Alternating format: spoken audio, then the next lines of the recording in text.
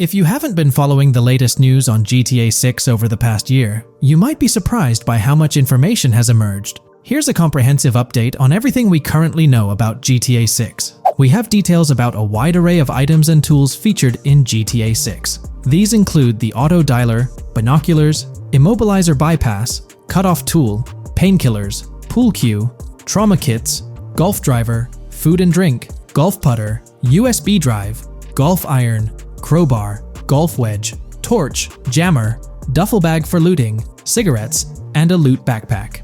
Let's discuss the game engine. Developers have made significant enhancements to the Euphoria physics engine, improving ragdoll physics and overall game mechanics compared to GTA 5. Now let's discuss the multiplayer aspect. In a leaked clip from GTA 6, we observed a multiplayer session with a player count. This suggests there were 2 players present in the lobby, out of a maximum capacity of 32 slots. This mirrors the setup seen in Red Dead Online and GTA Online, where the capacity is stated as 32, but practically accommodates 30 players plus 2 spots reserved for spectators. While hopes for larger lobbies persist, it appears the testing phase involves 30-player lobbies. Leaks also suggest advanced weather systems, including heavy fog, a feature that was less common in GTA 5. Moving on to collectibles, there's mention of Wyman car parts. In a clip featuring Lucia, a developer is seen placing a cardboard box with a circular icon, indicating it as lootable. Debug text on this box identifies it as Collectibles car parts and Wyman car parts boxed generic used, suggesting players can collect car parts, possibly tied to a character named Wyman who shares a passion for classic cars with Jason. Regarding collectible hats, there's footage of Jason in an apartment where a developer interacts with a hat labeled as an ambient collectible hat. According to debug text, this hints at the inclusion of clothing items as ambient collectibles within the game. Additionally, a comprehensive list of all brands featured in the game is provided. While some brands may be integral to the story, many are included for realism and immersion. The list is displayed on screen for viewers to pause and inspect at their leisure. Similar to Red Dead Redemption 2, the weapon wheel in GTA 6 will be divided into 3 sections: weapons, equipment, and gear. Notably, players can dual-wield different weapons and access a quick item inventory displayed in the bottom left corner of the screen. While leaked recreations of the weapon wheels provide a glimpse, it's expected that the final version may evolve during the game's development. In a video snippet, an NPC is observed shooting at Jason, triggering a health tip to appear on the left side of the screen when Jason's health decreases. Additionally, the game will feature lighting and skybox systems, similar to those in Red Dead Redemption 2. Promising improvements such as volumetric clouds and better lighting effects. Speaking of criminal activities, noteworthy events include the Hank's Waffles heist, where Jason and Lucia pull off a daring robbery. Other clips suggest Jason possesses an ability to perceive through walls. Additionally, there are events focused on searching vehicle trunks, which may yield valuable items or nothing at all. Lastly, delivery and pickup warehouse events are mentioned for Port Gellhorn, though specific details are still unclear. When it comes to accessible buildings, GTA 6 offers a wide range, including the Malibu Club, a pawn shop, Jack of Hearts Club, supermarkets, bars, restaurants, apartments, and laundromats, all enriching the immersive experience. Players will also have the ability to command the other character during a robbery. In leaked footage, a prompt advises players to either check in with Jason or hold for more options, indicating the potential to issue commands to your partner during a heist. This feature aims to streamline gameplay, enabling effective control of both characters simultaneously. Unlocking doors and gates is also demonstrated, as shown in a video featuring Jason in the San Forsan area. Debug text indicates locked door panels, suggesting the necessity to unlock specific entry points. In addition, a new police system called Time Until Cops Dispatch has been implemented. Now, when you commit a crime, the police won't immediately arrive. Instead, you'll have a brief window to evade capture before law enforcement begins to converge on your location. Security cameras play a role in surveillance, but their function differs from GTA Online. Instead of instant detection, there's a detection meter similar to games like Payday 2 or 3. As the meter fills up, you must break line of sight within a certain time frame to avoid detection. Players also have the ability to restrain NPCs using zip ties, as seen in leaked footage. This feature enhances the realism of robberies, offering greater control over the situation. Additionally, players can loot vehicles, as briefly shown in the Hank's Waffles video. A button prompt to examine SUV suggests the ability to inspect random vehicles and potentially steal valuables from them. A while back, a significant leak revealed a plethora of potential world encounters, random events that occur as you navigate the game world. I've displayed these on your screen, and while I won't go through each one, you'll notice they're quite fascinating. From parking disputes to donut burnouts, protests, and even someone getting a concussion, these events add depth and realism to the world of Vice City. It's exciting to imagine strolling through such a dynamic environment where something is always happening. Take a moment to review them if you like. They're quite impressive. Moving forward, the community has endeavored to construct a map of GTA 6 based on coordinates and locations gleaned from leaks. This preliminary map outlines Vice City situated at the bottom right. The top section of the map remains somewhat enigmatic for now. Nonetheless, this initial map looks incredibly promising, and the excitement for exploring its intricacies is palpable. For the setting, we know about 3 different gangs in Vice City: San for San, a Haitian gang, the Guardia Brothers, and the far-right militia. These details create an exciting anticipation for what to expect in GTA 6. Now, let's delve into the variety of confirmed wildlife in the game.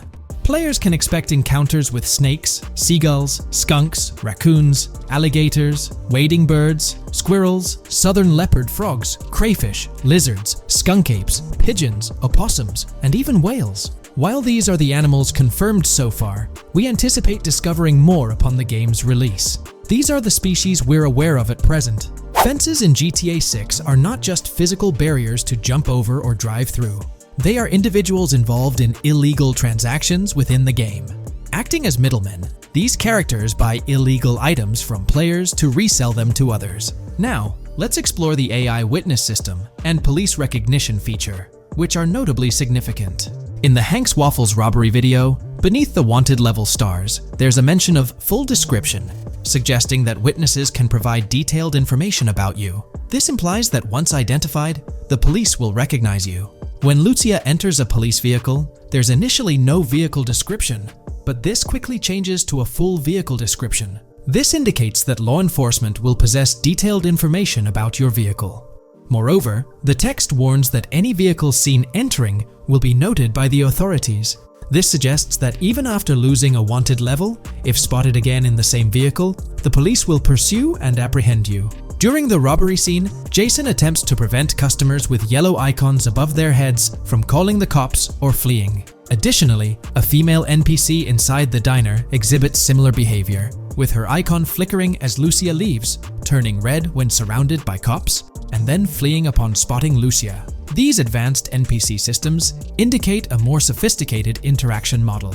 Regarding item sharing, Jason and Lucia appear to be able to share items between them. For instance, in one clip, Jason steals items from containers, keeping some for himself while sharing others. Regarding sound design, it's no surprise that GTA 6 will feature more realistic soundscapes. Weapon sounds are crisper and more authentic, with increased volume for a more immersive experience. The impact of bodies hitting the floor will have a deeper thud, creating a more visceral effect. Police sirens will reverberate off buildings and environmental elements more realistically, while the sound of items will vary depending on the surroundings. For instance, if you're in a shipping container, sounds will echo more, adding depth to the auditory experience. Overall, these sound enhancements aim to emulate real-life scenarios more accurately, contributing to the game's realism. Moving on, we have an extensive list of every confirmed vehicle slated to appear in GTA 6, sourced from both the game files and leaks. I covered these in detail in a previous video, so I won't repeat them here. However, I've provided them on your screen for your reference. If you're interested in exploring the full list yourself, you can find them on page 30 of the document. The game features improved vehicle damage and handling, as seen in clips where crashes result in realistic effects, like splitting front fenders and bending car hoods. Furthermore, car interiors now include a functional GPS and waypoint system, enhancing immersion, especially in first-person driving. Players also have the option to enter a car from the passenger seat, adding a touch of realism to gameplay. These details highlight GTA 6's commitment to intricate design elements, evident in its meticulous attention to detail throughout the game.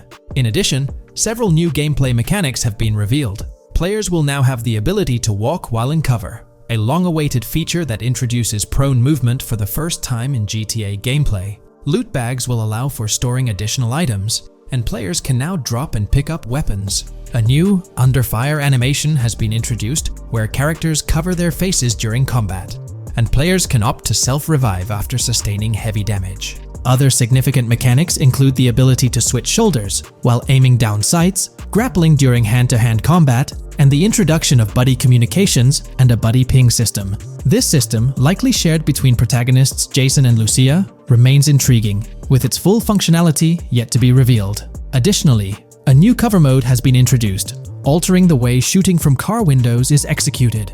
Characters will now fully lean out of windows, enabling full 360-degree shooting. Furthermore, a new ability system has been introduced, potentially exclusive to Jason, allowing for a form of wall perception. Whether Lucia will possess this ability remains uncertain. Looks like YouTube is gearing up to investigate the leaked GTA 6 trailer. We're going to dive into all of that and more in this video. For those who might not remember or didn't catch it, Rockstar had a special plan for unveiling the first official GTA 6 trailer. It started with an announcement from Sam Houser, the president of Rockstar Games. On November 8th, he posted on the Rockstar Games newswire, "A message from Rockstar Games. Next month marks the 25th anniversary of Rockstar Games. Thanks to the incredible support of our players worldwide, we've had the chance to create games we're truly passionate about. Without you, none of this would be possible, and we are so grateful for you joining us on this journey." In 1998, Rockstar Games was founded on the idea that video games could become as essential to culture as any other form of entertainment. We hope that we have made games you love and that we're part of that evolution. We're very excited to announce that in early December, we'll be releasing the first trailer for the next Grand Theft Auto. We look forward to many more years of sharing these experiences with you all. Thank you, Sam Houser. We knew the GTA 6 trailer was set to drop in early December, but the exact date was a mystery until December 1st. That's when Rockstar Games posted on all their social media accounts announcing that Trailer 1 would be released on Tuesday, December 5th at 9 a.m. Eastern Time. They also mentioned that the trailer would be available on YouTube. It was set to be a premiere, which for those who don't know, means the whole video is uploaded to YouTube with a countdown clock. This wasn't just Rockstar doing their thing, they had a partnership with YouTube. They even had a custom URL and a special countdown timer for the video. This was definitely a collaboration. However, a little over 12 hours before the trailer was supposed to go live on December 4th in the evening, it leaked. The trailer surfaced on X, formerly Twitter, from an anonymous account named Trailer Leaker. Their handle was GTA 6 Trailer Leak, and they posted the entire Grand Theft Auto 6 trailer in very low quality, with a Buy Bitcoin watermark and the caption BTC with a $sign. Rockstar Games quickly found out about it and got X to suspend the account. The account was actually threatening to release a high-quality version of the trailer without the watermark if it reached a certain number of views or hit specific milestones. When that happened, Rockstar Games had to go into damage control mode. They put out an announcement saying, "Our trailer has leaked, so please watch the real thing on YouTube." So, Rockstar ended up releasing the trailer early, basically canceling the premiere countdown that was supposed to happen on YouTube. It was a mess. Neither Rockstar Games nor YouTube wanted this to happen. This raised the question, how did this leak occur? Was it a Rockstar Games employee or someone at YouTube? The only people with access to the trailer would be those responsible for Rockstar's YouTube account, and it's unlikely they would leak it. However, YouTube also has access to the trailer. The people behind the scenes at YouTube, high up enough to have access, could see and download the trailer. Naturally, fingers started pointing at YouTube. Now it looks like YouTube has officially responded. According to Tom Henderson over at Insider Gaming, from what I can gather, YouTube has investigated employees breaching their contractual agreements on 2 different occasions in the past 18 months due to employees accessing content on the back end. Following today, which unfortunately had some leaks surrounding Sony's state of play, we can presumably expect a 3rd investigation fairly soon. Clearly, one of the occasions mentioned in the past 18 months is the GTA 6 trailer leak. Honestly, this theory that someone from YouTube leaked it has been around since day one. With all the hype around GTA 6, it's not surprising someone couldn't keep it under wraps and leaked it, causing a huge stir. There have been so many leaks in the past few years, right before major events or trailer drops, making it more obvious that YouTube might be the source. This seems to be what happened with GTA 6, because the people with access are supposed to sign contracts or NDAs, preventing them from sharing this kind of information. So, what will Rockstar Games do next for GTA 6? Almost everything about this game has been leaked, from initial details like Project Americas, which turned out to be true after Rockstar's own investigation, to the fact that it's set in Vice City with a female and male protagonist duo. There were the major leaks in September 2022, the leaks right before the trailer was supposed to drop, and then the trailer itself leaking 12 to 15 hours early. It's unclear what Rockstar will do for the next trailer, character reveals, or gameplay footage. Will they risk uploading it to YouTube again after this disaster? Or will they stick to their newswire, despite insiders and data miners being able to access and share that information? Rockstar is definitely in a tricky situation. At least it's good news that YouTube is trying to crack down on this. They might be doing this because they could face massive lawsuits. The GTA 6 reveal was supposed to be one of the biggest events in video game history, and it was ruined because someone behind the scenes at YouTube likely leaked it. So, the big question is whether Rockstar Games will go back to YouTube. One way they could avoid a similar issue is by not announcing when they're going to upload the next trailer. If I had to guess, YouTube probably won't get another exclusive deal or a premiere. If Rockstar were smart, they'd upload the trailer shortly before the announced drop date and keep it private until then. That seems like the safest route. What do you guys think? How do you think Rockstar will handle future video uploads? Will they stick with YouTube, move to their newswire page, their own Rockstar Games site, or use another method entirely? Let me know your thoughts in the comments below. I'd love to hear your ideas. Here's all the information we've managed to gather about Grand Theft Auto 6 so far. Dedicated fans have compiled a 60-page document that meticulously covers every new feature revealed in last year's leaks. These features have been officially confirmed by Rockstar Games, as they originate from the footage Rockstar themselves acknowledged as part of Grand Theft Auto 6. Keep in mind that the game is still in development, so some details might evolve. However, as of now, these are the features you can expect to find in the game. If you're interested in delving into the full document, you can find a link in the description. But bear in mind that it's quite an extensive read, so we'll break it down for you. Let's begin by discussing the game engine. Euphoria physics has undergone adjustments, and improvements have been made to the ragdoll physics and overall game physics compared to GTA 5. Additionally, Grand Theft Auto 6 will incorporate lighting and skybox systems similar to those seen in Red Dead Redemption 2. This means you can anticipate enhancements like volumetric clouds and better lighting, which mark a significant leap forward, even compared to Red Dead 2. One notable detail from the leaks is the presence of heavy fog, a feature not prominently seen in GTA 5, except for snowy conditions. Advanced weather systems will play a more prominent role in GTA 6, adding depth and immersion to the game world. As for characters, we already have insights into several individuals set to appear in the game. While Jason and Lucia are the main protagonists, the leaks have revealed the existence of other characters. These include Dre, not to be confused with Dr. Dre, Sam, a friend of Dre, Kai Wyman, Zach R.B. Shaw, and several others like Vicky, Iris, Shanice, and YJ. It's quite astonishing that we even have details about their heights. Lucia stands at 5 feet 3 inches, while Jason measures 6 feet 1 inch tall. By the way, I'm holding a monthly giveaway for a PlayStation 5. You just need to subscribe and you're entered. Now, back to the video. We've also got details on 3 different gangs set to make an appearance in Vice City: Sand for Sand, a Haitian gang, the Guardia Brothers, and the Far-Right Militia. Moving on to tools and items, the list is quite extensive. You can expect to find an autodialer, binoculars, immobilizer bypass, a color tool, painkillers, a pool cue, trauma kits, a golf driver, various food and drink items, a golf putter, a USB drive, a golf iron, a crowbar, a golf wedge, a torch, a Slim Jim, a tracker jammer, a duffel bag for stashing your loot, cigarettes, and a backpack, again for storing your loot. When it comes to weaponry, the leaks confirm several options: a rocket launcher, an assault rifle, a baseball bat, a polymer pistol, a knife, a bolt-action sniper rifle, a Molotov cocktail, a spear gun, which is intriguing, a smoke grenade, a compact SMG, a flashbang, a micro SMG, a hunter sniper rifle, a heavy machine gun, an auto rifle, and a pump-action shotgun. The weapon wheel system will be divided into 3 sections: weapons, equipment, and gear. This setup is reminiscent of Red Dead Redemption 2, where you had access to your weapons, items, and horse all in one interface. Notably, we've seen glimpses of the ability to hold different weapons in each hand, and there's an additional quick item inventory in the bottom left corner of your screen. In a video clip, we observed an NPC firing at Jason, and shortly after, we noticed that Jason's health was low. A tip appeared on the left side of the screen,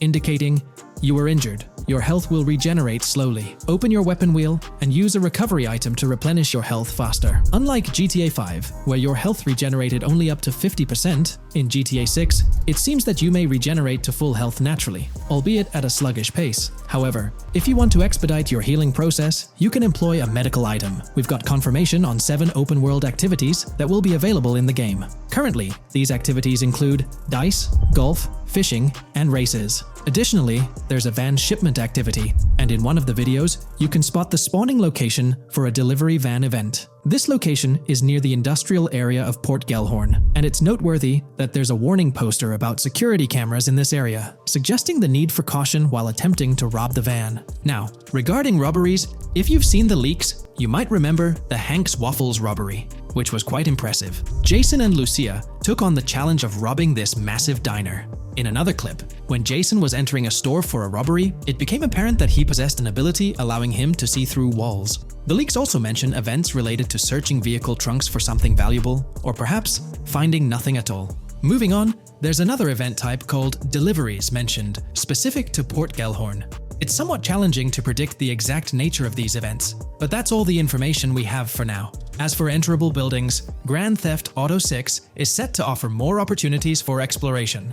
Confirmed locations you can enter include the Malibu Club, a pawn shop, the Jack of Hearts, supermarkets, bars, restaurants, apartments, and laundries. Now, let's discuss multiplayer. In the leaked files, we did come across one multiplayer clip, and in the bottom left corner of the screen, it displayed PL2 of 32, indicating that there were 2 players in the lobby out of a possible 32 slots. This mirrors the setup seen in Red Dead Online and GTA Online. While it's mentioned as 32 slots, it's worth noting that the player count is actually capped at 30, with 2 additional spots reserved for spectators. While hopes may be for larger lobbies in GTA 6, at least during this testing phase, they were exploring the feasibility of 30-player lobbies. Let's delve into collectibles in the game. During a scene in one of the clubs with Lucia, we can observe a developer placing a cardboard box on the ground. Notably, these boxes appear to be lootable, with a circle icon indicating their interactability. The debug text on this box reads, collectibles_car_pass, suggesting that these boxes will contain car part collectibles. Furthermore, there's mention of Wyman car parts boxed generic used, which has sparked speculation that players may collect car parts specifically for a character named Wyman. It's inferred that both Jason and Wyman share an interest in classic cars. Moving on, we've got collectible hats. In a video featuring Jason in an apartment, a developer is seen interacting with a hat labeled as an ambient collectible hat in the debug text. This implies that one of the ambient activities in the game will involve gathering various articles of clothing, which adds an intriguing layer to gameplay. Now there's a comprehensive list of brands featured in the game, which I won't read out individually, as many may not be of significant importance to the storyline. Instead, I'll display them on your screen for your reference. Feel free to pause the video if you'd like to take a closer look. Moreover, we have a list of confirmed animals in the game. As of now, the roster includes snakes, seagulls, skunks, raccoons, alligators, boars, wading birds, squirrels, southern leopard frogs, crayfish, lizards, skunk apes, pigeons, opossums, and whales. Keep in mind that this is not an exhaustive list, and there's a good chance we'll encounter even more wildlife when the game officially launches. These are simply the animals we have information on at this point in time. In the ongoing exploration of the forthcoming Grand Theft Auto installment, a plethora of new gameplay mechanics has come to light. These enhancements promise to augment the player experience in a variety of ways, ushering in a fresh layer of dynamism and immersion within the game world. First and foremost, players can now maneuver while ensconced in cover. This feature introduces a newfound level of flexibility during engagements, allowing for more strategic positioning in combat scenarios. Additionally, the ability to assume a prone position, a feature conspicuously absent in previous iterations of the game, adds an exciting dimension to gameplay, affording players the capacity to lie flat on the ground, potentially enhancing stealth and tactical maneuvers. Furthermore, the inclusion of loot bags offers a means to store surplus items, expanding inventory management options. An interesting addition is the capability to both drop and retrieve weapons, affording players greater adaptability in response to evolving circumstances. During intense firefights, a novel under-fire animation engages, wherein the player character instinctively shields their face from incoming projectiles, providing a more immersive combat experience. In the aftermath of enduring a severe blow, players are granted the opportunity to enact self-revival, potentially turning the tide of adversity. In aiming down sights, the option to seamlessly switch shoulders grants players a tactical advantage, facilitating improved positioning and target acquisition. Moreover, hand-to-hand combat, now includes the ability to execute grabs, diversifying the melee combat mechanics. A noteworthy addition to the game is the implementation of buddy communication, embodied in the buddy comms and buddy ping system.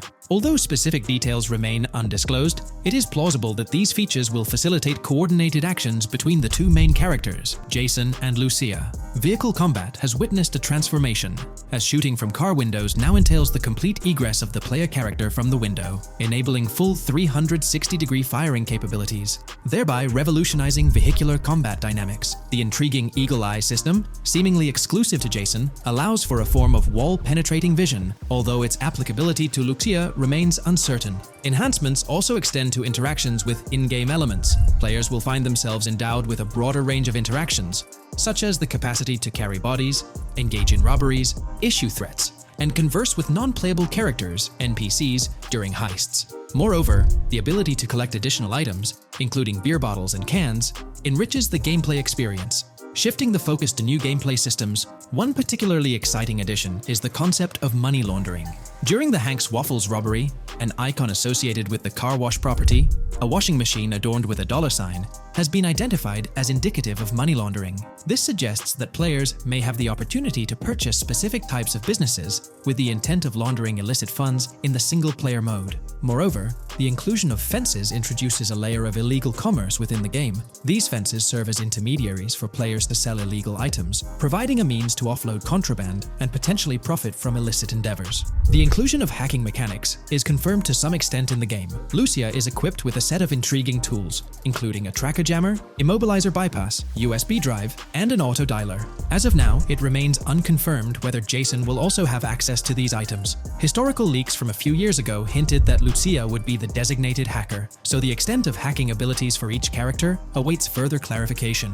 Among the event types within the game, two distinct categories emerge: pragmatic cool and chaotic and romantic cool. While specific details surrounding these events are not fully disclosed, they introduce intriguing possibilities for players to navigate. Furthermore, during robberies, players will have the capacity to issue commands to the other character involved. In a video clip from the leaks depicting a robbery, a tip notification suggests checking in with Jason or holding for more options. This implies that players can give their partner commands during a heist. Notably, prompts to instruct Jason to either surrender or follow indicate a degree of control over both characters simultaneously, simplifying coordination compared to relying solely on AI behavior. The witness system and police recognition within the game hold significant implications. During the Hank's Waffle robbery video, an interesting detail surfaces regarding the wanted level stars interface, which includes the term full description. This strongly suggests that witnesses within the game possess comprehensive knowledge about the player character. Consequently, law enforcement is expected to recognize the player once Lucia enters a police vehicle. Additionally, a transition is observed from no vehicle description to full vehicle description in response to Lucia's actions. This implies that even after losing a wanted level, if the police spot the player in the same vehicle, they will react accordingly, potentially leading to an arrest or hostile encounter. During the robbery sequence, Jason can be seen actively preventing customers marked with yellow icons above their heads from calling the authorities or fleeing the scene.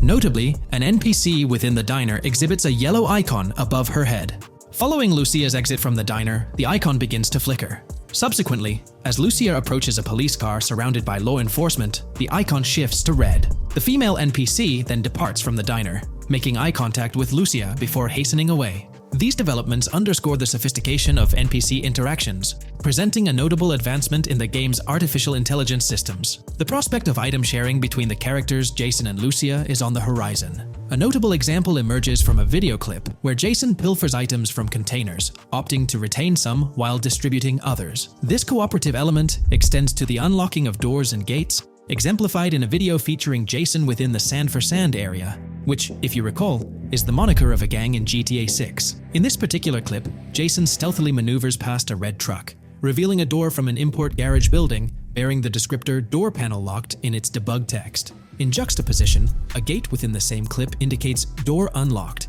signifying the necessity of unlocking specific access points. Subsequently, we delve into an extensive catalog of new features, commencing with an upgraded AI system. In a visual excerpt, the enemy AI exhibits an inclination to open fire upon Lucia when she pivots to face them. This hints at AI entities possessing a heightened acumen for discerning opportune moments to engage in combat. Impressively, AI units adapt their elevation relative to surrounding obstacles, steering clear of potentially disadvantageous head-glitching tactics. Furthermore, a prudent alteration manifests as AI adversaries opting to lower their stance during weapon reloads, a judicious move compared to reloading while exposed in the open.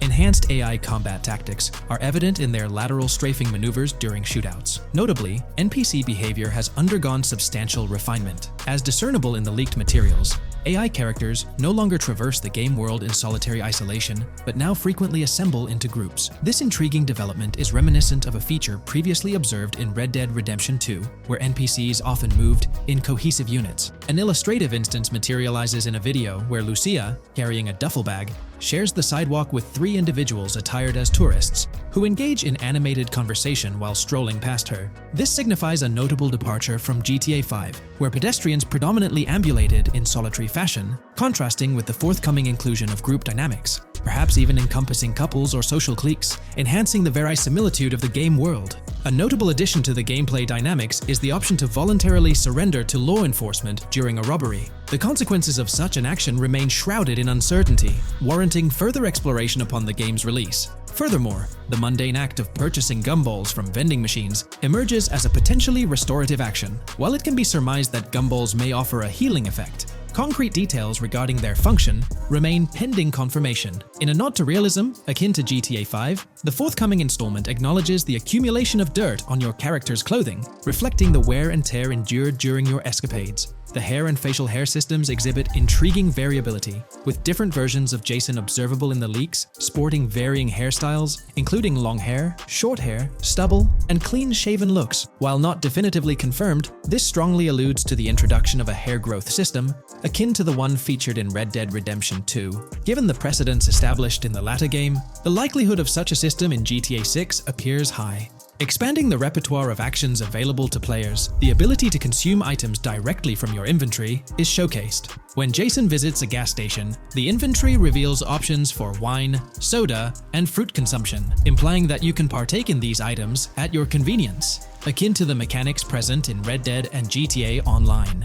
Introducing a novel event type named Cop Trap, the game incorporates scenarios where law enforcement sets up traps at multiple locations. While the precise details of these traps remain undisclosed, it is apparent that police will employ diverse tactics to ensnare players. An overhaul in the police system introduces the concept of time until cops dispatch. In this iteration, criminal activities do not instantly summon law enforcement. Instead, players are afforded a brief window to execute an escape before the police response commences. The inclusion of security cameras as a surveillance mechanism adds complexity to evading detection. Unlike the conventional implementation in GTA Online, these cameras employ a detection meter, reminiscent of mechanics seen in games like Payday 2 or Payday 3. Players must act swiftly to evade the camera's line of sight within a specified time frame, akin to a filling bar, to avoid detection. This novel approach to security cameras introduces a fresh layer of challenge and strategy to evading law enforcement. Players will have the newfound ability to restrain non-player characters, NPCs. The primary method, as gleaned from the leaks, involves the use of zip ties. This restraint option becomes particularly pertinent during robbery scenarios, where players can employ zip ties to immobilize NPCs. A novel feature that comes to light is the capacity to loot vehicles. A fleeting glimpse in the Hank's Waffles video reveals a button prompt in the bottom right corner of the screen, labeled Examine SUV. This hints at the prospect of inspecting random cars and potentially engaging in vehicular theft. To make car theft more engaging, an advanced hijacking system is on the horizon. The existence of the immobilizer bypass device, previously discussed, suggests that pilfering high-end vehicles will pose a greater challenge. Additionally, an item known as the Slim Jim will facilitate unlocking older model cars. These mechanics collectively point to the notion that hijacking automobiles will become a more intricate endeavor, with the potential for car theft endeavors to end in failure. Furthermore, 2 intriguing event types emerge, namely carjacking, CAT, and carjacking, advanced AI. These events suggest that the vehicular hijacking process will incorporate nuanced elements, potentially involving the interference of an AI-controlled entity.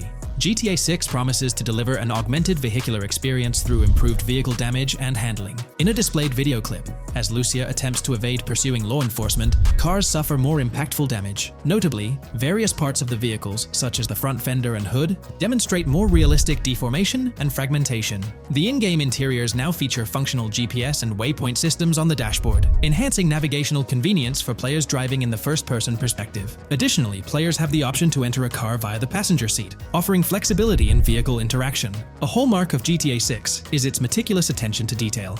Players can encounter raccoons engaging in behavior, such as rummaging through trash cans and pilfering food bags. These instances are categorized as world events, denoted as raccoon climb out of garbage, raccoon rummage trash, and raccoon steal food bag. While numerous other subtle details enrich the game world, they are too numerous to enumerate here. Interested individuals can explore these intricacies further through the provided link. Expect a heightened level of auditory realism in GTA 6. Weapon sounds exhibit enhanced clarity and realism, with greater volume. The sounds of bodies impacting the ground will resonate with a more substantial thud, evoking a heightened sense of impact. Police sirens will reverberate off buildings and environmental elements with heightened realism, while items will produce varying auditory responses contingent on the surrounding context. In essence, sound design in GTA 6 aims to authentically replicate real-life auditory experiences. Fascinating developments. Several months ago, a colossal trove of leaked data unveiled a wealth of intriguing random events, world encounters, that promise to enrich the GTA 6 experience. While I won't delve into all of them, the list is nothing short of captivating. Events range from mundane occurrences like parking disputes to more enthralling incidents such as donut burnouts, protests, and even someone suffering a concussion. The prospect of navigating the lifelike world of Vice City, teeming with such diverse activities, is undeniably exhilarating. I strongly recommend pausing the video to peruse this remarkable compilation.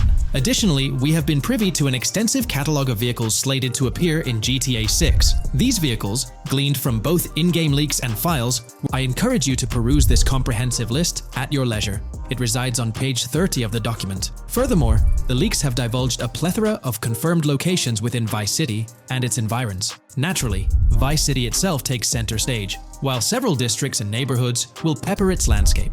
Notable locations include Edgewater, North Bay City, Rock Ridge, Little Haiti, Vice Beach, South Beach, Washington Beach, and Key Biscayne.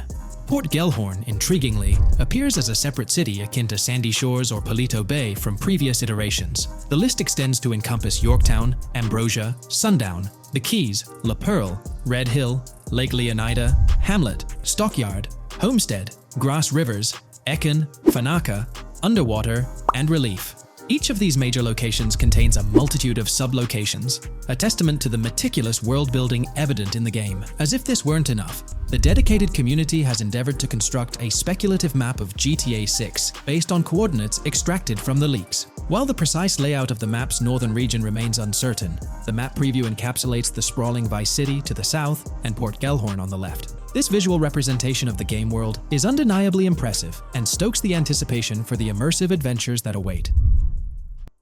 Today, we're delving into the realm of GTA 6 Online, the upcoming multiplayer aspect of Rockstar Games' Grand Theft Auto 6. We'll dissect all the insights gathered from leaks back in 2022, alongside an intriguing anti-cheat patent filed by Rockstar's parent company, Take-Two Interactive. This patent offers a glimpse into how the forthcoming online experience aims to ensure a safer environment compared to the current GTA Online. Furthermore, we'll explore a novel method Rockstar plans to implement in GTA 6 for managing online sessions.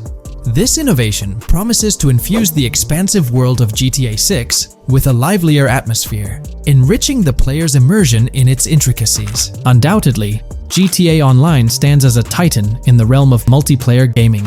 Its enduring popularity has significantly contributed to the ongoing success of GTA 5 over the past 11 years. This success owes much to Rockstar's astute strategy, crafting a robust core game with GTA 5 and then supplementing it with regular content updates for the online segment.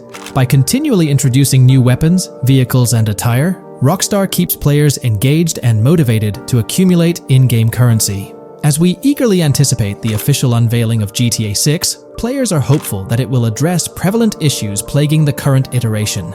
Chief among these concerns is the rampant presence of modders and cheaters, whose actions not only disrupt gameplay, but also pose security risks by unlawfully accessing personal data. To tackle this issue, Rockstar has devised a fresh approach set to debut in GTA 6.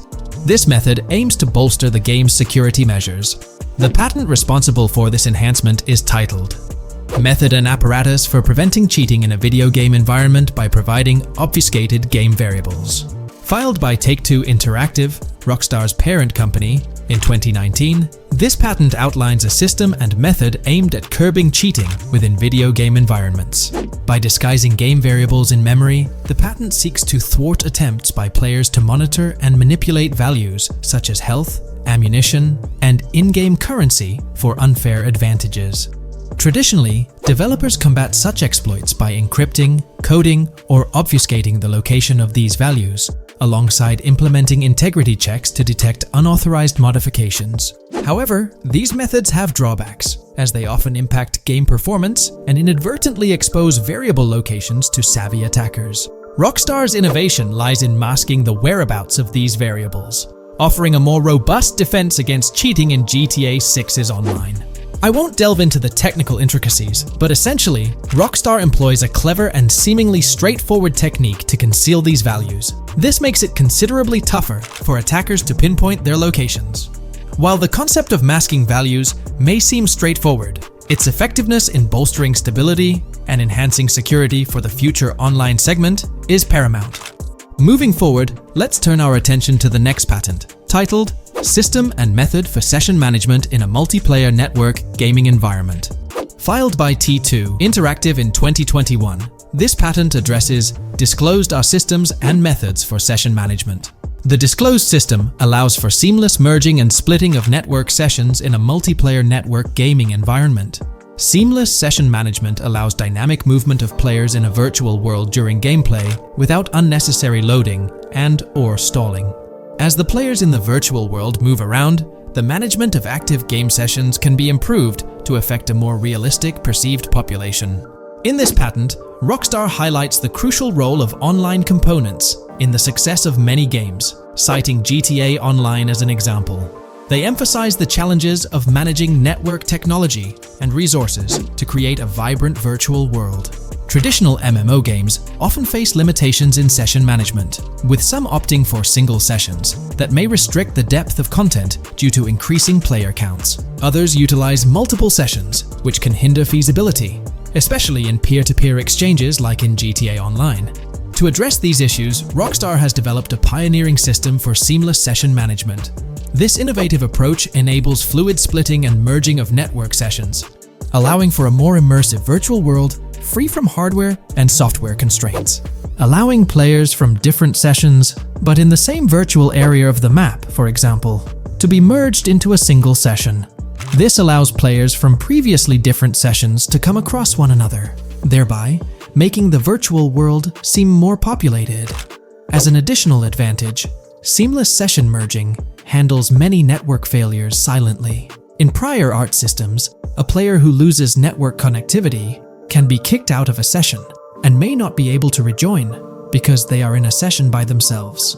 However, the Session Management System 100 allows for a disconnected player to exist in a session by themselves for a predetermined period before they are reconnected to the remaining players in the session or can be joined with another session.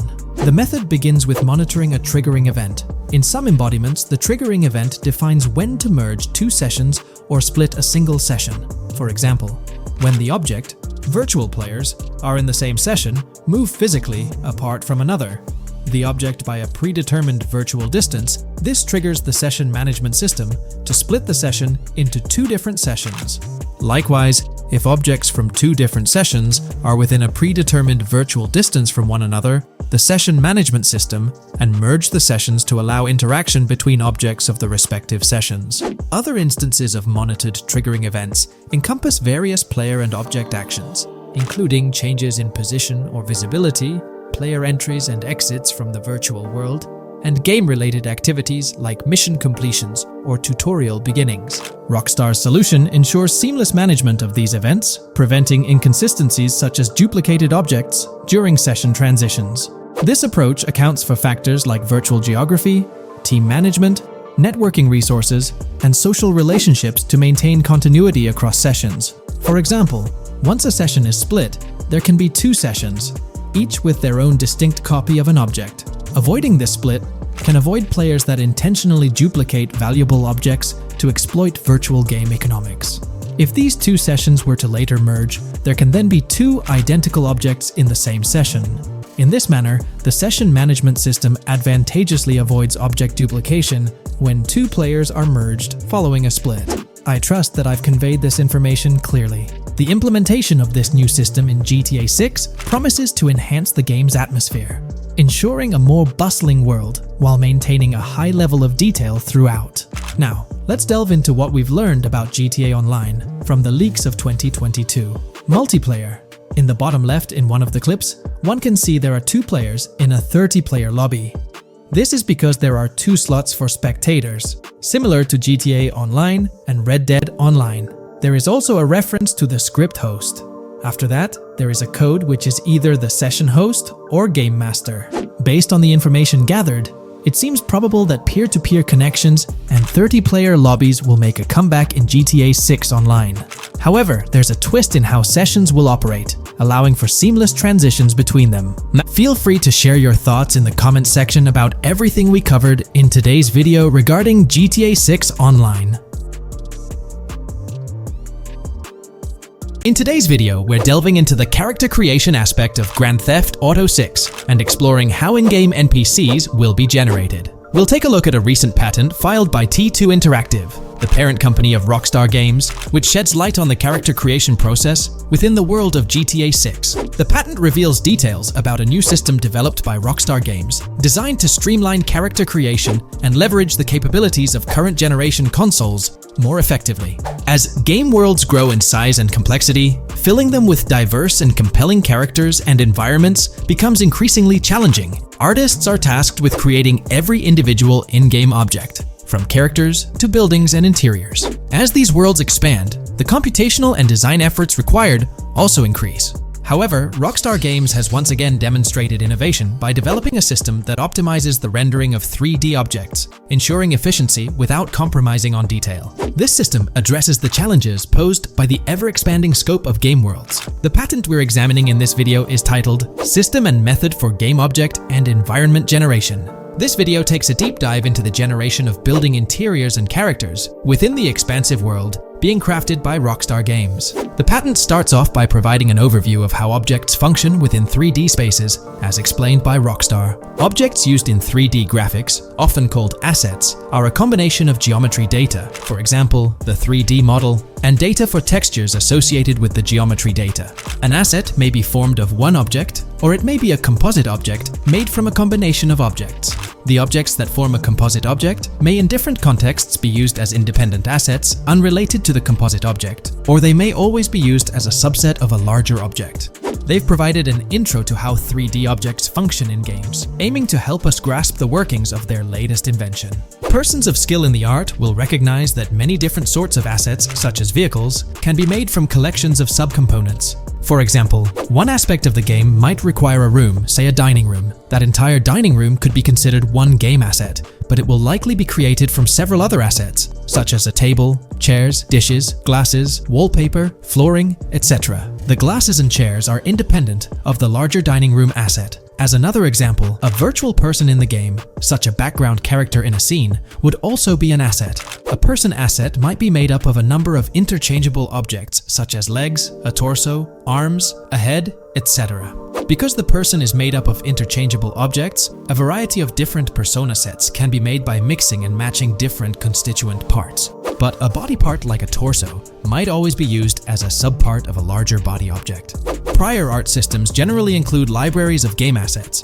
The systems and methods of the present disclosure add a metadata layer to these game asset systems and provide modified development and game architectures to take advantage of the new metadata layer.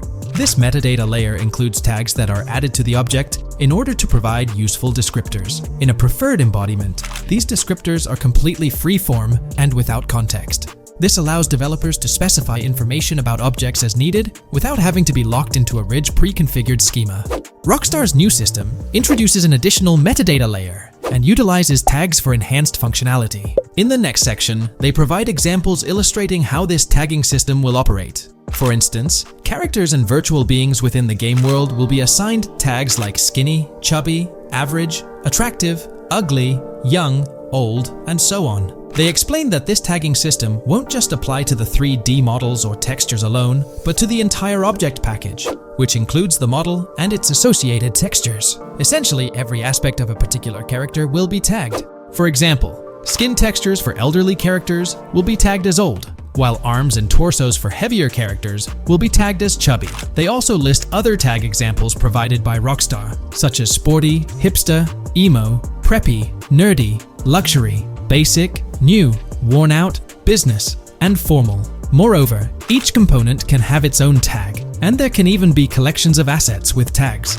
Furthermore, they explain that all these assets can be stored on servers for easy developer access via an application programming interface (API). Additionally, these assets can be stored in various formats like XML, limited text, binary encoding, relational databases, and others, depending on the developer's proficiency. The systems and methods of the present disclosure further advantageously use the metadata via a rule set layer that uses the metadata to increase the speed and efficiency of game rendering, world or scene creation, game script execution, and rendering fidelity. In particular, the rule set allows designers to add context to the tags and to control their use by setting rules for the asset usage and the asset's interaction with the game and other objects. These rules are unrestricted and can be used to provide a wide variety of different capabilities and restrictions for objects. Let's take a look at how these tags will be put into action. For instance, if a jacket object is created, a tag like additional top garment can be assigned to it.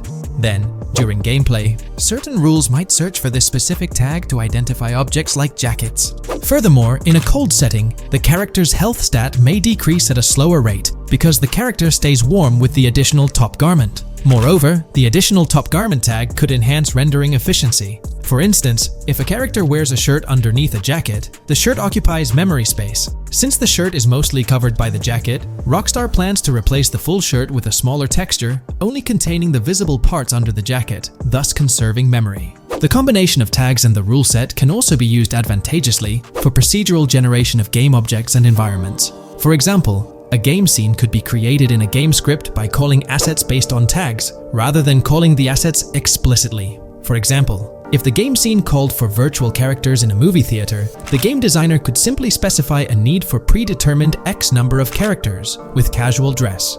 If the designer wanted a sci-fi movie playing at the theater, it might also call for a higher percentage than normal of characters tagged nerdy. The metadata rule set interface would interpret these general instructions at game runtime to randomly generate virtual characters fulfilling those needs. Additionally, this system offers increased efficiency. For instance, the entire character object doesn't need to be packaged before streaming to the GPU for processing.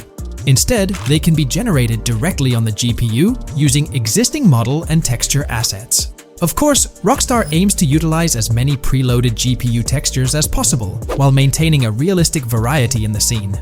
Moreover, this system allows them to control the number of preloaded textures used in a scene. For instance, more textures can be preloaded for complex scenes and fewer for simpler ones. The goal of this video is to provide an overview of the key aspects of this new system, so I won't delve into every example described in the patent. Turning to the details of the specified metadata, in a particularly advantageous embodiment, the following metadata is included for each model and texture: IDs, property tags, match tags, randomization restrictions, expression data, and optimization data. While this selection of metadata has been found advantageous, different groupings and subsets of these tags can be mixed and matched as needed to accomplish particular design goals without departing from the spirit and advantages of the present disclosed inventions. The uses, embodiments, and benefits of each of these fields are described as follows.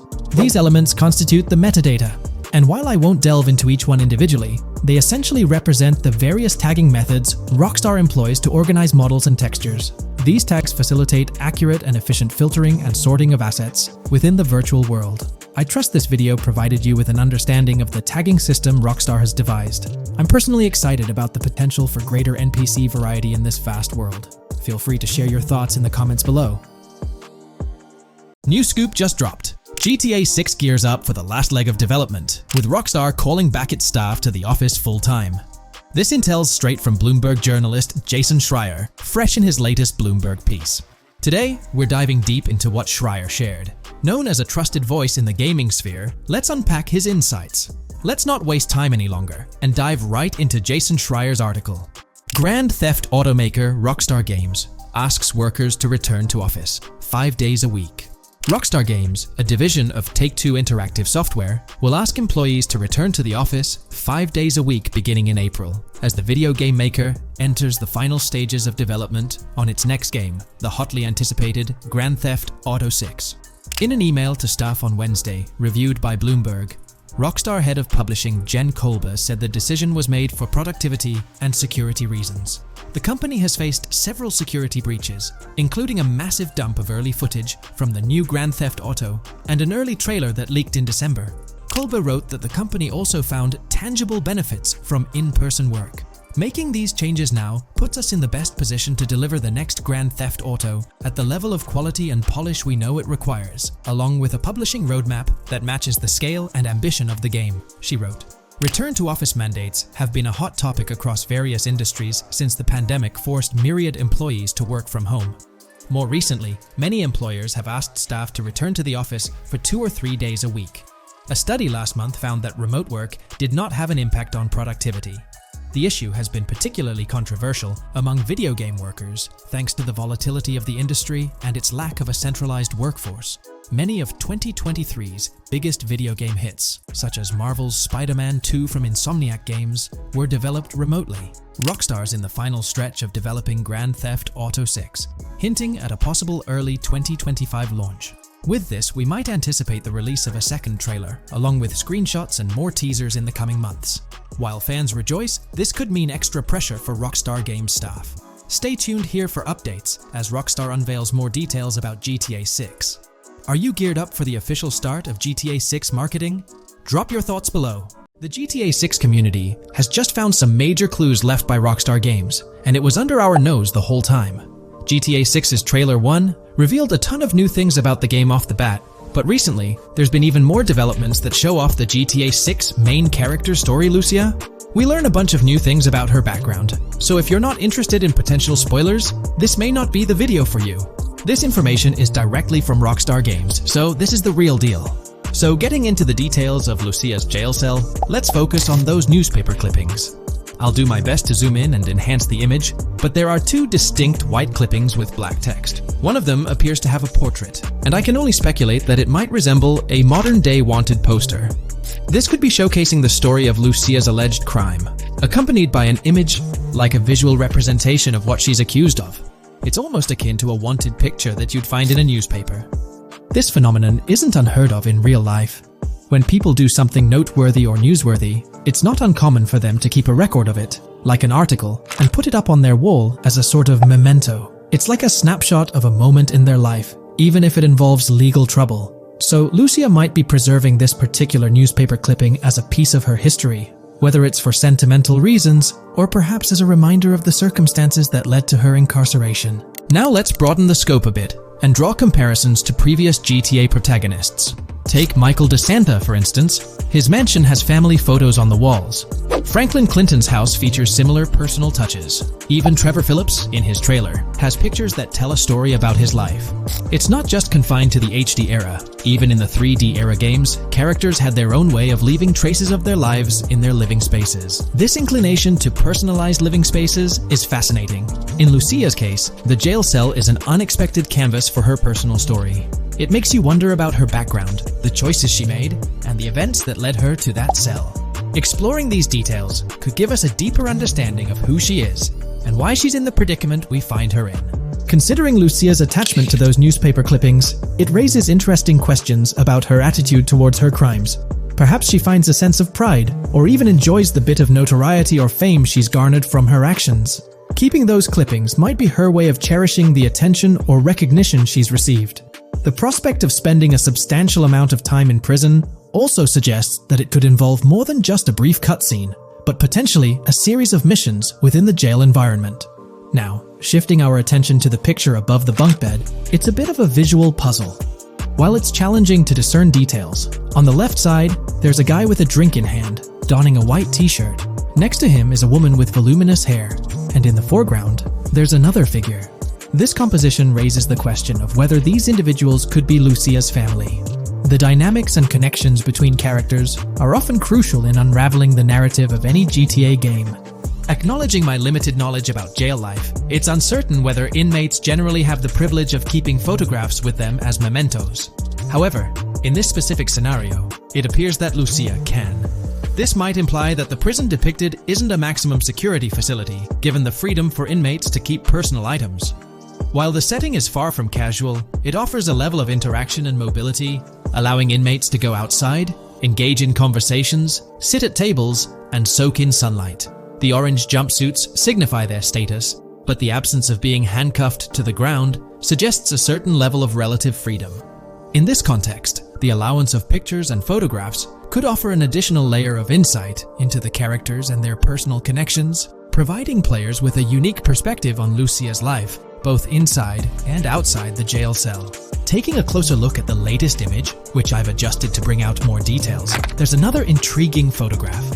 A guy in an orange shirt catches the eye, positioned alongside two women on the right.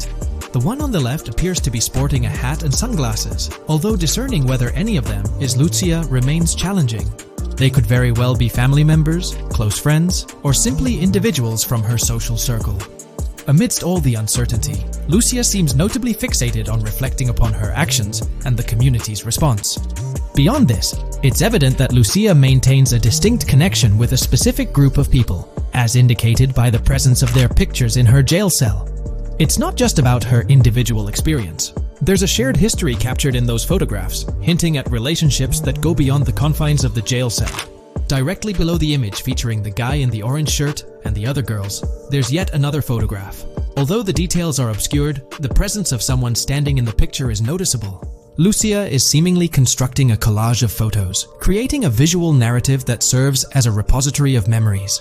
These images might play a crucial role in not only grounding her within the context of her relationships, but also providing a semblance of continuity and connection to the outside world. It's worth mentioning that the footage I'm working with is the highest quality version sourced from YouTube, as Rockstar hasn't officially released it on their Newswire page. Despite being in 4K, the YouTube upload might introduce some compromises in image quality, so there could be nuances in the pictures that we might miss. Once Rockstar throws the official trailer our way, we're likely to get a treasure trove of additional details. But for now, let's roll up our sleeves and dissect the snapshots from Lucia's jail cell. Apart from Jason, there's another player in Lucia's story. Stephanie, the Leonid Department of Corrections representative. Picture a different scene though. Lucia's cell is a far cry from Stephanie's office.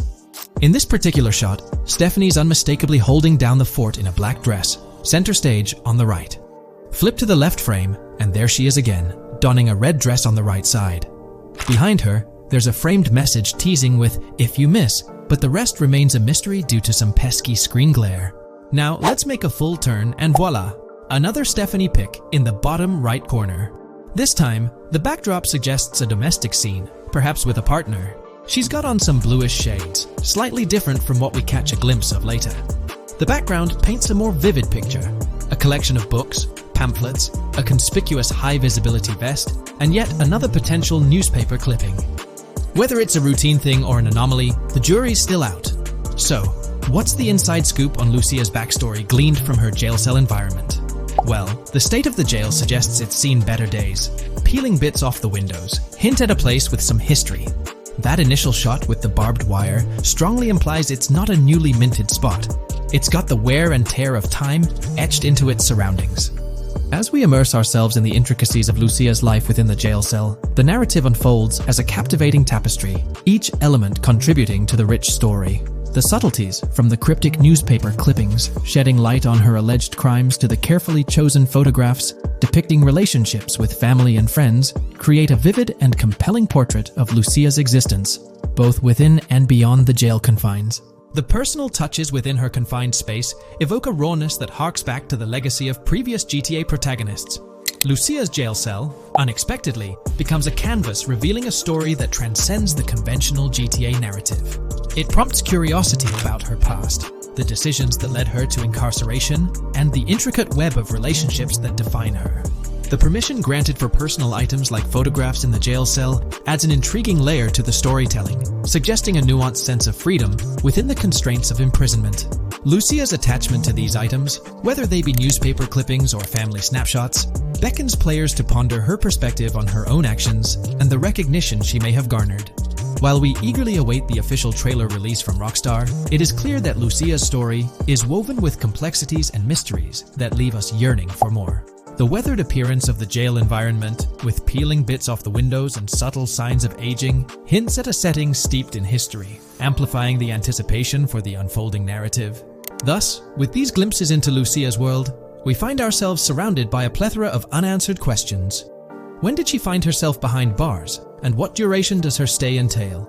Your insights are eagerly awaited in the comment section. If this exploration into Lucia's jail cell has piqued your interest, a thumbs up would be much appreciated. Comment down below what you believe caused Lucia to go to jail. And did you spot these hidden Easter eggs in the trailer on your first watch? I'm interested to hear back from you guys. Thank you for watching. If you would like to support our analysis content on GTA 6, make sure to subscribe and leave a like. Today, let's delve deeper into the scoop we've got about Jason and Lucia, straight from the game's artwork and that initial trailer drop.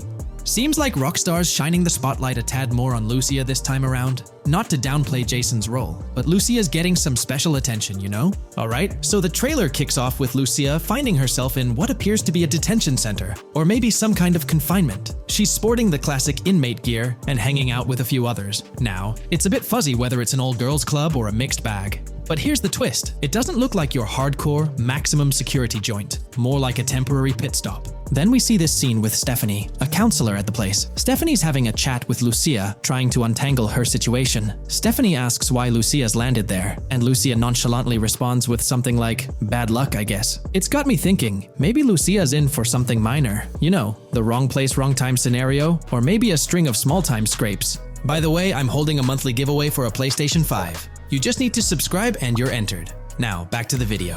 So, Lucia's starting off in a bit of a pickle, but I'm itching to see how the story unfolds, how she got caught up in this mess in the first place. Rockstar's got us all on the edge of our seats with this setup, and I can't wait to see what twists and turns are in store for these characters. Taking a closer peek at Lucia in this clip, she doesn't strike me as too old or hardcore, you know? Surprisingly, she's not all cuffed up or tightly restrained while having a chat with Stephanie, the counselor at this place. Stephanie's vibe doesn't scream in danger while talking to Lucia, so maybe her time in jail isn't as intense as we might think. So, Lucia's got a date with jail at some point. But yeah, she's not gonna be stuck in there forever, that's for sure. Let's shift gears to this artwork Rockstar's thrown at us. In that pic, Lucia's flaunting an ankle monitor. Now that's the kind of thing they slap on you when you're out but not really free. It's like they're keeping tabs on you, making sure you stick to a certain area, like your home turf or maybe a specific part of town as set by the powers that be. Now let's dive into some wild speculation on how this whole ankle monitor deal might mix things up in the gameplay. Imagine navigating the game with that kind of electronic ball and chain. It's gotta influence how Lucia moves around or what she can get into. Maybe it restricts her to certain zones or forces her to lay low in certain situations. The possibilities are buzzing around my head. It's like a marker that says she's out of the big house, but under some major watch. You see, when you've got one of those strapped on, it's like a 24/7 reminder that you're under strict scrutiny. It's like a digital leash telling you, hey, no funny business or else.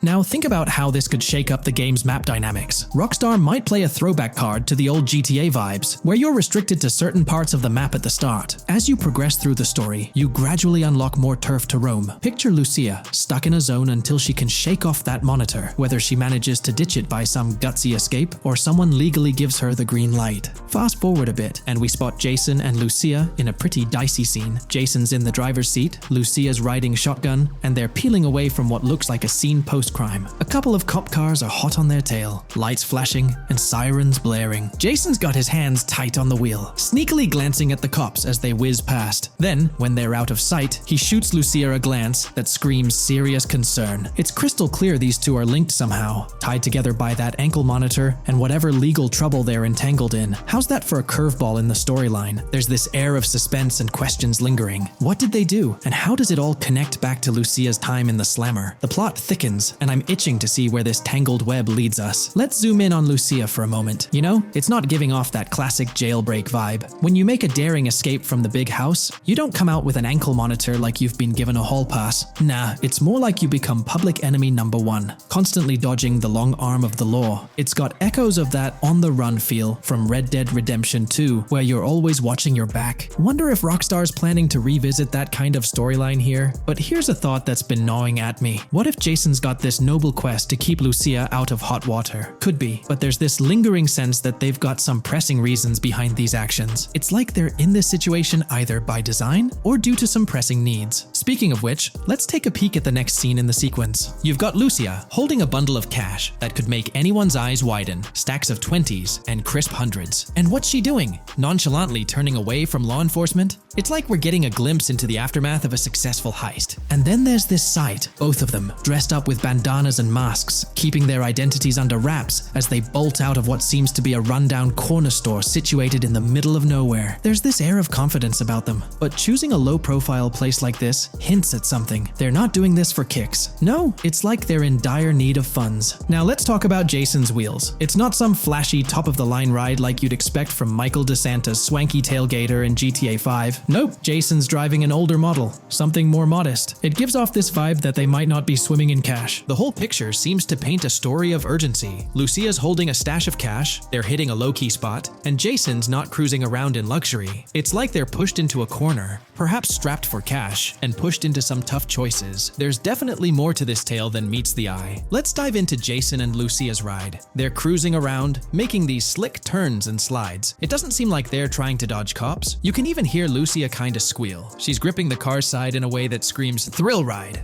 Looks like they've got a pretty upbeat and tight relationship.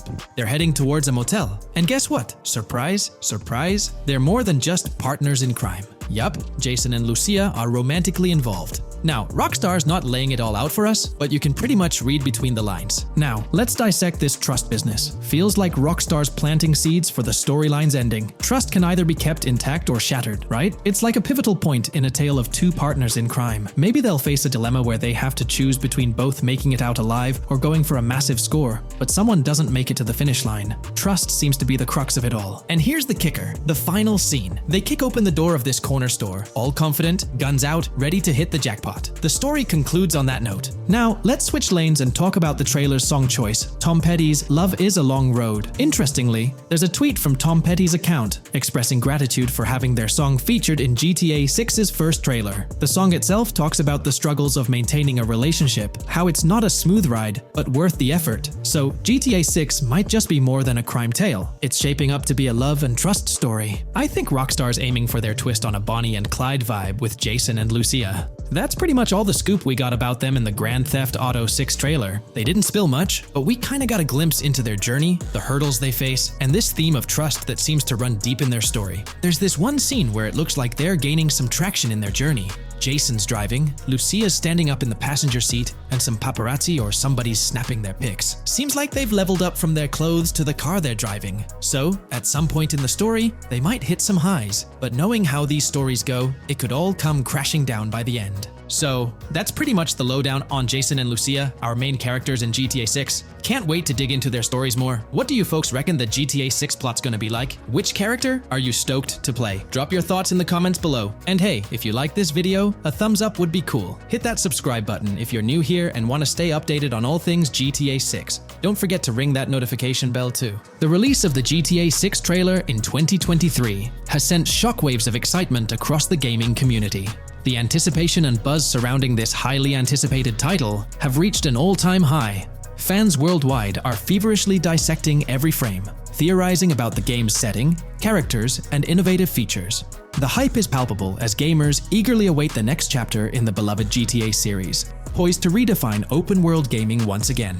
With Rockstar Games' history of delivering groundbreaking experiences, the fervor and enthusiasm for GTA 6 are undeniably at a fever pitch, leaving everyone counting down the days until its eventual launch. There's been a lot of talk since GTA 6 was announced, with rumors flying all over. But hey, here's a rundown of confirmed stuff like vehicles, items, weapons, and features for the game. Now, the official release of the game is still a good few years away. Rockstar Games is really putting in the work to make this game top-notch. But thanks to a leak, we've got some inside info. We're talking cars, new physics, main characters like Lucia and Jason, map locations, a massive open world, tons of stuff to do in-game, and a bunch of weapons you'll get to use. We've also learned about better AI for non-player characters, some RPG elements, and cool new gameplay features. All this has got the gaming community buzzing about what GTA 6 will bring when it finally drops. Let's dive into the primary video clips making rounds on social platforms, showcasing mission gameplay, and offering insights into Rockstar Games' vision for GTA 6. Among the widely shared footage is a mission featuring Lucia, the game's playable character, and a Latina protagonist attempting to rob Hank's Waffles, a diner. During this early test phase, the non-player characters lack distinct facial features and bear a dummy-like appearance, humorously dubbed in-game as such. By the way, I'm holding a monthly giveaway for a PlayStation 5. You just need to subscribe and you're entered. Now, back to the video. The NPC's responses are influenced by Lucia's aggressive actions, with various animations depicting the fear evoked by the robbery, akin to the dynamic NPC reactions seen in Red Dead Redemption 2. In the diner heist, Lucia has the option to aim her handgun at a hostage, providing players the choice to either rob or engage in hand-to-hand combat. Managing the hostage adds depth to criminal activities in the game. Jason, the white male protagonist, is also involved in the robbery, allowing players to interact with both characters during the encounter. Jason urges Lucia to act swiftly and escape without a trace, hinting at a relationship reminiscent of Bonnie and Clyde, aligning with previous leaks regarding the game's storyline. The character's appearance bears similarities to actors Eva Mendes and Ryan Gosling from The Place Beyond the Pines, though it remains uncertain if the narrative will mirror the movie's plot. Lucia and Jason appear to be in their late 20s, and the game incorporates a character-switching mechanism seamlessly activated through the controller's D-pad. As the police arrive, Lucia can menace another hostage, leading to a showdown with law enforcement outside. The intricate design of the outdoor area suggests a setting modeled after northern Florida, characterized by lush vegetation. As Lucia and Jason make their getaway, they rack up 2 wanted stars but avoid a shootout, deftly maneuvering around parked cars before commandeering a police cruiser. This early mission stage is apparent with tutorial-like cues, one highlighting improvements in police AI, where law enforcement remembers vehicles linked to illegal actions. The scene wraps up with Lucia driving the police car, Jason reassuring her of their ability to shake off the cops. However, their escape comes to an abrupt halt, with an unintended collision at an outdated car wash. The early footage reveals a minimap reminiscent of Grand Theft Auto 5, with icons possibly denoting missions from unfamiliar characters labeled WM and YJ. As they ascend to the VIP second floor, Dre interacts with DJ Tip, who appears irked by drink delays. A brief spat implies Tip's unpopular status. Dre moves on, and the clip ends. It's important to note that these clips depict early development stages, subject to changes throughout the game's progress. Another intriguing leak spills details on over 500 in-game events, encounters, and Easter eggs. While we can't cover them all, here are a few highlights. Various events like fishing, Satanist houses, backyard wrestling rings, and big cat mansions offer diverse experiences within the game's universe. There's talk of missing tourists, yard sales offering new clothes, an event resembling insurance fraud from Saints Row, a mysterious voice in a storm drain, potentially a nod to Pennywise, a multi-location Bonnie and Clyde mystery, and a workout challenge hinting at the return of fitness activities. Additionally, within Grand Theft Auto 6, players can stumble upon an island camp, DUI tests, UFO sightings, an animal house, a swamp safari, and the prospect of crazy golf gameplay. Based on insights gathered from the GTA forums, GTA 6's open world is estimated to be at least 2.5 times larger than GTA 5, providing players with a vast and immersive environment to explore. The game draws inspiration from the successful approach seen in Red Dead Redemption 2, promising a meticulously crafted open world with captivating mysteries that elevate the gaming experience. GTA 6's development footage showcases recognizable real-life locations from Florida, such as the Homestead Miami Speedway, reimagined as the Port Gel Horn Racetrack, along with places like Portofino Tower, Sombrero Key Light, Solar Amphitheater Bayfront Park, and Lone Depot Park. Moreover, the inclusion of the 1000 Museum, a high-rise residential condominium in Miami, demonstrates Rockstar's dedication to detail. A metro map mirroring Miami's real version adds to the immersive nature of the game world. The presence of lush grasslands and vegetation hints at potential expansion into Georgia, although this aspect remains speculative until officially confirmed. The Miami Beach Police Department's resemblance to the Vice City Neighborhood Police Station shows how Rockstar brings creativity into their world designs. Of course, with any early info, we're waiting for official confirmations to see how how these elements fit into the final game. Until then, the mystery around Grand Theft Auto 6 will definitely keep fans excited for its release. Now, let's take a look at the primary locations featured in GTA 6. Ambrosia comprises Ambrosia Farms and the Tarmac. Bayside Copperhead, the Everglades or Grass Rivers, Fairyland, and Fairyland Forest offer distinct settings. The Keys region includes East Key, Low Key, and additional spots like a garage, gas station, and liquor store. Lake Okeechobee encompasses a motel, prison, and racetrack, while Little Haiti, North Beach, and North Miami feature establishments such as gas stations, hideouts, and liquor stores. Port Gellhorn distinguishes itself with detailed spots like an abandoned building, basketball court, beach, bingo hall, bowling alley, car wash, fishing store, fruit stand, gas station, motel, pawn shop, police station, quick shop, raceway, soccer field, and more. Red Hill showcases a forest. South Beach offers a boardwalk, gym, hotel, Ocean Drive, and park, while South Miami Sundown includes a beach and tarmac. Vice Beach encompasses Vice City suburbs and Washington Beach. Miscellaneous locations such as an abandoned hotel, observatory, Fountain of Youth, homeless community, Malibu Club, Monument of Leonida, Redneck Yacht Club, Spaceship House, Underwater Research Facility, and Dinosaur World enrich the gaming world. Recent leaks from this week strongly suggest that Alexandra Christina Echevarri might be the voice behind Lucia in Grand Theft Auto 6. Her voice in a demo reel closely matches the leaked clips of Lucia's dialogues, hinting at her likely portrayal of the character. Throughout this breakdown, we've covered loads of info about Grand Theft Auto 6, diving into different aspects of the game. It was important to cover everything we know about the game so far, and while we're eagerly waiting for it, it might still be a couple of years before we get our hands on it. Let's kick off by highlighting some cool discoveries from the leaked clips, focusing on new features and gameplay details revealed. In one scene, Jason and his pals are chilling by an in-ground pool in a modest neighborhood, cracking jokes about a parody of social media called Life Invader. Their banter brings in playful references to Jay Norris's demise, showcasing that classic Grand Theft Auto humor fans love. Lucia and Jason are shown in animation tests doing different actions like jogging, stopping, and ducking to avoid gunfire. Rockstar's developers also tested vehicle crash physics on an overpass. The highway signs on Interstate 97 mention North Beaches and Lake Leonida, with the current exit leading to Washington Beach. In another interesting scene, Jason finds a shipping container filled with stacks of cash and a motorbike. Various development clips reveal tweaks being made to a vehicle's interior, hinting at potential new designs or customization options for players. Throughout the clips, interactions with NPCs in the open world are demonstrated, including characters taking selfies, which adds depth to the game's environment and immersion. There's a moment where Jason enters a gang member's territory and takes cover behind a truck, showcasing unique animations for characters reacting to being shot. A notable find in the clips is a jetpack, previously leaked by Tom Henderson, which is seen inside the Jack of Hearts Club. The game features parody social media logos like Snapchat, Instagram, and Life Invader. Characters also sport different hairstyles, with details like Lucia's visible bra under her shirt, adding realism. A new feature is the ability for players and NPCs to hold their guns sideways during combat, adding a different dimension to fights. Additionally, Jason is seen twirling his rifle in the air, while another character in a parking lot shoots at him with their pistol held sideways. The leaked clips also reveal early police AI testing, with NPCs showing better cover usage in shootouts. There's a scene where Jason holds up a diner worker with an assault rifle, and while there are dialogue options similar to Red Dead Redemption 2,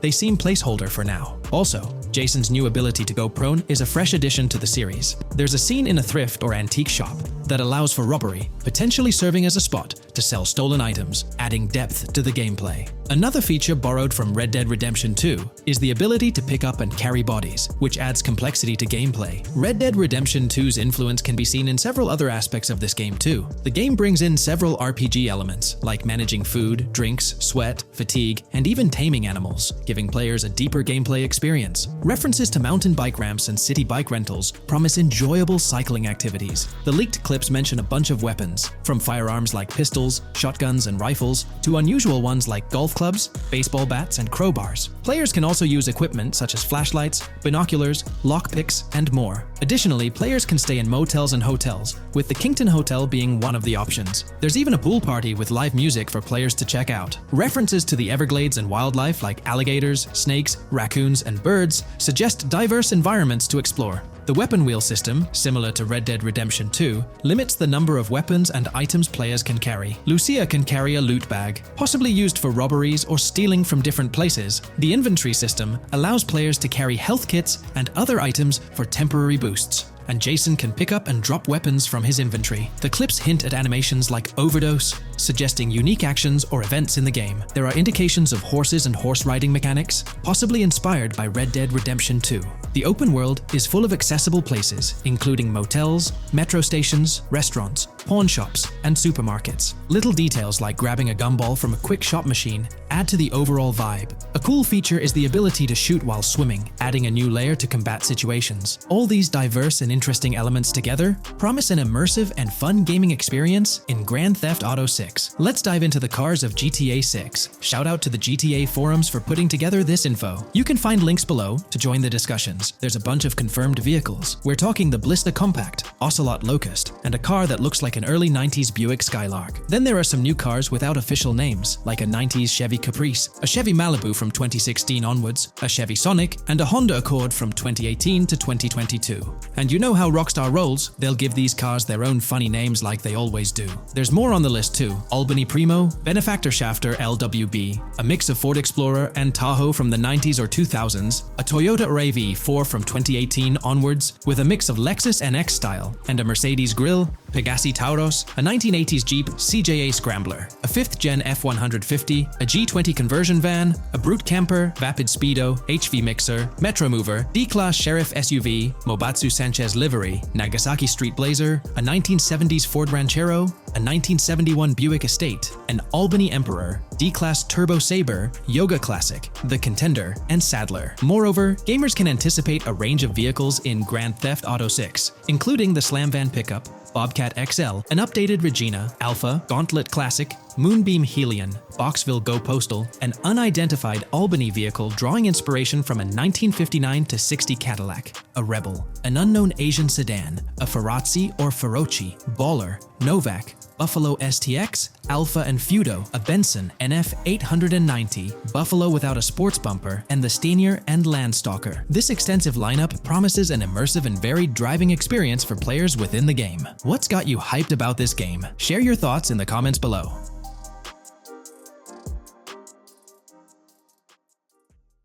Hey there, great news for GTA fans. GTA 6 is making some big changes to the series. We've got a load of interesting info about the game that you should definitely hear about. Just a heads up, the details we've got are from leaked online footage, but sorry, no links or showing it. Still, loads of cool stuff to share, like new animals, AI changes, RPG elements, and more. Let's dive in. Fact 1: interactions with NPCs are getting way cooler. You'll have choices like threatening, robbing, shooting, or restraining them. Some missions will even have gesture-based actions, like Red Dead Redemption 2. Car damage is more realistic, and the insides are crazy detailed, with working dashboards. Fact 2: let's talk weapons. GTA 6 is changing things up, taking a page from Red Dead Redemption 2. Instead of a big weapon wheel, you'll have slots for small firearms, melee weapons, rifles, and shotguns. No unlimited weapons, but you can drop and pick them up as you go. Fact 3: in the developmental phase, there was a sighting of Arthur Morgan's hat, though it's uncertain if this will make it to the final game. Players now have the option to surrender to the police during a robbery, which adds a thrilling twist. Police response time has been updated to feel more real, displaying a timer that varies based on the crime's severity. A murder, for instance, prompts a faster response than a robbery. The maximum wanted level is capped at 5 stars in GTA 6, and the possibility of a 6-star level seems improbable in the current gameplay being developed. By the way, I'm holding a monthly giveaway for a PlayStation 5. You just need to subscribe and you're entered. Now, back to the video. Fact 4: police AI has significantly improved from the last game. Instead of rushing in blindly, they now exhibit more realistic and intelligent behavior. If you commit a crime and flee in a vehicle, cops will note the specific vehicle and license plate, making evading them more challenging. Fact 5: let's talk about the strong emphasis on indoor locations in GTA 6. There's a bunch of different interiors to explore, like nightclubs, motels, hotels, restaurants, pawn shops, supermarkets, fast food joints, gun stores, shooting ranges, and the Vice City metro station. Plus, they've added working elevators for a more immersive feel. Interestingly, there's a risk of players getting banned from stores, which adds a twist. Fact 6. Moving on to the characters. GTA 6 introduces 2 protagonists, Jason, played by Brian Zampella, and Lucia, portrayed by Alexandra C. Echevarri, who happens to be the franchise's first playable female character. You can switch between them instantly. They're also a couple, drawing inspiration from Bonnie and Clyde. Fact 7. Clothing in the game behaves realistically. You can wear accessories like sunglasses, watches, wristbands, and hats in different ways. The detail is pretty cool, with sweat, dirt, and wrinkles adding to the realism. Fact 8. GTA 6, internally dubbed Project Americas, had a codename during development, like GTA 5, called Rush, and Red Dead Redemption 2, Bonnie. Originally, the plan was for a bigger map covering North and South America, but changes in Rockstar's approach scaled it down. Still, it's shaping up to be a memorable experience with its features and locations. Fact 9.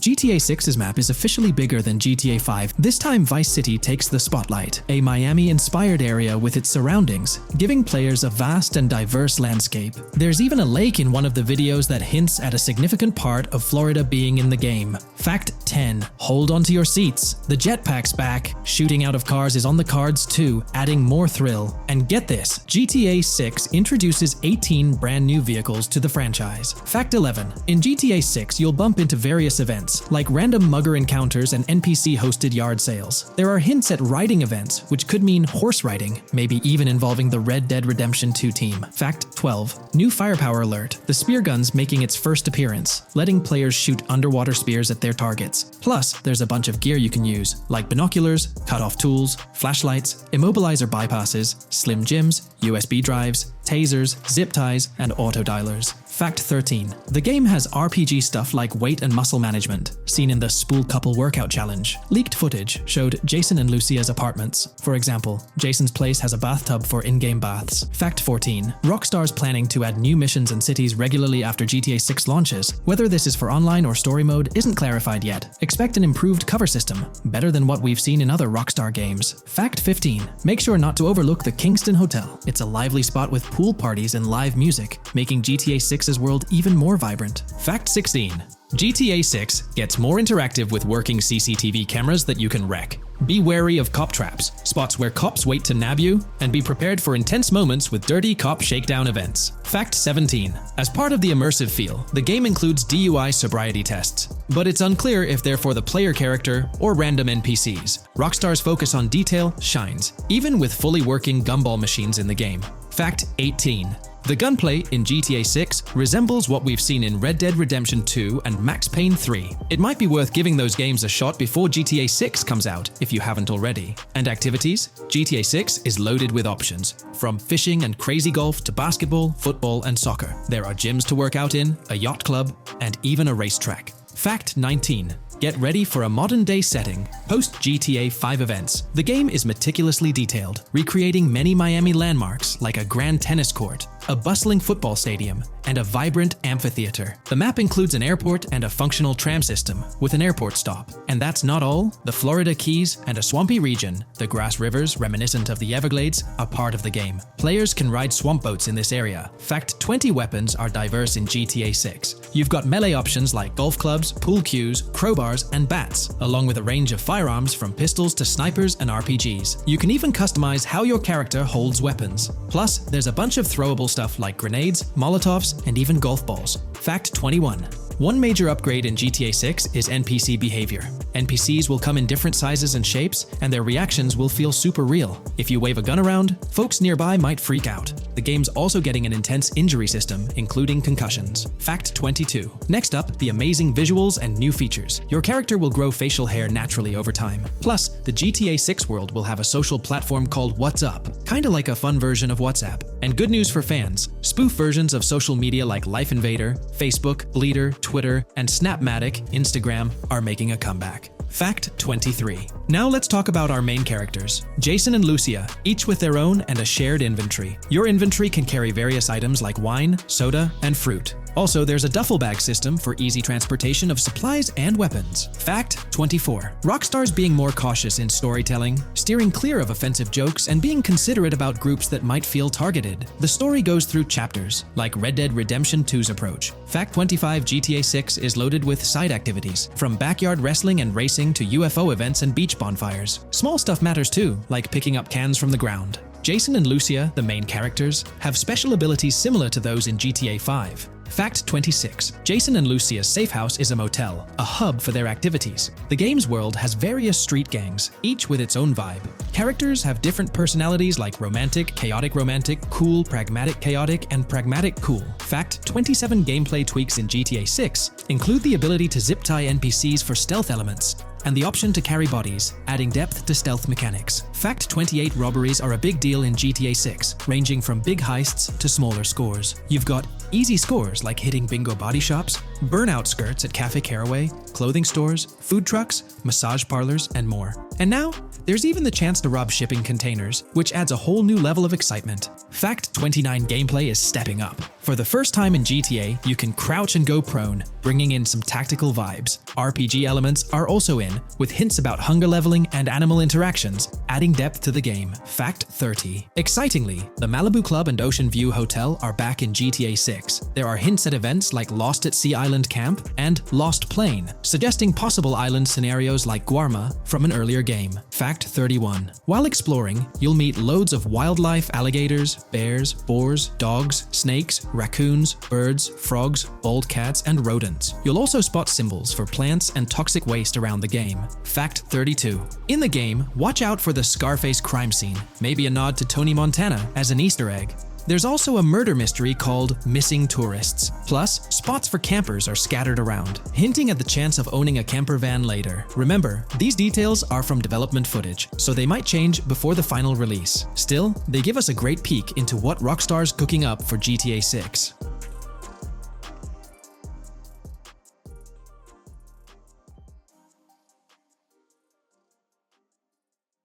Welcome to this video where we're going to explore 30 confirmed features of GTA 6 that Rockstar Games has officially talked about. But first, a quick heads up. The info we're sharing comes from a security breach and leak of GTA 6 pre-alpha footage. Rockstar Games acknowledged this leak on their official Twitter. Just to be clear, we won't be showing any gameplay footage due to possible copyright issues, but we'll definitely dive into these cool features. Feature 1. Looks aren't just for show. The reactions of non-playable characters, NPCs in GTA 6, are pretty fascinating. How clean your character is, and their overall appearance affect how these in-game characters respond to you. It adds a cool layer to the game, considering how NPCs react differently based on your character's appearance. Feature 2. Let's rev up the excitement with some serious vehicle action. Imagine cruising through the Everglades in a top-notch hovercraft. That's just one of the personal rides available right from the start. And there's more, like taking the wheel of a bold 1970 Ford Ranchero GT in striking red and black, owned by a character named Jason. Feature 3. Here's another level of immersion. Each character has their own stuff, so when you're playing as Jason, you can tap into Lucia's stash and vice versa. Say Jason's low on assault rifle bullets. If you're close to Lucia, you can ask her for some. It opens up a bunch of possibilities for teamwork and sharing resources in the game. Feature 4. For all you die-hard GTA fans, there's a new clothing store in town called Arches. It's got a fresh collection to amp up your character's style. Feature 5. Let's talk graphics. In GTA 6, the clothes are seriously detailed. Wrinkles, dirt marks, and even sweat. Paying so much attention to clothing details makes the characters look super real, adding a ton of authenticity and making the game more immersive. Feature 6. While exploring the vast game world of GTA 6, you'll see a seamless mix of modern vehicles in urban areas and older ones in rural spots like the Everglades. It gives that cool GTA vibe, whether you're cruising in a flashy city car or taking a nostalgic drive in the countryside. GTA 6 has a bunch of wheels to fit whatever mood you're in. Feature 7.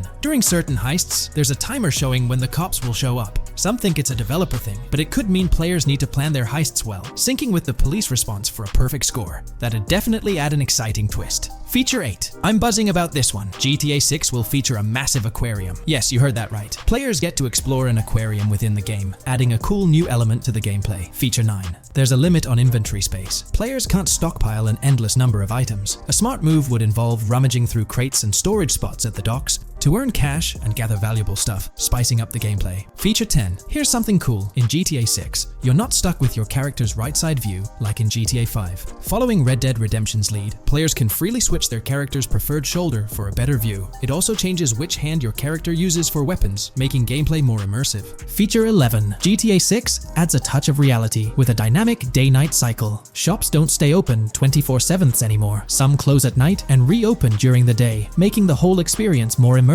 At night, the city changes vibe, less traffic, and a different feel altogether. Feature 12. Adding to the mix are special abilities, somewhat like what we saw in Red Dead Redemption 2. From leaked gameplay, it looks like Jason has a unique skill. He can spot valuable stuff in the surroundings. They light up like hidden treasures, adding a whole new twist to the game. Feature 13. Let's dive into some of the confirmed stuff in GTA 6. It's quite a mix. There are spear guns, bolt-action sniper rifles, and a bunch of golf clubs, wedges, irons, drivers. Also, players can use a crowbar to open containers and grab valuable stuff. There's more: smoke grenades, flashbangs, golf balls, and tracker jammers to dodge the cops. Snatching fancy cars might need special tools like the immobilizer bypass. Loads of choices to make gameplay super immersive and fun. Feature 14. Moving on to the awesome in-game places we've seen. There's a bunch: tennis courts, a huge stadium, and even a museum, all with interactive insides. It's bringing back the exploration vibe we loved in GTA 4, and that's got us hyped for GTA 6. Feature 15. In a cool scene during a diner robbery, a non-playable character, NPC, was visibly relieved when the cops showed up, saying, "Finally, thank heavens." This shows how smart the AI is in GTA 6, and it's a sign of Rockstar's attention to detail. Feature 16. Get ready for a huge and diverse map to roam around. GTA 6 covers the whole shebang of Vice City and its surroundings, offering tons to explore. You've got the bustling city, scenic beachfronts, Everglades-like grass rivers, the charm of Florida Keys, and the quaint Port Gellhorn. Port Gellhorn even gets its own police department, showing different areas with their own rules, kind of like what we saw in Red Dead Redemption 2. So, where's your first stop in GTA 6? Drop your thoughts in the comments. Feature 17. Time for a tour of interiors in GTA 6. There's a bunch of places waiting to be discovered. One cool spot making a comeback is Escobar International Airport, giving us those Vice City vibes. Exploring the airport could unlock a load of side missions, opening up endless possibilities for adventures. Feature 18. Tourism's a big deal in GTA 6, making the game world feel alive. You'll stumble upon a clever take on a famous theme park, kinda like Disney World. It's a thrilling spot to dive into, and get this, there's even the International Space Station. Rockstar's really going all out to make GTA 6 an awesome experience. Feature 19.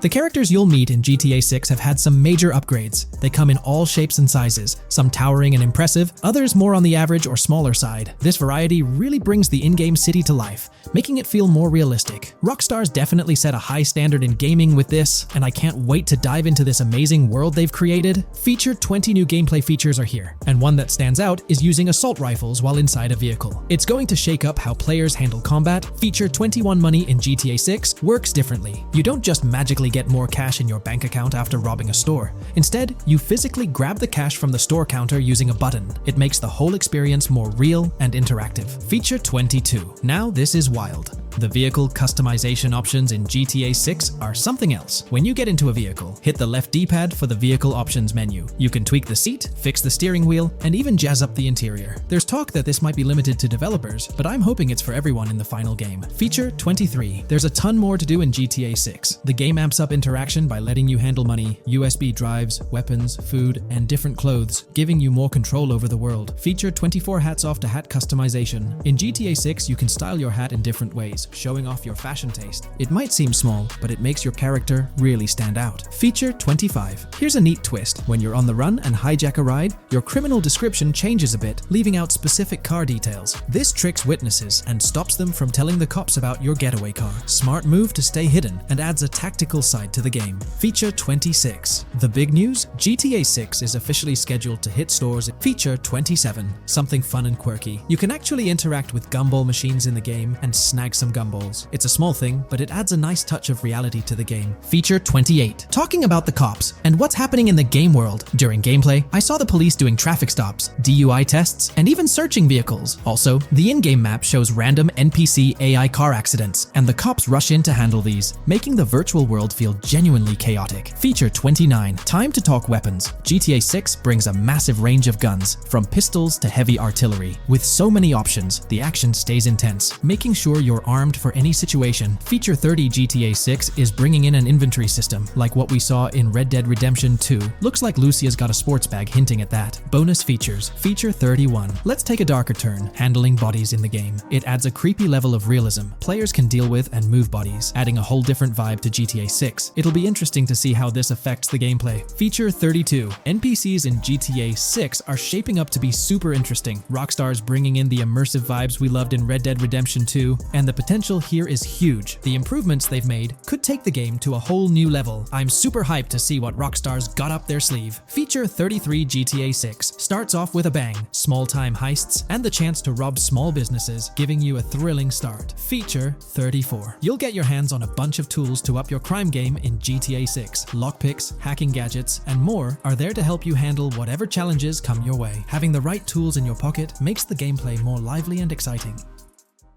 In today's GTA 6 video, we're discussing how much money Rockstar Games has made from the first trailer released back in December. We'll also cover Rockstar's plans for the next trailer and their potential strategies for cross-promoting GTA 6. There's a lot to talk about, so let's get into Rockstar's promotion tactics for GTA 6 and when we might see a second trailer.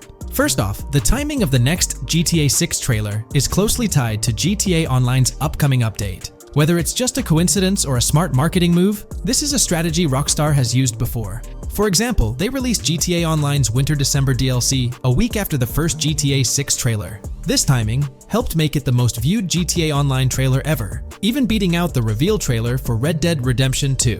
If Rockstar decides to use the same approach, we might get some new Grand Theft Auto 6 details next week. This could be a second trailer, some screenshots, or additional information about the game. The timing would line up perfectly with the next big GTA Online update, set to drop on Tuesday, June 25th. This is confirmed because the GTA Plus event period ends the day before. By releasing new GTA 6 content a week before the update, Rockstar could generate more interest in the upcoming DLC. If for some reason we don't get a new trailer or details from Rockstar, I think they might drop more hints in this summer's GTA Online update, just like they did last summer. You might remember a specific t-shirt from that update, which actually hinted at the exact trailer date and time. It had symbols from the Zancudo basement with a cryptic message that translated to, "One day we'll reveal all." It does make you wonder if Rockstar will include some teases or cross-promotion in this update. Now that GTA 6 is officially announced, they might do something similar to a few years ago with GTA Online and Red Dead Redemption 2, where treasure hunts let you unlock weapons in GTA Online and receive them in Red Dead Redemption 2 when it launched. Speaking of GTA 6 trailers, here's an interesting fact. Rockstar Games has made a ton of money from the trailer on YouTube. We've talked about this in the last couple of videos, how it leaked because someone accessed a YouTube admin panel, but you can actually use public data and analytics to see how much money Rockstar has made from that trailer. It has almost 195 million views, closing in on 200 million, which is absolutely insane. Rockstar Games has made nearly $1 million from that trailer alone. The craziest part is that even though the trailer doesn't have ads, Rockstar Games still earns money from YouTube Premium users.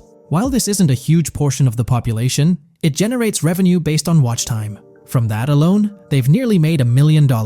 Imagine if they had actual ads on the video, they'd be making even more. But $1 million just from premium users watching it is still pretty wild.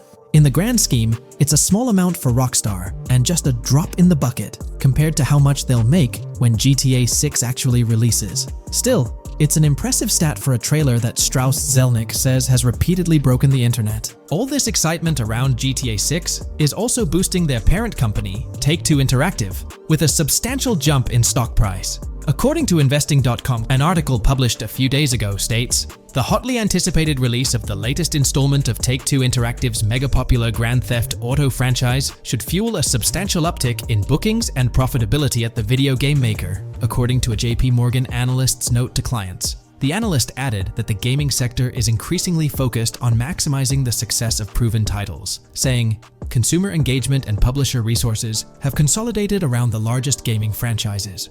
They believe this trend favors the biggest players in the industry, with the biggest hits likely to get bigger and mid-tier games likely to struggle as competition costs increase. For this reason, investor expectations for GTA 6 are high, given the success of prior releases like GTA 5 and Red Dead Redemption 2. Analysts anticipate that GTA 6 will drive a significant increase in bookings and profitability for Take-Two and potentially boost its valuation. They reiterated their overweight rating for Take-Two and raised their December 2024 price target from $180 to $200. All this is great news for the gaming industry. Confidence in Grand Theft Auto 6 and Take-Two Interactive is growing, both among industry insiders and on Wall Street. It's just positive news all around. On another note, I initially thought GTA 6 would dominate the scene in 2025, causing other developers and publishers to steer clear, but that's not the case. Recently, at the Xbox Games Showcase, several amazing titles were announced, some set for 2024 like Call of Duty Black Ops 6 and Assassin's Creed Shadows. Interestingly, many other titles are now slated for 2025, meaning they'll be directly competing with GTA 6. Let's go over some of those anticipated titles. We've got some major hits like Doom, The Dark Ages, Death Stranding 2, Monster Hunter Wilds, Little Nightmares 3, Fable, Judas, the new Switch 2, and its launch games Expedition 33, Ghost of Tsushima 2, Civilization 7, Atom Falls, Spider-Man, Venom, and many more. And we haven't even seen Nintendo's lineup yet, which we'll find out at Nintendo Direct. There could also be surprise contenders like another Naughty Dog game. 2025 is shaping up to be an incredible year for gaming, possibly the best ever. And of course, GTA 6 will be a major highlight if Rockstar sticks to the fall 2025 release date. I'm confident they will, especially after that internal delay. This way, they avoid a public delay, which would have happened if they initially aimed for early 2025 and then had to push it back. One thing I'd love to hear from Rockstar next is when we can pre-order the game and get a more specific release date. I'm really looking forward to when the marketing period kicks off. I'd love to hear your thoughts on everything we discussed today. Do you think we'll get new GTA 6 trailers, info, or details from Rockstar soon? Let me know in the comments below. In today's video, we're about to explore the intricacies of the Vice City mapping project, unraveling the mysteries of the latest map iteration. Join us as we meticulously analyze the details and draw insightful comparisons between the expansive GTA 6 map and its predecessors within the series. Our adventure doesn't stop there. We'll be immersing ourselves in the leaked information from 2022, unveiling a treasure trove of open-world activities. Brace yourselves for a comprehensive list featuring every nook and cranny on the GTA 6 map, showcasing not only new additions, but also the anticipated return of beloved locations from the iconic GTA Vice City, as hinted in the leaks. Let's kick off this exploration by delving into the heart of the GTA 6 mapping project. For those familiar with it, this official endeavor aims to provide a scale-accurate representation of what players can expect in the actual game. The map sprawls across two major cities, Vice City and Fort Gorn, and every detail is meticulously curated from leaks and the official trailer. Now, for those wondering about the seemingly expansive green spaces on the map, it's important to acknowledge the limitations of our knowledge. The apparent emptiness serves as a stark reminder of the scarcity of information currently available. The top portion of the map, appearing cut off, isn't indicative of boundaries or future expansions, but is rather a canvas awaiting details yet to be unveiled. Addressing rumors about the map's size, speculation abounds that GTA 6 will boast 3 major cities. While Vice City and Port Gorn are confirmed, the third city remains shrouded in mystery. There's a buzz that it might be Yorktown, potentially located north of Port Gorn. However, specifics about the placement of these locations marked in red are still elusive. Now, let's delve into the exciting prospect of exploring key locations on the GTA 6 map. These names, extracted from the official trailer and leaks, offer a tantalizing glimpse into the rich and diverse world awaiting players. Get ready to traverse the landscapes of Yorktown Red Hill Fairyland Forest, near Berryland, a whimsical Disneyland parody, Ambrosia Lake, Leonida, Lore North, Beaches Belleville, Ica, Vice City, Hamlet, Grass Rivers, and the enigmatic Gator Keys. As our journey unfolds, stay tuned for more updates, insights, and speculations surrounding the continually expanding universe of GTA 6. The road ahead promises thrilling surprises, and we're here to navigate it together. Now, let's delve deeper into the intriguing details surrounding Port Gellhorn. The bustling streets and structures around Hank's Waffles Diner, a focal point for a heist according to the leaks, spark anticipation for dynamic in-game events. The meticulous rendering of these locales not only captures the essence of the city, but also invites players to immerse themselves in the narrative-driven experiences that Rockstar Games is known for. Examining the speculative changes in Port Gellhorn, the notable relocation of the Port Gellhorn airfield suggests a strategic reimagining of the city's layout. This shift, coupled with the adjustment of the Port Gellhorn Raceway, hints at a carefully planned urban evolution,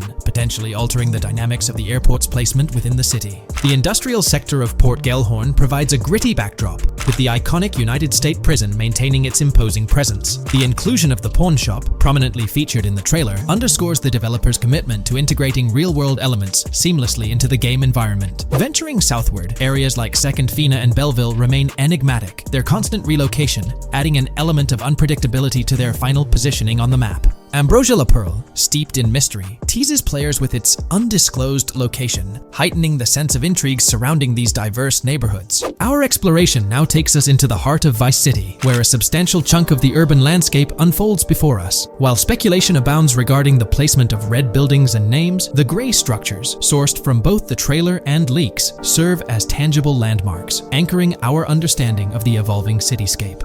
Vice Beach emerges as a vibrant district, adorned with numerous hotels that were meticulously analyzed in previous videos, providing a tangible link between the virtual world and its real-life counterparts. Washington Beach, with its diverse skyline, beckons players with promises of new adventures, enhanced by the improved streets of Stockyard, Little Haiti, Rock Ridge, and Crosstown, as showcased in the trailer footage. Descending further into the enchanting realm of Grass Rivers, we come across the enigmatic district of Hamlet, speculated to mirror the charm of Homestead. Yet, the persistent red designation leaves us tantalizingly in the dark about its precise location. This region reveals fascinating landmarks, including a power plant nestled at Turkey Point and a sewage treatment plant, painting a vivid picture of the industrial landscape, as gleaned from leaked footage. The presence of Grass Rivers itself, along with the mysterious Gator Keys and the alluring sundown, adds an extra layer of intrigue to this particular segment of the expansive GTA 6 map. A moment of appreciation is certainly due to the dedicated individuals steering the mapping project, whose commendable efforts grant fans an evolving and detailed peek into the GTA 6 world. Their commitment to accuracy and meticulous attention to detail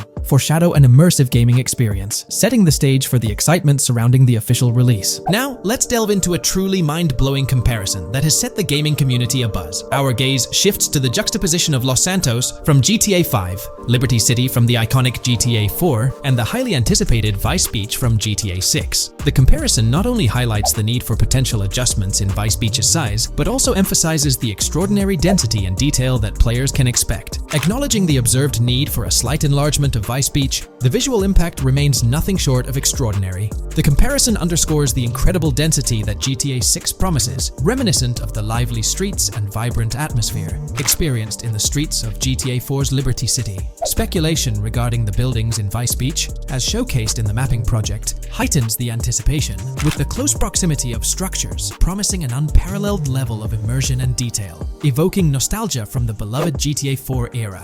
This meticulously crafted map stands as a colossal playground, harking back to the bustling streets that made GTA 4 a standout title. The intricate detailing, the tightly packed urban landscape, and the anticipated density all point towards an experience that pays homage to the franchise's esteemed roots, while pushing boundaries in the expansive open-world genre. The enormity of GTA 6, both in size and detail, heralds a new era in gaming. The astonishing comparison, showcasing the potential density and intricacy of Vice City, is nothing short of a revelation. A special acknowledgement goes out to the mapping community for their outstanding work in envisioning an entire Vice City characterized by a multitude of buildings. The level of density and detail promised is unprecedented and is set to redefine the benchmarks of open-world gaming. The concept of an expansive map allegedly featuring 3 cities elevates the excitement, presenting players with a gaming landscape of unparalleled proportions. Now, delving into the realm of open-world activities revealed in the 2022 leaks, the thrill intensifies. With 4 confirmed activities and the potential inclusion of dice, GTA 6 promises a diverse range of immersive experiences. Golf, fishing, and races are confirmed elements that contribute to the dynamic and engaging environment that Rockstar Games is crafting. A particularly intriguing moment unfolds in the trailer, as Jason, visibly nervous, speeds away from a robbery scene, with Luke clutching the ill-gotten cash. In the distance, the iconic Topgolf in Doro makes a cameo, a real-world entertainment destination located in Doro, Florida. The climate-controlled hitting bays, HD TVs, and sports bar elements create an enticing backdrop for players to explore. This real-world integration adds a layer of authenticity, bridging the gap between the virtual and real worlds.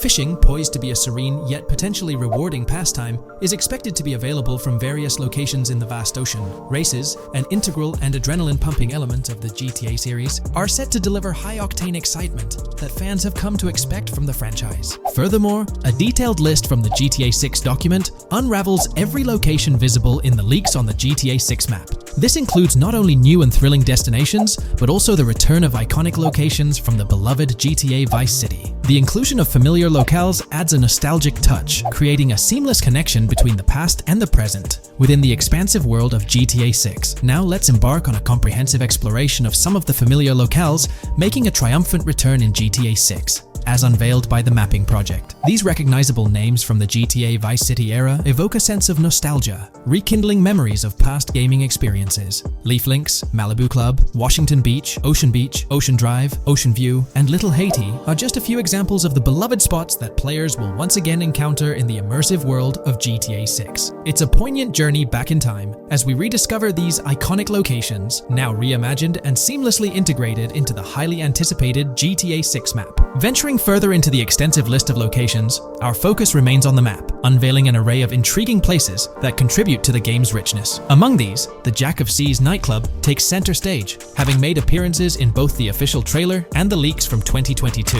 While a detailed reading of every location is beyond the scope, feel free to pause the video and explore these fascinating spots at your own pace. From quaint small stores to the distinctive stone sculpture gracing Vice Beach, each location adds layers of detail and authenticity to the sprawling game world, some of which have been exclusively revealed through leaks. Shifting our gaze to Port Gilhorn, a diverse array of captivating places awaits discovery. The car wash, soccer field, a bustling basketball court, the Ambrosia farm, and the intriguing King Neptune statue are just a glimpse into the eclectic offerings in this part of the map. Sailing through the Keys, exploring underwater ruins, investigating an underwater research facility, and contemplating the mysteries of the Bermuda Triangle add an extra layer of fascination to the GTA 6 experience. With the unveiling of the Mapping Project, the sheer depth and meticulous attention to detail that Rockstar is investing in the GTA 6 map become even more awe-inspiring. The possibilities for Easter eggs and hidden secrets in this expansive and densely packed landscape seem limitless. As we peel back the layers, the anticipation and excitement for the intricate world Rockstar is crafting only intensify.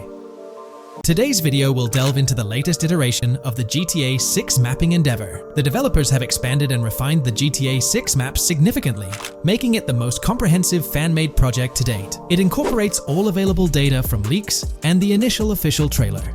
We'll explore the recent updates to the map and conduct a fascinating comparison between the current GTA 6 map and those of previous GTA games.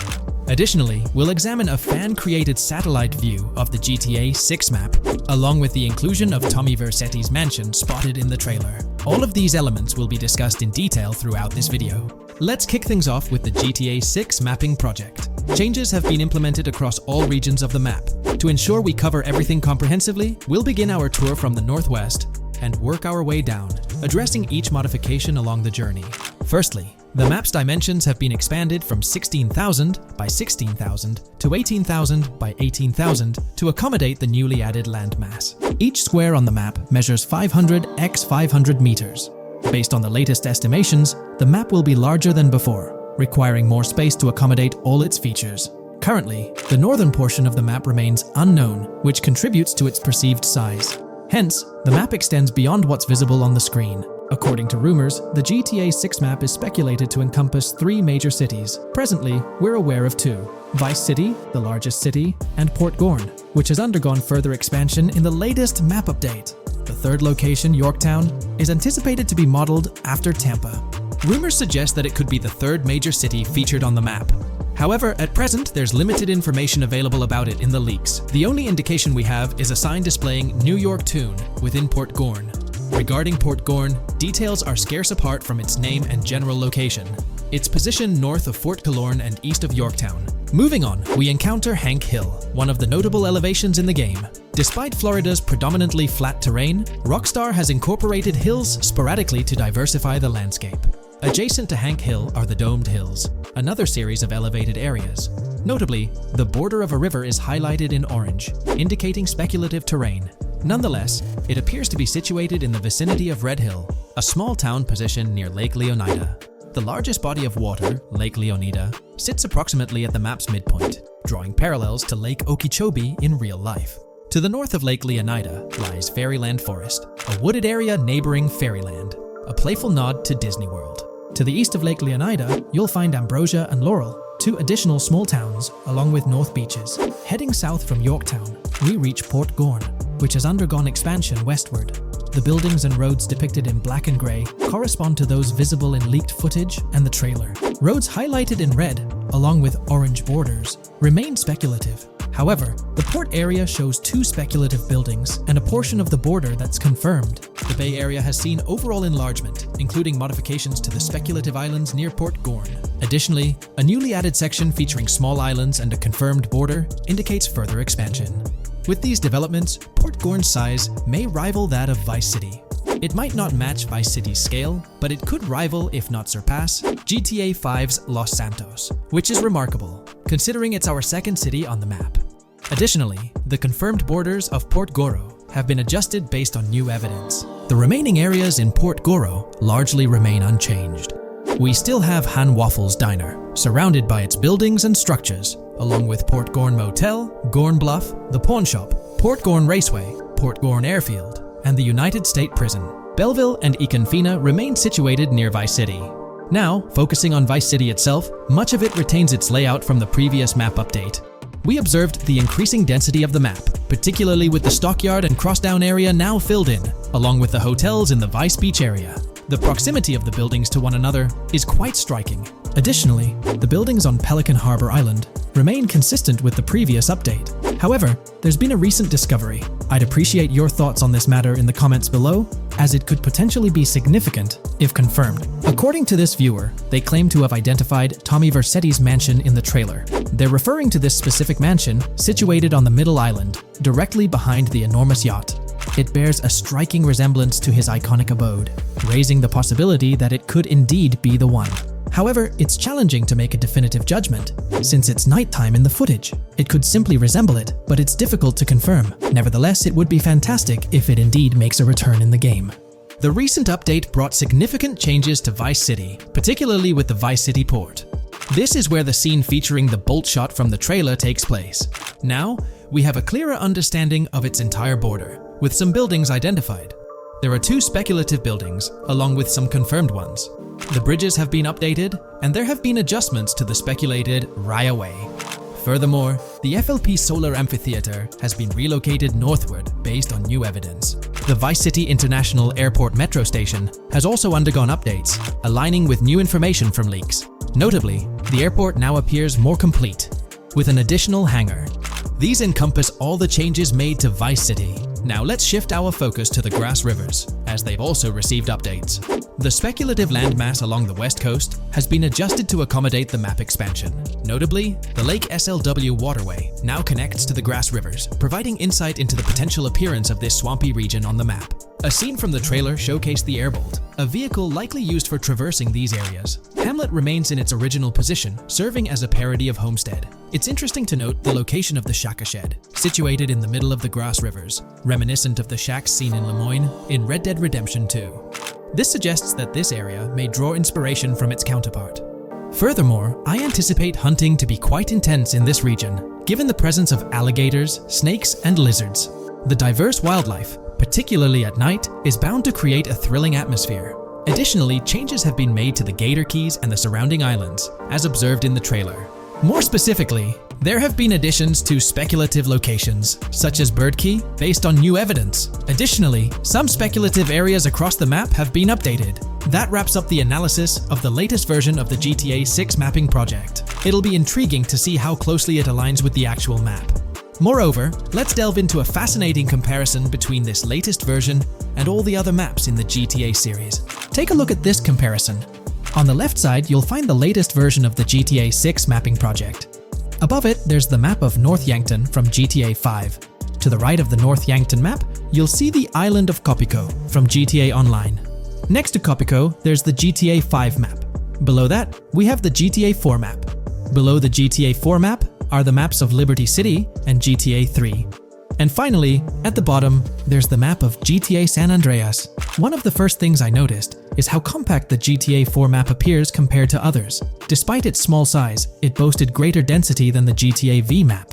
Streets were closely packed, and every inch of space was utilized efficiently. Anyone who's played GTA 4 can attest to the unparalleled density of its city, brimming with intricate details. I anticipate a similar level of density and attention to detail in the GTA 6 map. Considering the vastness of the GTA 4 map, despite its modest size, I expect the density in GTA 6 to match, if not surpass, that level. Even though GTA 6 is already approximately twice the size of the GTA 5 map, the addition of intricate details will make it feel even more expansive. Now, let's examine a comparison between the old GTA Vice City map and the latest version of the GTA 6 mapping project. The old Vice City map has been superimposed onto the new one, allowing for a visual comparison of the two. What caught my attention was the size of the GTA Vice City map, which is quite substantial. However, in GTA 6, improvements are expected across the board. There will be more buildings, positioned closer together, enhancing the overall design and creating a denser environment. I also wanted to discuss a map that's been generating a lot of buzz within the community. Someone utilized images from Google Maps to supplement the mapping project. This method offers a clearer perspective on how the game's environment might appear in terms of scale and layout. While this representation may exaggerate the city's size with an abundance of buildings, it provides insights into the length and layout of highways, which have been overlaid with speculative areas. Additionally, looking at Yorktown, despite the lack of details, its size hints at the potential scale of both Yorktown and Port Gorn. Furthermore, the top portion of the map may resemble the depiction, although details remain uncertain. Considering the vast array of features such as multiple airports, cities, small towns, mountains, hills, and swamps, it's evident that GTA 6's map is poised to be the most impressive in the series. There's little doubt that it will set a new standard. Taking a deeper dive into GTA 6, we find out new info around the highly anticipated Trailer 2, highly probable predictions, and the projected timelines associated with this game. Post the unveiling of Trailer 1 on December 5th, 2023, providing enthusiasts with a tantalizing glimpse into the world of the forthcoming GTA installment. Rockstar has maintained a notable silence. Despite the absence of official announcements, the internet has been abuzz with articles and claims, including a recent piece highlighting details allegedly leaked by a Twitter user. It's prudent to approach such assertions with a discerning eye, given the prevalence of misinformation in the digital space, especially with the emergence of numerous GTA 6 themed accounts. Interestingly, amidst the sea of speculations, it's essential to acknowledge the presence of individuals who accurately leaked details about the first trailer on Reddit before its official release. One mysterious figure stands out, predicting not only the featured song, but also pinpointing the release date, directing curious minds to their username as a form of verification. This individual, while refraining from sharing disruptive insights into the game's development, did provide a tantalizing glimpse into new features. Among the disclosed features are the intriguing prospect of dual-wielding weapons, confirmed instances of gore and dismemberment, and the promise of varied sunset colors. A unique addition to the GTA universe includes a Miami-themed 3v3 basketball element, with a connection drawn to a hypothetical collaboration between Rockstar and LeBron James. The figure behind these leaks, having created their account on November 19, 2023, mysteriously vanished shortly after sharing these details, leaving behind a trail of speculative wonder. As we navigate through these uncharted waters of gaming anticipation, the veil of mystery surrounding GTA 6 continues to captivate and enthrall gaming enthusiasts worldwide. Diving deeper into the intricacies surrounding the leaked gameplay footage, it's important to clarify that what we witnessed is not a true representation of the final product. The showcased gameplay is derived from an older build, and the developers have assured the gaming community that the game will undergo significant visual enhancements. This preliminary look is merely a glimpse, offering little resemblance to the expansive and refined map that will unfold when the game is officially released. In evaluating the validity of information, it's pertinent to underscore that Jamie King's perspectives on GTA 6 hold little value, and the credibility of the Reddit leak stands stronger. As is customary in the gaming landscape, a level of skepticism is warranted, particularly given the prevalence of misinformation circulating through various GTA 6 related accounts. Now, turning our focus to the anticipation surrounding the release of the second trailer for GTA 6, historical trends provide valuable insights. Examining the timelines of previous releases, such as GTA 5 and Red Dead Redemption 2, reveals a consistent pattern. The second trailer typically arrives approximately a year after the debut of the first one. This established rhythm aligns with expectations for GTA 6. Considering the guidance from Rockstar and its parent company, Take-Two Interactive, which envisions the game's release in fiscal year 2025, ending on March 31st, the stage is set for an eagerly awaited gaming experience. The projected revenue of $8 billion underscores the ambitious plans to deliver groundbreaking titles, with GTA 6 at the forefront.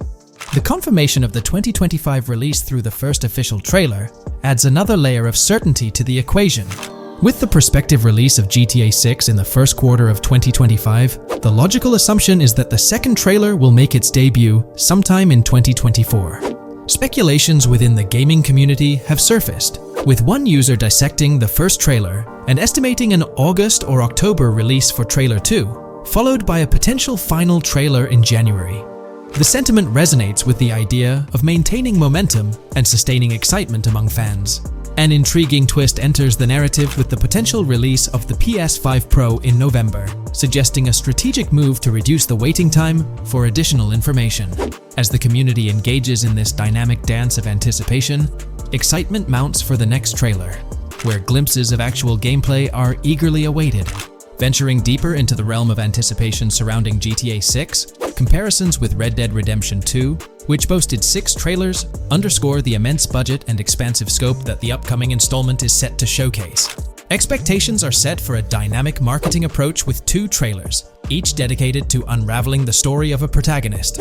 This anticipation is further fueled by the likelihood of a dedicated gameplay trailer, shedding light on the mechanics and features, as well as a comprehensive trailer providing insights into the vastness of the game's map.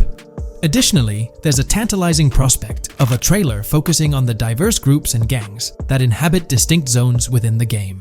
This comprehensive promotional strategy is indicative of a monumental project that promises to redefine the gaming landscape. Now, let's unravel the rationale behind the assertion that GTA 6 is poised for a late 2025 release. Examining the historical trajectory of game releases, particularly the 2-year gap between the initial trailer and the game hitting the shelves, aligns seamlessly with fiscal reports.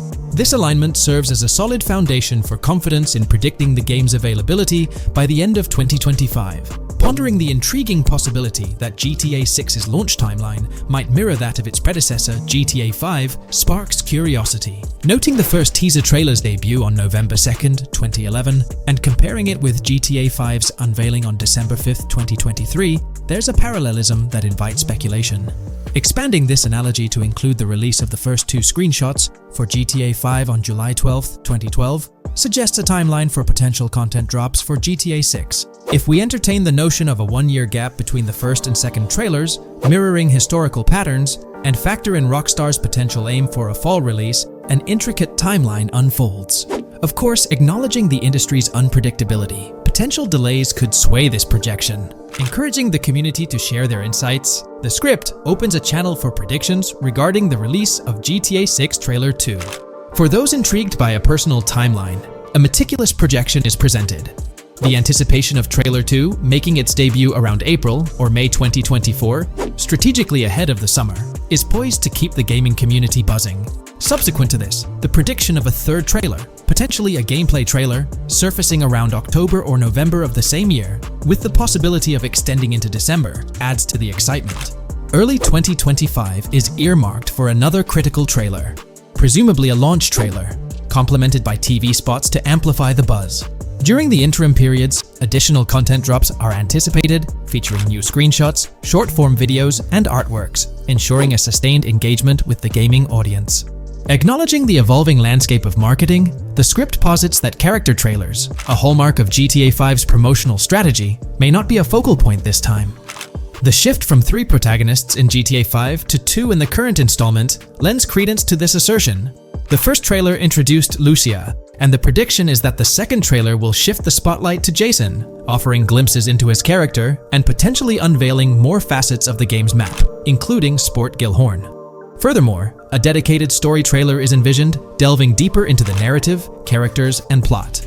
If Rockstar aims to sustain the momentum generated by the first trailer and is eyeing an early 2025 release, the likelihood of witnessing the second trailer before the summer of the current year becomes plausible. This expansive and speculative exploration of GTA 6's potential trajectory invites the gaming community to share their perspectives, fostering an engaging discourse in the comments section.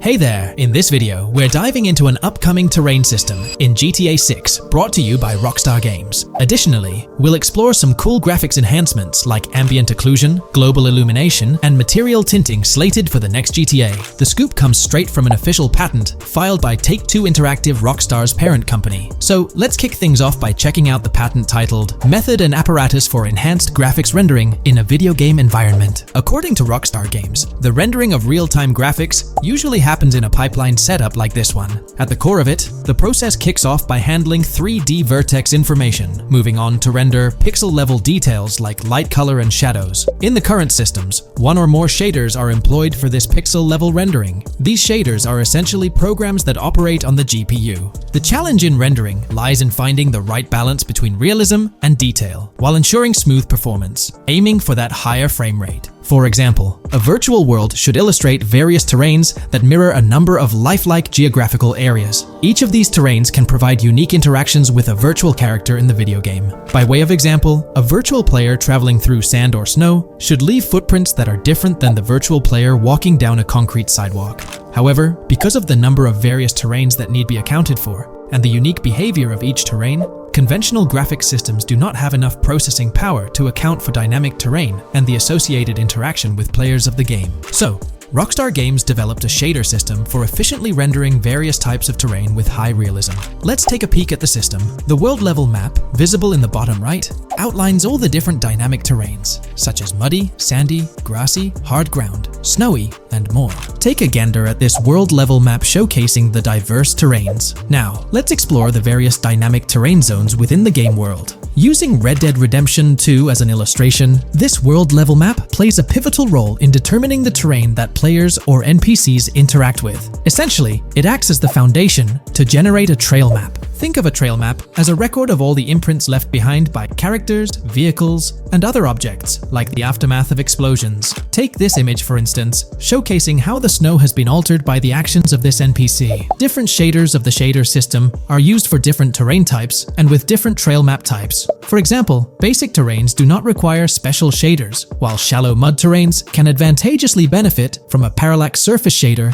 to efficiently show ruts and tracks in the terrain with a high-detail trail map. As an additional example, deep mud terrain may use a tessellation surface shader to model the ruts and tracks in the mud. You might be aware that in Red Dead Redemption 2, you can leave realistic footprints in the snow and mud. Rockstar explained that they employed two shaders for this effect: parallax maps and desolation. These shaders create a convincing illusion of high-level deformation, where footprints appear on the terrain's surface. In reality, the surface is warped but not physically deformed, ensuring a smooth and polished movement experience. In GTA 6, they're applying the same technique to bring an extra layer of realism. This will be particularly noticeable with explosions, firing RPGs at the ground, walking through mud, or driving vehicles through it, each leaving distinct tracks based on the terrain. RPGs, for instance, will create craters on the ground. This adds a significant level of interactivity, making it feel like you're genuinely impacting the game world in real time. Despite it being an illusion, the result will be remarkably realistic, akin to the snow in Red Dead Redemption 2. To sum it up, this graphics rendering patent encompasses the dynamic terrain,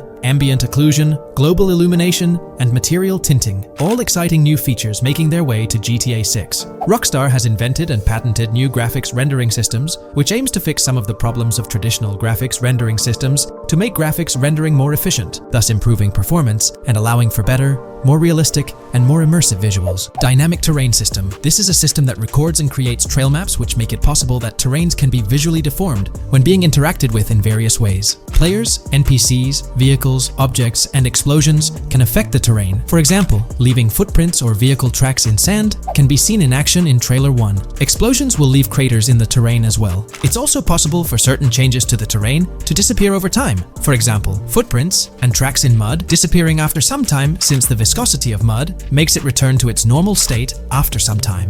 There are different types of terrains, for example, muddy, sandy, hard ground, grassy, or snowy terrain. Each type of terrain will react differently. A sandy terrain will be more easily deformed than a grassy terrain, for example. In the initial part of our video, we delved into the rendering pipeline, which also incorporates a lighting stage. While conventional systems often utilize cube maps for pre-rendering lighting, it's worth noting that this is mainly for static elements. When it comes to dynamic characters, pre-computed lighting falls short in accommodating changes from objects within the scene. Although ambient occlusion can be pre-baked, it lacks the capability to update dynamically. Realism takes a hit due to this. Conventional systems often incorporate static lights to mimic reflected light, like sunlight bouncing off the ground and under a table. However, this static approach fails to update with changes in the light source. To address these challenges, Rockstar has patented new systems. Ambient occlusion. This is a graphics technique that can be utilized in multiple forms to determine how light and shading are displayed on an object. It can lead to darkened areas, enhanced contrast, and improved surfaces due to this technology. This patent's ambient occlusion system offers some special advantages. Determined by either preset or randomized assets based on developer discretion, the lighting can greatly provide a new vision to world building to make certain areas stand out, akin to a real-life setting. Global illumination. Global illumination is a graphics rendering technique that models how light is bounced off of surfaces onto other surfaces in direct light, rather than being limited to just the light that hits a surface directly from a light source, direct light. Rockstar's system detailed in this patent uses a bounce map that is projected in a top-down fashion to determine reflected light off of the ground. This bounce map is then converted into a texture that provides an approximation for the expected bounce back of light. This simulates the effect that would be achieved rendering the multiple passes of lighting to account for the natural bounce reflections. The bounce map can then be integrated into the lighting pipeline. During this, a technique is used to determine the area that needs this extra pass for each frame. This way, only the visible and required area is rendered with this technique, thus making it very efficient and less performance intensive. Overall, this provides many of the benefits of ray tracing without the computational expense. Ray-traced global illumination will probably still be in the game.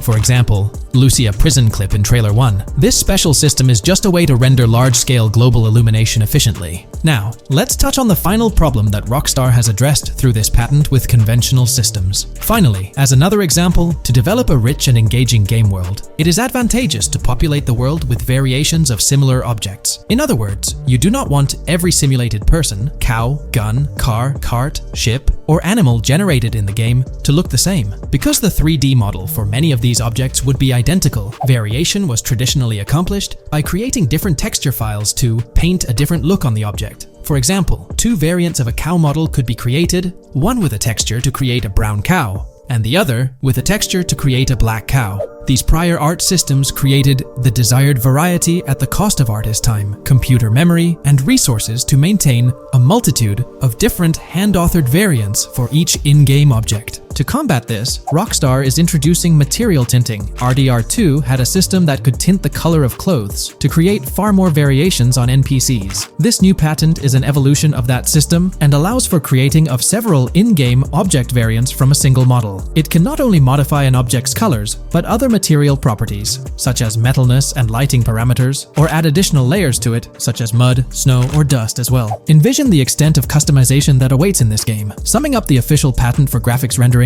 it's evident that Rockstar has elevated numerous systems from Red Dead Redemption 2. Share your thoughts on everything covered in today's video in the comments below.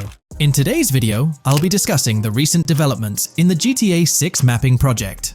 We'll delve into the latest additions, including new locations featured in Trailer 1, adjustments to existing locations, refinements in certain areas, and exciting discoveries from the latest trailer, such as the yacht interior, surfboards, Princess Robot Bubblegum, and more.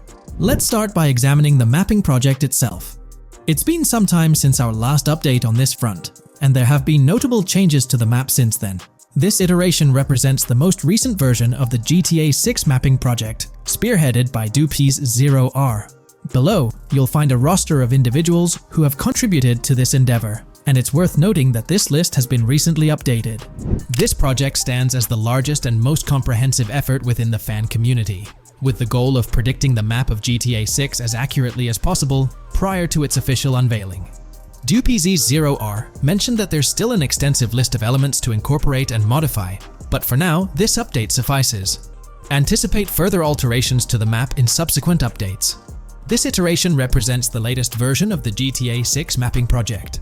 Notable adjustments have been made to the legend and the manner in which various elements are annotated on the map. All markers now include viewing cones to indicate their general viewing direction. However, it's important to note that the angle of these cones is merely symbolic. Additionally, speculative location markers have been updated with red outlines to differentiate them from non-location markers. Furthermore, coordinate markers now display their corresponding clip names for easier identification. Changes have also been made to the naming conventions in the key section. For instance, you'll notice that the markers now include the names of the clips they are derived from. Let's delve into the alterations specific to Vice City. The angles of Rock Ridge and Stockyard have been tweaked to align with calculations/evidence and to better match the coordinates. By observing the outlines, you can see that both the Rock Ridge and Stockyard areas have been subtly adjusted, ensuring a more cohesive layout. There's a noticeable improvement in alignment. A notable update to the map is this section here. Previously, absent features have been incorporated from the edges of one of Rock Ridge's mini-maps, and adjustments have been made to the water's edge in that vicinity, now depicted in dark green to indicate the genuine boundaries of this section of the Vice River.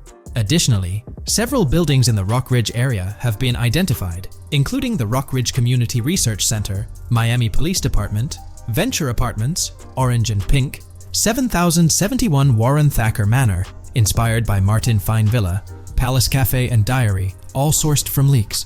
Furthermore, there are two speculative markers outlined in red, representing locations from the trailer. One in Rock Ridge is speculated to be the Hammer Hamlet Ladies location, while the other marks the high roller scene from the trailer. You can find the timestamps for both scenes on the map. Updates have been made to the route of the I-404, incorporating new evidence. This includes adjustments in Vice Beach and the positioning of the road near Rock Ridge. Notably, there have been alterations to the highway section near the airport. Additionally, speculative terrain and building positions in Washington Beach have been revised to align more closely with the evidence. Changes have been made to the shapes and locations of the Ritz-Carlton Bal Harbour, Akoya condos, and Jade Ocean condos. Furthermore, alongside the speculative road and landmass in the Bayfront Heights area, the Y Vice City and Gate/Continental hotels have been included in the Vice Beach vicinity. Additionally, several minor adjustments and fixes have been implemented. Regarding the Vice Beach area, there have been additions of new buildings supported by recent evidence. These include 200 Ocean Drive, 260 Ocean Drive, 1043 Washington Avenue, Beach Park Hotel, and Council Towers North. Moreover, over at Brickell Key Island, two new buildings, Brickell Key 1 and Brickell Key 2, have been introduced. Additionally, corrections have been made to the names of the Tequesta Point locations, accurately reflecting their respective positions. Now, let's shift our focus away from Vice City. Firstly, an error regarding St. Joseph has been rectified. Previously labeled in purple, it should have been marked in red to signify that this name hasn't been confirmed in the leaks, but is either speculative or based on real-life data. Moving westward towards Port Gellhorn, there have been notable additions to the leaked industrial area opposite the state prison, along with improvements to the prison itself. Several speculative structures, highlighted in red, including a water tower and industrial buildings, have been incorporated, along with a cell tower across from the prison. Heading south to the Keys, significant improvements have been made. Adjustments to the landmass near the camera location, where the shot with the Dodal seaplane occurs, have been made based on speculative evidence. An airbase/runway has been added, along with guard booth and barriers visible in the trailer. Additionally, two speculative buildings marked in red, as well as the speculative Naval Area Station, have been included. That wraps up all the updates to the GTA 6 mapping project. Share your thoughts in the comments below. There have been some significant changes with this update. But now, let's shift our attention to the discoveries made in the trailer. I also wanted to touch on these findings in this video. This marks the initial Reddit post. In the GTA 6 trailer, you can see through the yacht windows and see the interior even though it's very far away. However, in GTA 5, you can't at all see the interior even from close up. We will probably get inside the yacht and maybe even houses, or at least see inside it. In the shot of the Venetian island, it's evident that there will be a high density of yachts. It seems that the boats will be easily accessible, and based on the leaked shot featuring Jason on a boat from 2022, it's probable that players will have the freedom to enter, drive, and explore yachts like the catamaran seen in the opening scene of the trailer. Now, on to the next discovery, surfboards. Know a lot of people been talking about surfing, and while there's still nothing indicating it being an interactive minigame, surfboards are in-game and seen in the trailer. Surfboards were in 5, but only on the tops of certain cars, and a few static ones sat the beach. What do you all think? Will surfboards act as decorations like they were in 5? Or will it be a fully fledged minigame? Personally, I'm not fully convinced yet, but if NPCs do have actual schedules/lives, I can't see things like surfboards just being static, especially at the beach. My guess is we'll see NPCs bring their own items to and from the beach, including surfboards, but the interactiveness is still in question. From the leaks, there hasn't been any information indicating that surfing will be an interactive activity in the game. Nonetheless, there have been numerous articles discussing this possibility, like the one mentioned here. Major GTA 6 leak allegedly hints at surfing to debut in series. The upcoming GTA 6, officially untitled, leaks are becoming more frequent and interesting, with a recent one revealing that the upcoming title will include new water sports, such as surfing. According to a report by the Dexerto gaming website, a leaker named Alix Venturas revealed on Twitter that Rockstar Games plans to improve the water physics in Grand Theft Auto 6 and will introduce several water-based activities. While the gaming studio has not officially commented on the leak, players are convinced, given that Grand Theft Auto 6 will almost certainly feature Vice City, a fictional version of Miami, Florida, known for its beaches and water activities. However, it's important to note that these rumors haven't been confirmed by either the official leaks or the trailer. It remains to be seen whether these surfboards will merely serve as decorations. Now, on to the next and final discovery I'd like to highlight in this video, which might just be your favorite. Princess Robot Bubblegum is confirmed to be in GTA 6. Just like the Righteous Slaughter game series, Princess Robot Bubblegum is seen on a shirt, and will most likely return with more episodes. The series originally appeared in The Ballad of Gay Tony, and again with more episodes in GTA 5, making this the third appearance. There's been quite a buzz about Jason, one of the main leads in the highly anticipated Grand Theft Auto 6. People are spinning theories left, right, and center, suggesting he might be an undercover cop, an agent, an ex-cop, or even someone with a military background. It's been the talk of the town ever since the first official trailer dropped. Now, I've got to warn you, what we're about to discuss might just spoil a bit of the GTA 6 storyline for you. But hey, if you've been keeping tabs on the GTA 6 grapevine, chances are you've already heard murmurs about these theories. Now, I gotta stress, folks, that as exciting as these speculations are, they're just that, speculations. Nothing set in stone. But here's the deal. There are some interesting things in Jason's outfit from certain glimpses in the trailers and Rockstar's promotional stuff that sort of fuel these speculations. They're like breadcrumbs teasing us about Jason's potential undercover identity. So today, I'm here to unravel these clues and take you through the evidence we've got so far. We'll start with the very first trailer of Grand Theft Auto 6. You know, the one that set the internet on fire? We'll dissect it bit by bit and get into the nitty-gritty of this theory that's got the GTA 6 community all hyped up. And it's not just about the trailers, folks. Oh no, there's a whole treasure trove of articles out there discussing findings made by fans, diving into details, and connecting dots. We're gonna sift through all that too. And hey, while we're at it, let's not forget about the actors. There's been some chatter about who might be stepping into the shoes of Jason in this game. So we'll toss that into the mix as well. There's plenty to unravel, and we're here to explore every nook and cranny of this speculation, piece by piece. So grab your favorite snack, get comfy, because we're about to embark on a journey through the GTA 6 speculations, theories, and rumors about Jason. Let's start off by jumping into this interesting Reddit post. I've seen some speculation that Jason is an undercover cop makes sense since we see first-person gameplay of a police raid. I'm guessing he falls in love with Lucia, and his storm between his duty and his love could be not true, but it seems like it would be a good twist in something Rockstar would do. Okay, let's take a deeper dive into this scene where we encounter these 4 police officers. They're pretty unmistakably cops with that distinct police badge on their body armor. It's crucial to note the small details here, especially regarding their attire, as it might hold some key information.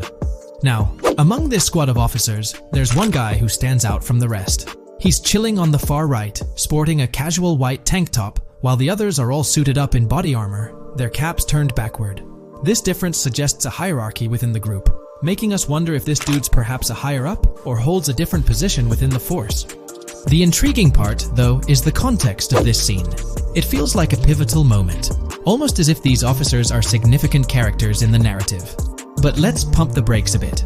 It's all speculation at this point. We can't be certain of their importance or their roles in the storyline just yet. Now, let's loop this back to Jason, the main focus of our attention. There's a striking connection here. The cop on the far right and the one in the middle, both sporting these distinct olive green cargo pants. These pants seem to be a part of their uniform, something that catches the eye. But here's the twist. The same style of cargo pants is seen on Jason in the official Grand Theft Auto 6 artwork released by Rockstar. Coincidence? Maybe, but it feels like too much of a match to ignore.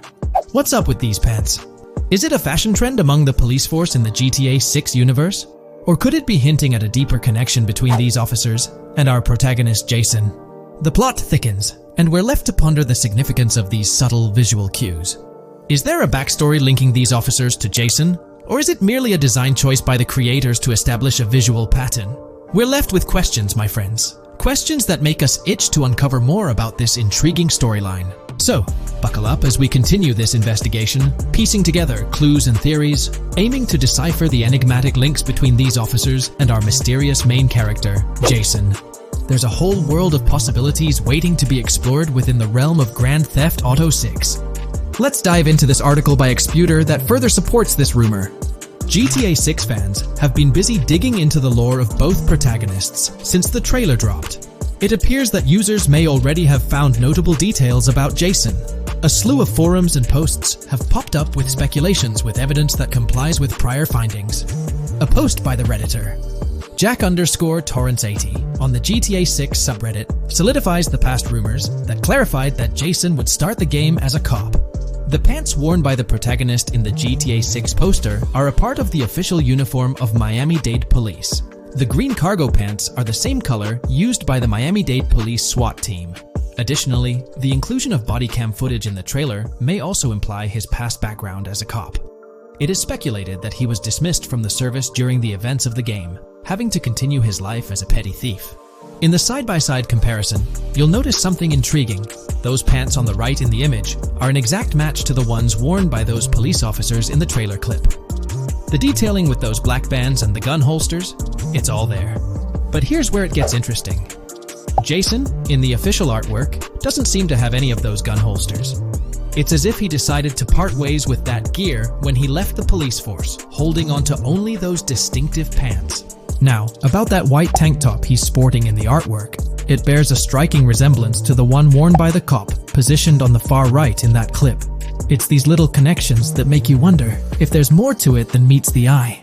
Could it be a deliberate choice by the creators to hint at Jason's past, subtly linking him to the law enforcement world? Or is it just a coincidence? In the comments of the Reddit post, a user says, he is probably a dismissed cop or soldier, got too desperate and started to do petty crimes. Lucia brings him the local connections and scores, and he uses his former police training skills in weaponry and vehicles. A dismissed corrupt cop or soldier, a freshly out of jail ex-prisoner.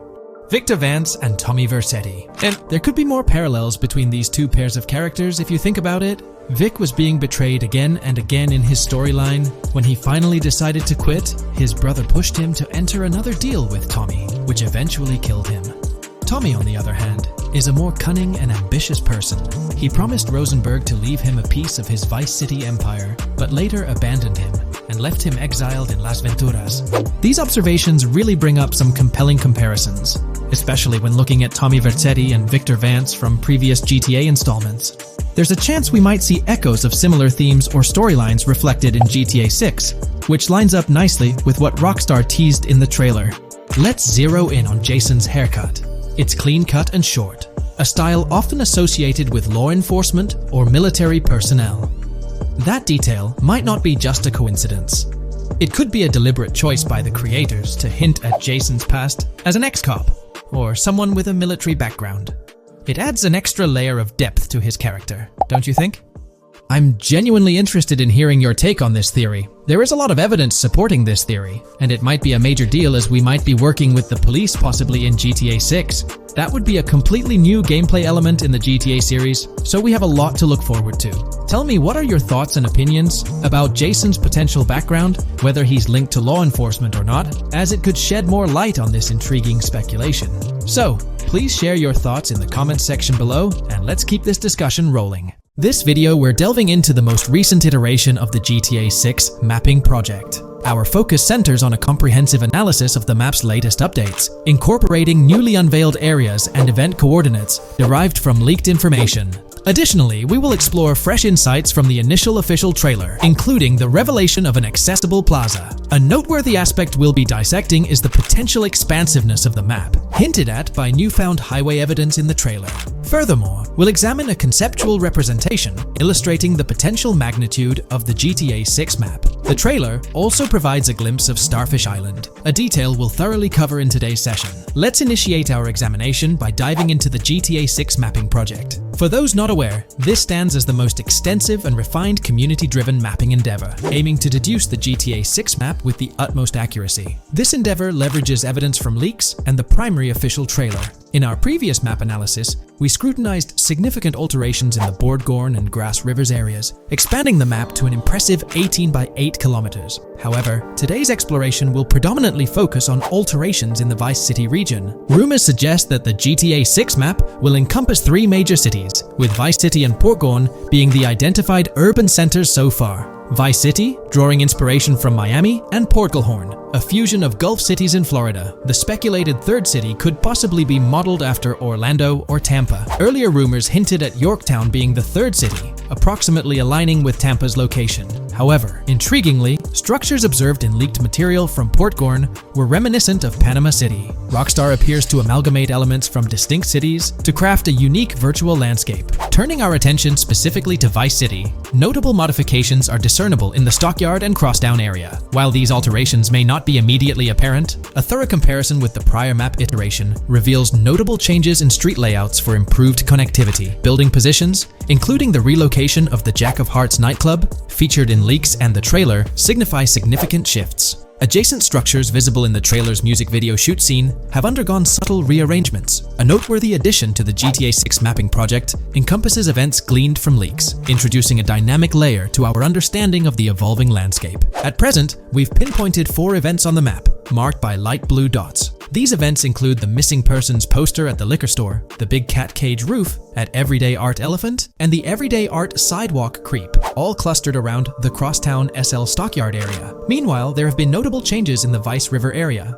with some buildings rearranged and brought closer to the river. The overall shape of this area has also been altered, and a new marina building near the airport has been introduced, based on recent evidence. Another significant alteration concerns the incorporation of Ica and Belleville into Vice City. While their status remains speculative, with their names displayed in red, Ica is purportedly inspired by Alapata, a neighborhood in Miami-Dade, while Belleville draws parallels with Brownsville. Formerly perceived as small towns on the outskirts of Vice City, they're now considered part of the Vicedale neighborhoods, following fresh evidence. This reclassification potentially places scenes like the police officer pursuing the overweight individual in the Belleville neighborhood. Furthermore, a notable discovery linked to Tommy Vercetti's mansion has surfaced. Star Island's inclusion in the game has been confirmed, evidenced by its appearance behind the Rockstar Games title, and in a scene featuring a bikini-clad woman. This revelation solidifies its status as a game location, with strong ties to the original Starfish Island from GTA Vice City, where Vercetti's estate was situated. The prospect of encountering the mansion in-game, whether as an accessible structure or an abandoned relic, remains uncertain but tantalizing.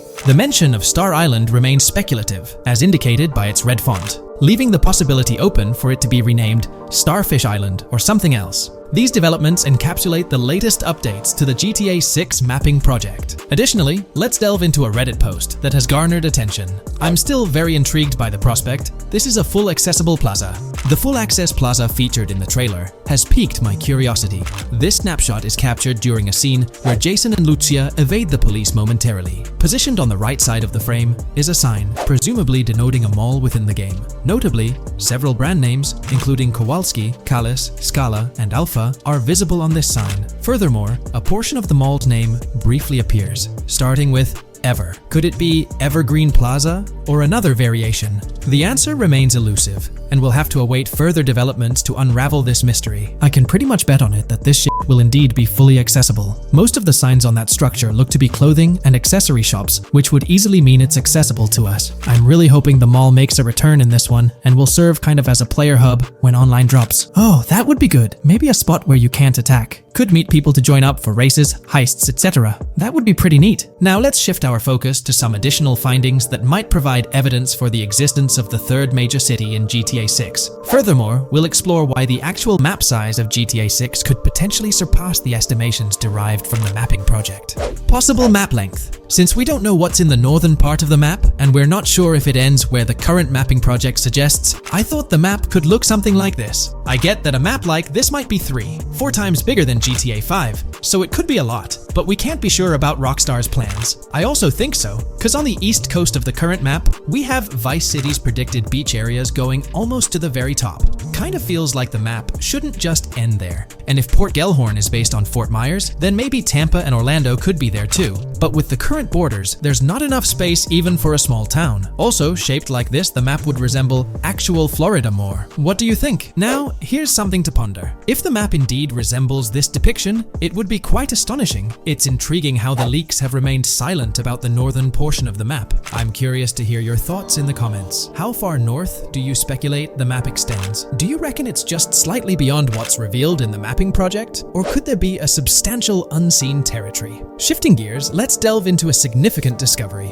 An observation on the size of the map using highway exits as a guide. I believe that 2 blink and you'll miss them shots from the trailer, combined with something I saw in the leaks, have given us a serious hint as to just how big the map for GTA VZ might turn out to be. Specifically, north-south. The first is the shot of the man grabbing his crotch while stopped on the side of the highway. Specifically, the highway exit signs in the background. They suggest that this shot is being taken from just north of exit 14 on the highway, if turning left has you going east and turning right has you going west. What's more, the GTA VZ mapping project believes that the highway that this shot is taken from is Interstate 97. Adding to this, there's this shot from earlier in the trailer of the woman in the gold dress hanging out the top of a convertible traveling down I-404, heading towards a junction with 197. At the very start of that clip, you can catch the exit number on the sign she's driving under. You can't see all of it, but to me, it looks more like exit 18 than exit 1B. This one is more speculative though. Now, I'm about to get into the leaks, so I can't post any pictures. There's a clip in the leaks of a red ute heading northbound on 197 towards the exit 13 AB junction that takes 1 to Washington Beach and Ekanfinaka before crashing. The mapping project has been using the leaks to create their maps, and they've placed that stretch of 197 north of Mr. Crotch Grab from the trailer, running through the Stockyard neighborhood. This to me indicates that the highway exits are going to follow a realistic number pattern, with the number increasing or decreasing for every mile traveled. The question is, where does this put exit 12? Exit 11? All the exits going up to 1? I've taken the latest version of the mapping project's map and pointed out where exits 14 and 13 are located. Then, extrapolating from there and using the map's grid as a handy guide, I drew where all the exits further down the numbering scheme might be located. I ran out of room to put exit numbers at #9. If 197 is going to keep following the same numbering scheme all the way north until it hits exit 1, then it's likely that the map is going to be far bigger than we currently think it is, and what's been shown and plotted out so far. In fact, I think the only reason nothing's been plotted up there so far is because so much so far has focused on Vice City and its environs. 404-2 could wind up running just as far north, allowing for a few extra miles and exit numbers to accommodate it crossing the Everglades grass rivers before turning north, as I-75 in real life does. Bottom line, the map for this game is going to be enormous. There's been some chatter among you all about another potential scenario, the possibility of I-97 serving as a loop highway encircling the map's perimeter, similar to GTA 5. While this is a valid consideration, I've largely dismissed it due to a straightforward reason. As previously mentioned, I-44 boasts exit numbers and highway markers that suggest its considerable length, likely extending westward until it reaches the Gulf of Mexico before veering north, mimicking the real-life trajectory of I-75. If the map's northern boundary remains close to its current cutoff point, and I-97 extends west and south extensively, then it's plausible that I-44 would mirror this pattern in the opposite direction. While the notion of 2 loop highways isn't entirely implausible, it could potentially introduce redundancy. Additionally, in GTA 5, the loop highway wasn't simply labeled under one name. The segment along the coast was dubbed the Great Ocean Highway, while the inland stretch traversing the desert was referred to as the Sonora Freeway. Moreover, within Los Santos, various freeways possess distinct names and numbers, even when merging seamlessly, such as the Del Perro, La Puerta, and La Mesa freeways. My hypothesis currently is that there is a loop highway, but that one, 97 and I-404, are 2 halves of it. They both start in Vice City and intersect in Crosstown. 197 runs up the Atlantic coast. 404 runs west through the Grass Rivers, and then turns north to run up the Gulf Coast, and they both meet at a point further north. Whether that point is a city, a smaller town, or something else, that is still unknown. Feel free to drop your thoughts in the comments regarding everything covered in today's video, particularly this astonishing discovery. There's substantial evidence hinting at a larger map size, but I'm eager to hear your input, so don't hesitate to leave a comment below. Alright, so in the GTA 6 trailer, there's this moment where this girl in a white bikini gets everyone talking, debating whether she's Lucia or not. She's chilling near this pool, taking in the Vice City skyline, and then she turns around. And let me tell you, there's a bunch of stuff to unpack there. Her hair moves all natural-like, swinging around as she turns. She's got these big hoop earrings, cool purple sunglasses, rocking a purple lipstick, and check out those nails, French tips. Oh, and there's this bracelet on her left wrist that catches the eye too. Now, here's the deal. Some folks are saying, nah, there is absolutely no way that is Lucia, or it just doesn't cross anyone's mind. Their argument? She looks different from how Lucia appeared in other shots, especially in that jumpsuit and during the whole crime spree with Jason. But hold up, there's a good chance that in GTA Online, customization's gonna be off the charts. Need a different haircut? No biggie, just swing by the in-game salon. Problem solved. So, who knows? This bikini girl might just be a customized version of Lucia with a whole new look and vibe. By the way, I'm holding a monthly giveaway for a PlayStation 5. You just need to subscribe and you're entered. Now, back to the video. You know, I'm pretty confident that it won't cause much trouble. Just like in GTA 5 or Red Dead Redemption 2, it feels like they'll let us switch up our characters' hairstyles again, which is pretty cool. Now, about this scene, it looks like it's happening at a totally different stage of the game. At the start, Lucia's all locked up in jail, doing those petty crimes and all. But in this snippet, she's looking like she's hit the jackpot. Loads of success and riches. There's more to this in the trailer, giving us a peek into what a thriving Lucia might look like. She's sporting a different hairstyle, dressed to the nines, hanging out in a fancy car with Jason behind the wheel. And to top it off, the girl's getting her photos taken by the paparazzi. Some folks out there are betting that this bikini girl is going to be the face of Rockstar's marketing strategy. You know, just like how they've always had that iconic female figure in their marketing since the good old days of GTA 3. So, putting it all together, it really seems like this bikini girl is Lucia. From the style to the little details like the various hairstyles, everything seems to point in that direction. It's exciting to get these glimpses of what Lucia's different phases might look like in the game. Rockstar's been doing this thing with the promo girls for ages, from the early days of GTA 3 to the more recent GTA 5. You might remember them. The girl in the bikini holding the martini glass, or the San Andreas girl leaning over at the Vinewood sign with those shades. They've always had these distinctive figures for their marketing. A bunch of people are pointing fingers at this bikini girl, saying she's the new Rockstar promo face. But I've got my money on Lucia. Take a look at those birthmarks and accessories, those little marks on her face and arm. They're pretty similar to what the bikini girl's got. Sure, some aren't super clear, but makeup or sun exposure could easily cover them up. And those earrings and bracelets, they match up pretty well with all the girls who look like Lucia. Even if some shots might leave room for doubt, like the one where she's driving that fancy car. I'm pretty convinced it's Lucia. Jason's checking her out, the accessories are a close match, and her facial structure lines up. Not to mention, her body shape, facial features, skin tone, hair length, and color, pretty much all of it lines up perfectly. In that scene, the way the bikini girl moves seems a bit forced, like she's intentionally flipping her hair or something. So maybe it's part of a mission, Lucia trying to blend in at some event to gather info, or pull off a heist. Or perhaps it's one of those moments where she's at the top of her game, all successful and loaded. Oh, and that bikini she's wearing? It's from the Santino brand, which first showed up in GTA 5. So, in GTA Online, we've got this whole range of clothing options, right? There are jackets, shoes, and some of them even parody luxury brands like Louis Vuitton, which is a real high-end clothing and accessories label. Now, some people are throwing around this theory that the bikini girl might be a returning character from the old GTA Vice City like Mercedes Cortez. But honestly, that's way off. Vice City was set in the 80s, and GTA 6 is gonna be in the present, like probably around 2023. So the timelines just don't add up. Even though this bikini girl looks a bit different and acts a bit like an influencer, I'm pretty convinced she's Lucia. She's got those same body features and face structure as Lucia, and Lucia's a game changer as the first leading lady in modern Rockstar games. Before her, female characters mostly played supporting roles or were just NPCs in GTA games, never the main focus. Rockstar tends to put a lot of effort into their main characters. The little differences like the sunglasses or lipstick don't bother me much. We know there'll be in-game stuff you can buy, like accessories. And hey, being able to change hairstyles was a big deal in games like Red Dead Redemption 2 and GTA 5. So I'm pretty confident that the girl in that white bikini on that Vice City rooftop is Lucia. But yeah, I get it, there's gonna be a lot of chatter and debate. Remember the crazy theories from past GTA trailers? Like people saying the homeless guy was Nico Bellic, or that Michael was an older Tommy Vercetti? It's always possible I might be wrong. But to me, it all seems to point to Lucia here. Let me know what you think about Lucia in the comments below. Is she really the white bikini girl or not? I'd love to hear your thoughts down there. If you enjoyed this video, a thumbs up would be cool. And hey, if you're new here and want to stay updated on all things GTA and Rockstar games, consider hitting the subscribe button. Also, click that notification bell, because sometimes YouTube acts up, and the bell helps you stay in the loop with new videos. Anyway, thanks for watching folks, take care and catch you in the next video. When we talk about the positive aspects of this partnership, it's essential to highlight the potential benefits that can emerge from Rockstar's newfound support for the modding community. One of the significant upsides is the acknowledgement of the brilliant and skilled developers behind the modding scene. For years, these developers have worked tirelessly to create unique and engaging experiences within the GTA universe. With Rockstar stepping into a collaborative space with CFX, there's an opportunity for a more symbiotic relationship.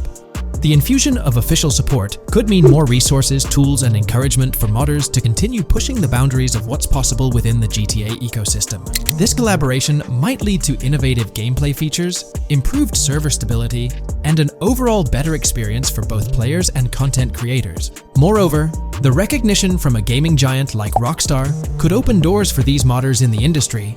It may pave the way for potential collaborations, official partnerships, or even job opportunities within the gaming development sphere. This, in turn, could elevate the modding community to a more prominent and respected position within the gaming landscape. However, it's crucial to approach these potential benefits with cautious optimism. While the partnership appears promising on the surface, the reality lies in how Rockstar manages the delicate balance between maintaining control over its intellectual property and allowing creative freedom for the modding community. The outcome will heavily depend on Rockstar's willingness to foster collaboration, rather than imposing strict regulations. As GTA 6 draws closer, the impact of this collaboration will become more apparent. Whether it becomes a model for future partnerships between game developers and modders, or encounters challenges that hinder its success remains to be seen. The dynamics between Rockstar and the modding community could shape the future landscape of custom servers, roleplay experiences, and the overall modding scene in the gaming world. Stay tuned as we continue to explore and analyze the evolving relationship between Rockstar and the modding community. On the positive side, there's a glimmer of hope that Rockstar's acknowledgement of mods enhancing the player experience could pave the way for more modding support in GTA 6. This shift in perspective might lead to a more collaborative environment, where modders can contribute to the game's richness without fear of stringent restrictions. With Rockstar officially and financially supporting FiveM, the CFX team gains more resources to elevate the GTA 6 server. This could mean a server even more impressive than the ones they currently run. The fact that FiveM is now a Rockstar Games product suggests a vested interest in its success, promising additional funding and manpower to ensure its flourishing. An intriguing prospect emerges concerning the accessibility of custom servers. Currently limited to PC players, there's speculation that GTA 6 might integrate dedicated servers within the game itself, eliminating the need for external programs like FiveM. If this unfolds, it opens the door for console players to join the custom server experience, broadening the player base and community. Moreover, Rockstar seems to be attuned to fan desires. Despite a larger audience watching RP compared to those actively playing it, Rockstar appears committed to making improvements. Their intent to let custom servers thrive suggests a more fan-centric approach, acknowledging and catering to the desires of the gaming community. However, there are potential pitfalls to consider. The most glaring concern is Rockstar's inclination to monetize these servers. While the specifics remain uncertain, it's almost certain that some form of monetization, be it through custom server shark cards or a pay-to-play system, will be implemented. This could introduce a paywall, affecting the accessibility and enjoyment of custom servers for certain players. As we navigate through this evolving landscape of Rockstar's partnership with FiveM, the delicate balance between fostering creativity and implementing monetization strategies will determine the ultimate impact on the gaming community. Stay tuned as we continue to unravel the complexities of this collaboration and its implications for GTA 6 and the modding community. Let's unpack this a bit more. The whole monetization story got its moment in the spotlight during an earnings report where Take-Two CEO Strauss Zelnick spilled the beans. He essentially said, "If folks are messing around with our intellectual property, why not make a buck or two? It's a straightforward business move, really." Taking a page from the unprecedented success of GTA Online, it seems like Rockstar caught a glimpse of how these free servers could turn into a money-making machine. Now, the potential downside of this situation lies in the realm of competition. Rockstar's got its A-team working on the custom servers gig. That means anyone outside the Rockstar circle trying to whip up something akin to FiveM is practically painting a target on themselves for a cease and desist. Let's face it, Rockstar might have eyed this strategic move with FiveM from the get-go. However, with those servers gaining crazy popularity and the game becoming a sensation on Twitch and YouTube, shutting it down wouldn't have been the smart play. Instead, they pulled off a masterstroke, acquiring the team behind the biggest servers. effectively cornering the market and positioning themselves to profit from any potential imitators. Now, with GTA 6 on the horizon and servers in the works, Rockstar's sitting pretty. Some in the gaming community are even giving them a nod for finally throwing a bone to the community. But, and there's always a but, at the end of the day, Rockstar's the one making the rules. We'll all have to toe the line because, quite frankly, there won't be any other alternatives in the neighborhood. So, buckle up for Rockstar's GTA roleplay. It's going to be a wild ride. The landscape has already witnessed the repercussions, with servers and mods being handed the shutdown ticket for not playing by Rockstar's latest rulebook. The new mandates include a strict no to real-life vehicles, mission mods, and porting old Rockstar maps or assets rules that weren't in the playbook just a couple of years back. Now, while the financial backing from a mega corporation might seem like a savvy move on the surface, there's a lingering skepticism about whether it'll blossom into the fairy tale ending we've all been envisioning. It's a bit premature to slap a final verdict on the fate of FiveM once GTA 6 hits the stage. Now, let's consider the potential repercussions for the vibrant RP community. While the partnership between Rockstar and FiveM could bring about positive changes, there's an underlying worry within the RP enthusiasts. The fear is that with increased control and potential monetization, the organic and immersive RP experiences that players have come to love might face disruptions. RP communities thrive on creativity, flexibility, and a sense of autonomy. If Rockstar's influence leads to more rigid guidelines, it could alter the dynamic of these communities, potentially affecting the unique narratives and interactions that make RP servers so engaging. As we contemplate the potential impact, it's essential to look beyond the immediate horizon of GTA 6. The dynamics established through this collaboration could set a precedent for future interactions between gaming giants and modding communities across various games. Whether it becomes a model to be emulated or a cautionary tale will be closely watched by both players and industry stakeholders. The future of FiveM and the broader modding community remains uncertain as GTA 6 inches closer to release. While concerns exist, there's also room for hope. The collaboration might lead to a harmonious blend of official support and community-driven creativity, enhancing the gaming experience for everyone involved. As players, content creators, and modders navigate this uncharted territory, the one constant is the love for the game and the shared hope for a positive evolution in the gaming landscape. Taking a stroll down memory lane, Rockstar's track record with monetization doesn't exactly calm the nerves. Add to that the current scenario where they're laying down the law for the CFX team, dictating what's permissible and what's not. This conjures up a cloud of uncertainty regarding the future of both FiveM servers and the broader modding community. Personally, I'm a big fan of RP servers and that immersive content. It's my cup of tea. The idea that the same company that set the stage with GTA 5 might potentially tarnish FiveM, turning it into a monetized maze with no alternatives, that's a bit of a buzzkill. Yet, here we are, in the waiting room until GTA 6 steps into the limelight. Is there a chance we'll see a remaster, or even just a port of GTA 4 hit the shelves this year? It's quite likely, though I'm leaning towards it being more of a port, but let's dive into the details. Back in July 2022, Tezfuns2 made it known on Twitter that as per a reliable source with clear accuracy on Rockstar plans, remasters of GTA 4 and RDR1 were on the table a few years ago, but Rockstar chose not to proceed with the projects in mind. The poor reception of the Trilogy Definitive Edition might be a reason behind that decision. After that post surfaced, the topic went quiet for quite a few months, over a year in fact. Then, out of the blue last year, Rockstar Games dropped the bombshell and revealed a fresh project in the Red Dead Redemption universe. Although there hasn't been an official announcement regarding the GTA 4 remaster, there are indications pointing towards the existence of such a project, with a potential release date as early as March 2024. Take-Two, the parent company of Rockstar Games, had previously hinted at having 2 re-releases in the pipeline, set to launch by that specific month. The original Red Dead Redemption was among the 2 games mentioned, leaving room for speculation that the other could potentially be GTA 4, while it's also plausible that this could be an entirely different project unrelated to the Grand Theft Auto franchise. It's worth considering. This isn't the first time there have been murmurs about a GTA 4 re-release or remaster. Returning to the Red Dead Redemption 1 port, unfortunately, it wasn't the news fans were hoping for. Instead of a full remake or remaster, the developer revealed a port with no new content.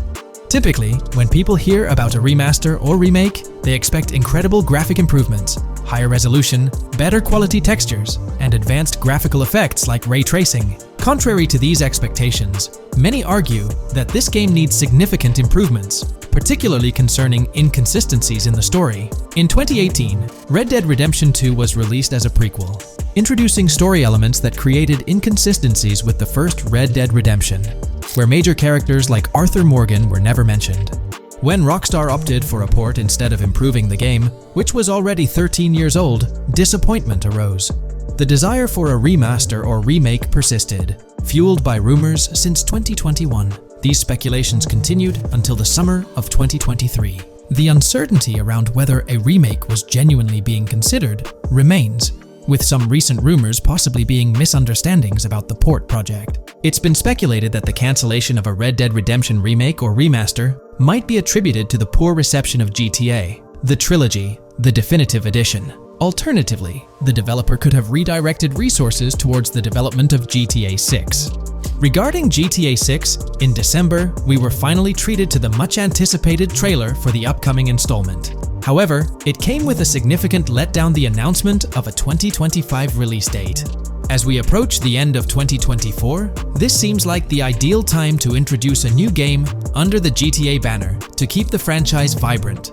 Hence, a port of GTA 4 appears fitting for this year. Most players familiar with GTA 4 acknowledge the aging of the game.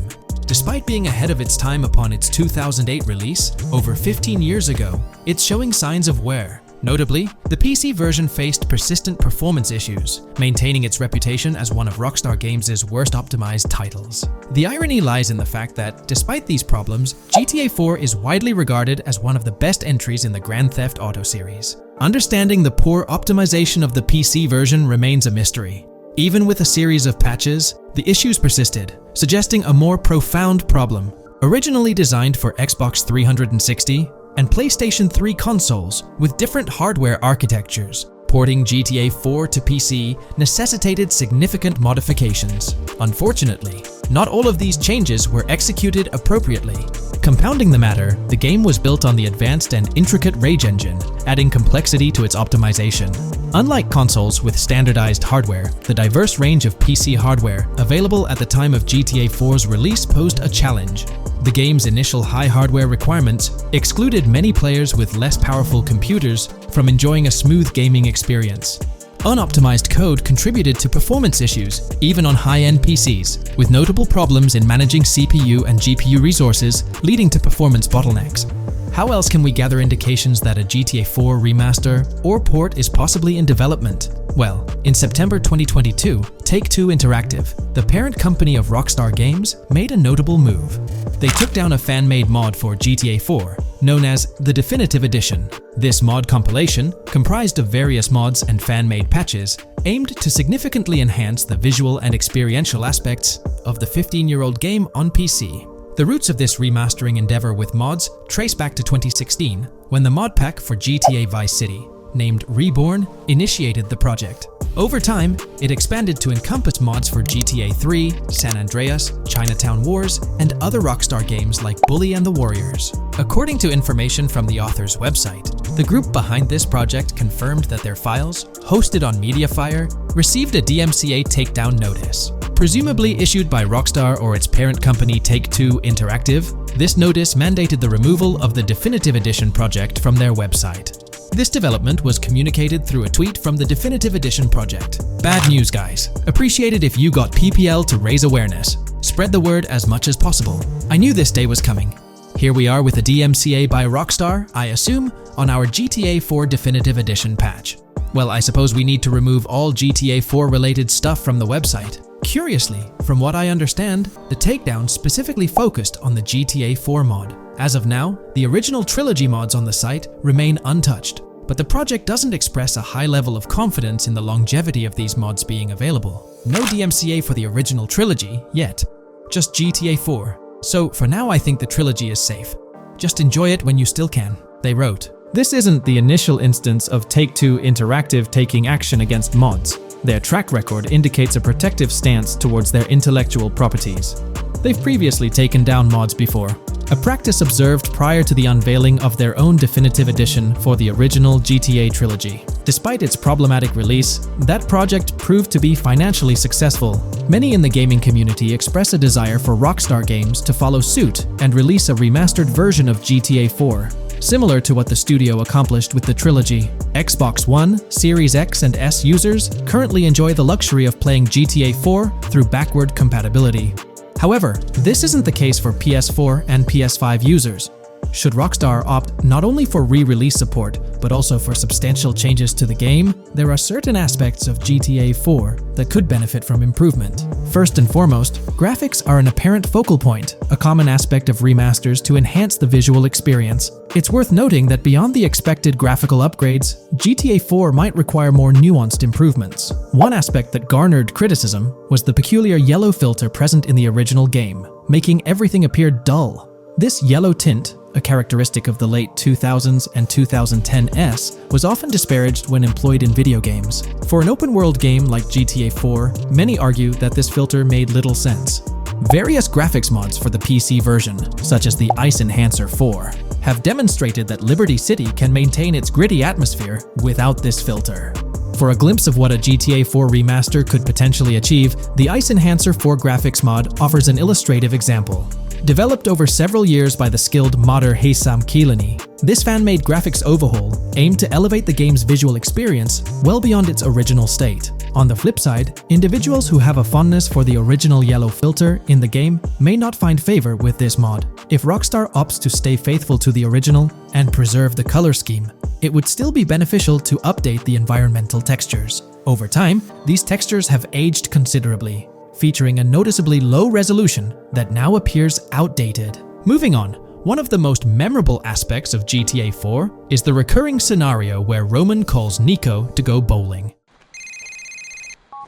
Nico, it's your cousin. You want to shoot some pool? Roman, I can't talk now. Damn! This feature, while often considered a source of humor, can be somewhat bothersome. Nico's friends frequently reaching out for social activities can prove distracting, especially during critical missions or while immersed in the exploration of the open world. Rejecting these calls actually decreases your relationship with that friend, impacting specific benefits they offer. GTA 5 addressed this issue by making interactions with friends more user-friendly, introducing new activities to engage in. Incorporating similar friend activities in a remastered version of GTA 4 would be a positive and welcome addition. Another area of improvement is clothing and customization. The clothing options for Nico in GTA 4 are quite limited. Notably, the game lacks the iconic fingerless gloves seen in promotional art and trailers. A remaster could rectify this, especially considering the community's disappointment over their absence. Additionally, though hairstyles were planned, they were not included in the final game, as evidenced by the presence of barbershops in the game files. A remaster could enhance clothing options and introduce hairstyle changes, mirroring the customization available in GTA Online. Unlike GTA San Andreas or GTA 5, GTA 4 lacks car customization features. Players can only randomly change their vehicle's primary color at a pay and spray. While this might not have been a significant issue in earlier titles like GTA 3 or Vice City, it does feel like an oversight in a more modern title like GTA 4. A remaster could bring in more extensive vehicle customization options. Given the central role of vehicles in the Grand Theft Auto games, enhancing customization not only adds depth but also makes the gaming experience more immersive. In fact, acquiring new and rare cars is often considered the most appealing aspect of GTA Online, and a remaster could significantly enhance the appeal of GTA 4 through this single feature alone. While Rockstar Games has been dedicating their efforts to newer projects, it's intriguing to observe that GTA 4 hasn't been entirely neglected by them. Surprisingly, the game has received updates, albeit sporadically, even years after its initial release in 2008. A notable recent update, released in 2023, caught many fans off guard. This update primarily focused on security, aiming to safeguard the game's source code from potential leaks. It's interesting to reflect on the context surrounding this security update. Since Rockstar Games removed the multiplayer aspects of the GTA 4 Complete Edition on Steam and their launcher in March 2020, the need for such security measures raises questions. Without active official multiplayer components, this move appears to be a proactive response to a prior security breach. In that incident, a hacker infiltrated Rockstar's security system, leaking pre-alpha version footage of the highly anticipated GTA 6. While Rockstar's immediate focus is on bringing GTA 6 to fruition, the possibility of a GTA 4 remaster isn't entirely dismissed. There's a genuine belief that something related to GTA 4 is in the works this year. If not, the prospect remains open for the future, potentially after the release of GTA 6. The year 2028 marks the 20th anniversary of GTA 4, presenting a considerable timeframe. Although it involves patience, the wait could be worthwhile if Rockstar decides to give GTA 4 the remastered treatment it deserves. It's crucial to acknowledge the dynamic nature of the gaming industry, with Rockstar consistently pushing boundaries with each release. By the time a potential GTA 4 remaster materializes, we might witness a game that not only enhances the original but also leverages the latest advancements in gaming technology. Today's video will delve into the upcoming changes to the AI systems in Grand Theft Auto 6 by Rockstar. We'll explore a patent that introduces a groundbreaking system unprecedented in gaming, promising a revolutionary shift in how AI operates within games. Additionally, we'll delve into other intricacies concerning AI and non-playable characters in GTA 6, including insights from a job listing at Rockstar's new LA studio, shedding light on NPC dialogue. We'll also examine NPC behaviors in response to their environment and their integration with social media, enhancing immersion and complexity in player interactions. Let's kick off with Rockstar's innovative AI system set to debut in Grand Theft Auto 6. Described by Rockstar as the most significant and immersive evolution of the series, the emphasis on immersion is evident in their patent filings. We'll focus on one particularly intriguing patent, unveiling a new system poised to revolutionize AI in gaming. Considering Rockstar's commitment to delivering the most immersive experience yet, it's evident that NPCs and AI will play pivotal roles. This patent specifically pertains to animations in GTA 6, aptly named System and Method for Virtual Character Locomotion. Back in 2020, Rockstar Games unveiled an innovative system that will debut in GTA 6. Now, the details might sound a bit complex, but essentially, this patent outlines a fresh approach to animating characters and imbuing them with dynamic intelligence. These characters will now possess a kind of virtual brain, allowing them to react to their environment, other NPCs, weather, and even their mood, influencing their animations on the fly. Before this advancement, each character's animation had to be painstakingly recorded in a studio equipped with motion capture technology. This process involved attaching markers to actors' suits and compiling animations into what's called an animation tree. This method was resource-intensive, limiting the variety of animations Rockstar could include in their games. For instance, in GTA 5 and Red Dead Redemption 2, each NPC had its own animation tree, containing all their actions. Animation trees essentially stack animations, blending them together seamlessly and transitioning between them based on player input and in-game conditions. Additionally, motion matching, a feature seen in GTA 5 and RDR2, automatically selects animations based on player actions and the surrounding environment. This results in fluid and lifelike character movements, such as running while shooting, creating a more immersive experience for players. With GTA 6, Rockstar introduces an innovative system designed to optimize resources and streamline animation data. This approach allows for more content within the game while offering a broader array of animations. It shares similarities with motion matching but diverges in its utilization of a new framework. Rather than relying on conventional animation trees, character animations will be predominantly data-driven, adapting dynamically to environmental cues.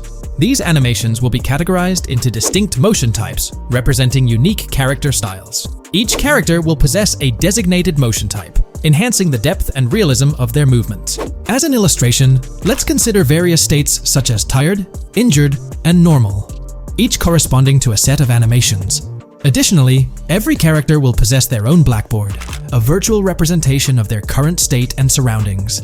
This blackboard stores crucial data including the character's condition, location, weather, temperature, and more. Utilizing this information, the game's code dynamically selects appropriate animations or styles for the character, enhancing their responsiveness to the virtual world. For instance, in the Ocean Drive scene from the trailer, we observe a character seated on the sidewalk. As a group of NPCs pass by, he attentively observes them, reacting accordingly to their presence. With this system, the gameplay experience is poised to become even more immersive. It will prioritize environmental data, including the presence of other NPCs and vehicles, alongside factors influencing the character's mood. Consequently, NPCs will exhibit previously unseen levels of reactivity, shifting focus to a noteworthy job listing from Rockstar's recruitment opportunities. Last year, Rockstar opened a new studio in Los Angeles. From what we know, it's purely a new motion capture studio, so they have another one besides the one in New York, mainly to record NPC dialogue probably. This discovery confirms that. I checked Rockstar's careers page just now, and there's a job offer at Rockstar LA for Associate Writer Pedestrian and Ambient Dialogue. This could indicate that they are still writing and recording GTA 6 NPC dialogue right now. This suggests that the development team is currently engaged in scripting and recording NPC dialogue for GTA 6. You can find the specific responsibilities outlined in the job description provided. It says, write funny, character-driven, and unique dialogue for our ambient population. Work with key stakeholders to understand and support the technical requirements for player-led, dialogue-based interactions with our ambient population. Provide exciting dialogue that works within the strict constraints of a complex game system. Undertake self-motivated research and leverage that research to enrich your writing. Understand and match the tone of our games.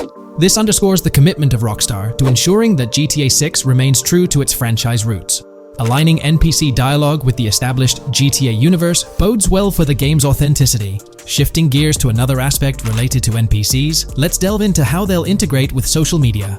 Not only will NPCs exhibit more lifelike behaviors and interactions with their surroundings, but they'll also engage with social media platforms, a novel addition to Grand Theft Auto 6. Here's a rundown of the phones observed. NPCs will be equipped with various phone models, as evident from both images and the trailer. Notably, NPCs will actively engage with their phones, which boast fully functional cameras and displays, an improvement over GTA V. For instance, in a scene from the trailer set on Ocean Drive, an NPC can be observed capturing photos or videos with their phone. The displayed imagery accurately reflects the NPC's point of view, suggesting the possibility for NPCs to record and share in-game content on the virtual social media platforms. Let's delve into an intriguing Reddit post that delves into this aspect further. Here's why NPC-recorded TikToks aren't as far-fetched as you think. A common speculation point I see on this subreddit is the potential for NPC-recorded TikToks for the game's social media that was teased in the trailer. Like someone filming you, commit a crime, and you later seeing that post online. Many have dismissed this as far-fetched in terms of development complexity, but I wanted to discuss why it's plausible.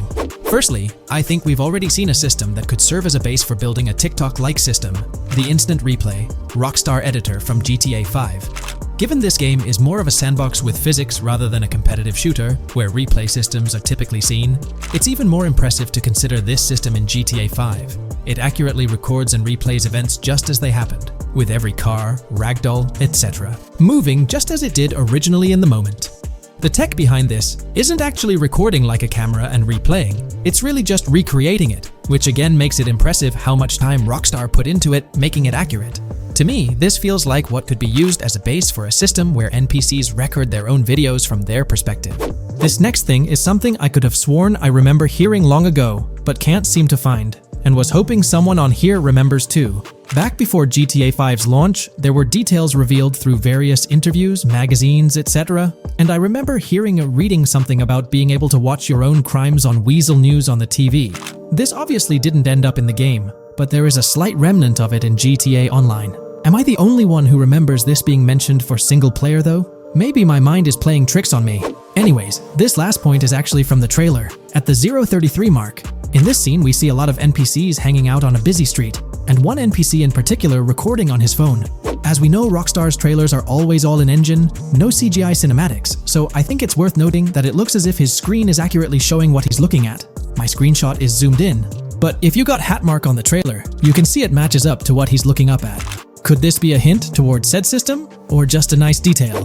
Rockstar has a reputation for delivering what they showcase in their trailers, often exceeding expectations. Their dedication to enhancing NPC interactions in GTA 6 underscores their commitment to creating a vibrant and authentic game world. I'm curious to hear your thoughts on these developments. Feel free to share your opinions in the comments below. Hey, big news for all you GTA fans out there. GTA 6 is shaking things up with some major changes in the series. We've got a ton of fascinating info about the game that you absolutely need to hear. Just a heads up, the details we've got are from leaked footage online, but unfortunately we can't provide any links or show it. Nevertheless, there's a bunch of exciting stuff to discuss, like new animals, AI enhancements, RPG elements, and more. Let's jump right in. Fact 1. Excitingly, the Malibu Club and Ocean View Hotel make a return in GTA 6. Events like Lost at Sea Island Camp and Lost Plane suggest potential island scenarios akin to Guarma from a previous installment. Fact 2. While exploring, players encounter a myriad of wildlife: alligators, bears, boars, dogs, snakes, raccoons, birds, frogs, bald cats, and rodents. Symbols marking plants and toxic waste are also scattered throughout the game. Fact 3. In the game, keep an eye out for the Scarface crime scene, possibly an Easter egg paying homage to Tony Montana. There's also a murder mystery named Missing Tourists. Additionally, spots designated for campers hint at the possibility of owning a camper van in the future. Fact 4. GTA 6 offers an array of side activities, from backyard wrestling and racing to UFO events and beach bonfires. Even seemingly small actions, like picking up cans from the ground, are significant. Jason and Lucia, the main characters, possess special abilities akin to those seen in GTA 5. By the way, I'm holding a monthly giveaway for a PlayStation 5.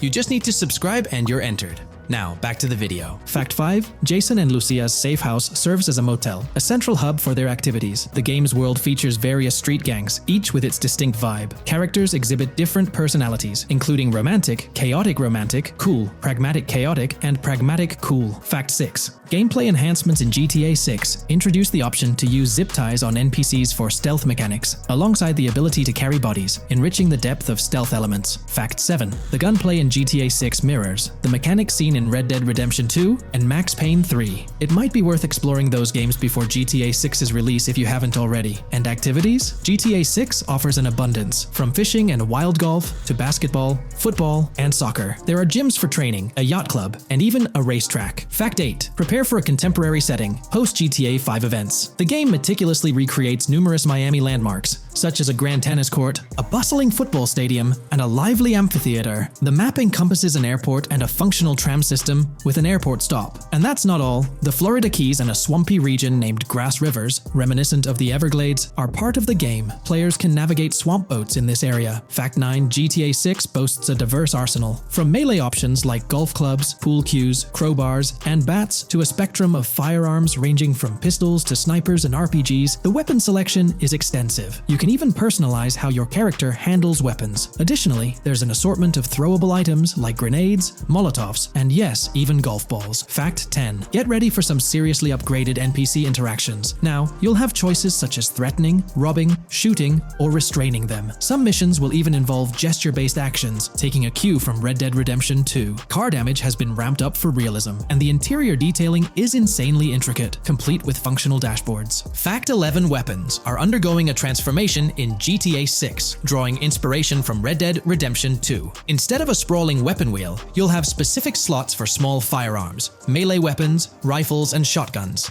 No more unlimited weapons, but you can drop and pick them up along the way. Fact 12. During development, there was a glimpse of Arthur Morgan's hat, although its inclusion in the final game remains uncertain. Players now have the option to surrender to the police during a heist, introducing a thrilling twist. Police response time has been revamped to feel more authentic, featuring a timer that varies based on the severity of the crime. Murder gets a quicker response than robbery. GTA 6 caps the maximum wanted level at 5 stars, and a 6-star level seems highly unlikely in the current gameplay. Fact 13. Let's focus on the characters. GTA 6 introduces us to two main protagonists, Jason, portrayed by Brian Zampella, and Lucia, played by Alexandra C. Echevarri, marking the franchise's first playable female character. You can seamlessly switch between them, and they also happen to be a couple, drawing inspiration from the legendary duo Bonnie and Clyde. Fact 14. Clothing in the game behaves in a remarkably realistic manner. You can accessorize with items like sunglasses, watches, wristbands, and hats, each with various wear styles. The attention to detail is impressive, with sweat, dirt, and wrinkles adding to the overall realism.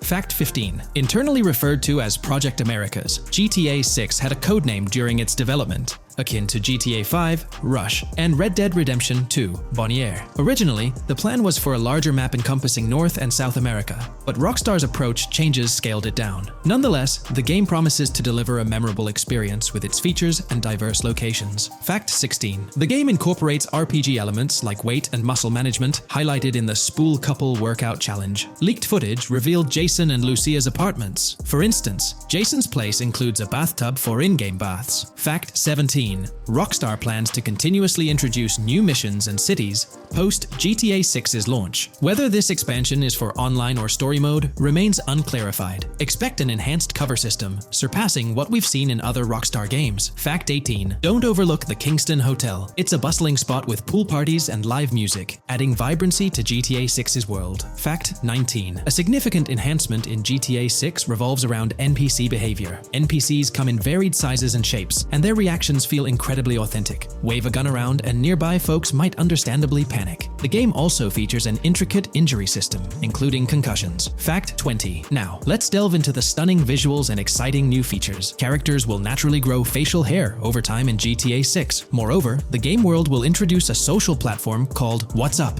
resembling a playful version of WhatsApp. Excitingly for fans, spoof versions of social media platforms like Life Invader, Facebook, Bleeder, Twitter, and Snapmatic, Instagram are making a comeback. Fact 21. Let's focus on our main characters, Jason and Lucia, each with their own inventory and a shared one. Your inventory can hold a variety of items like wine, soda, and fruit. Additionally, there's a duffel bag system facilitating easy transportation of supplies and weapons. Fact 22. Rockstar approaches storytelling in GTA 6 with greater caution, avoiding offensive jokes and being considerate about groups that might feel targeted. The narrative unfolds through chapters, akin to Red Dead Redemption 2's structure. Fact 23. Robberies take center stage in GTA 6, spanning from significant heists to smaller scores. There are easy scores like targeting bingo body shops, burnout skirts at Cafe Caraway, clothing stores, food trucks, massage parlors, and more. Moreover, the inclusion of robbing shipping containers elevates the thrill to a whole new level. Fact 24. Gameplay takes a significant leap.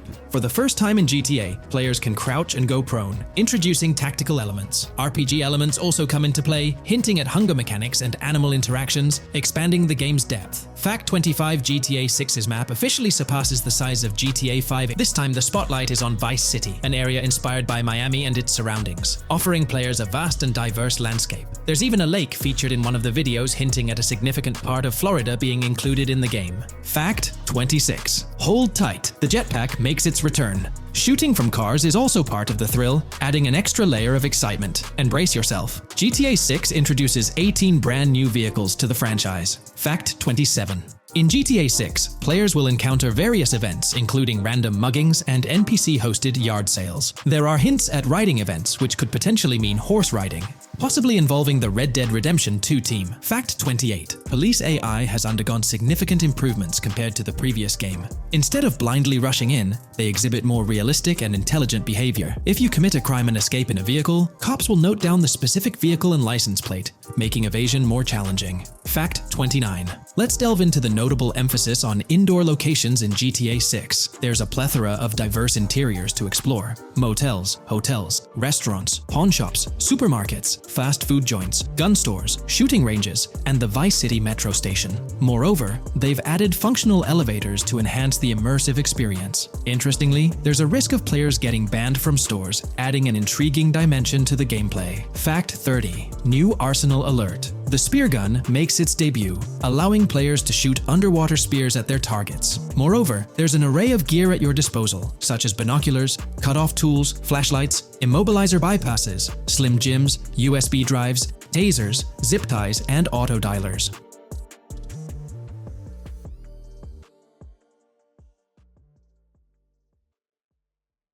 In today's video, we'll delve into the most recent iteration of the GTA 6 mapping endeavor. We'll explore the freshest alterations introduced to the map, including newly incorporated locales and adjusted road placements. Additionally, we'll examine some intriguing revelations stemming from the inaugural official trailer, such as the appearance of a swordfish. Furthermore, we aim to tackle one of the pivotal queries surrounding GTA 6, the extent of Rockstar's intention to amalgamate multiple states into the fictional entity of Leonida. We'll sift through all available clues, encompassing leaks and insights from the initial trailer, to shed light on the potential inclusion of Georgia in the game. Let's kick off by scrutinizing the latest rendition of the GTA 6 mapping endeavor. This most recent update, which debuted just a few hours ago, represents the pinnacle of this extensive fan-driven mapping project. Here's a peek at the current state of the GTA 6 map. We've got Vice City and Port Gilhorn in the mix, with tweaks made to both cities, along with some other spots on the map. Keep an eye out for changes like the prison from the opening shot and the Gator Keys. To kick things off, there's a fresh addition to Vice City known as Waning Sands. While details about this neighborhood are mostly speculative at this point, it's believed to be the setting for a pivotal scene from the trailer. You know, the one where Jason and Lucia dodge past a few police officers in their getaway vehicle. In this vicinity, you'll find the Evergreen Mall Center, prominently featured at the start of the scene. Keep an eye out for a sign on the right side of the frame, showcasing various stores set to be part of this plaza. In a recent mapping video, there was some speculation about whether this plaza would be fully accessible. While only part of the name MLE is visible at the top of the sign, it seems the mapping community is also leaning towards it being called Evergreen MLE. However, the exact location of the MLE within the plaza is still up for speculation. Notice how the buildings on the map are marked in red? Well, there are a few other speculative additions to Waning Sands.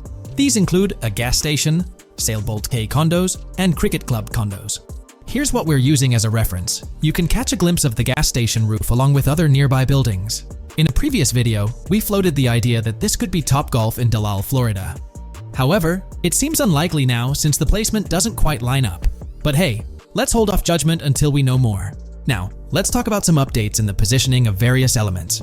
The placement of several buildings, basements, speculative roads, metro, rail, crosstown, downtown, and Brickell has been tweaked. We're using yellow and purple lines to show the speculative metro and railway in Vice City. The metro system has seen some significant enhancements, especially in its connectivity to Vice City International Airport and the area between Crosstown and Brickell. The buildings in this vicinity have also been reorganized to more closely resemble their real-life counterparts. Speculative roads and highways have been adjusted to better fit the new placements. We've also made slight adjustments to the rotation of the prison from the opening scene with Luke to align with new evidence.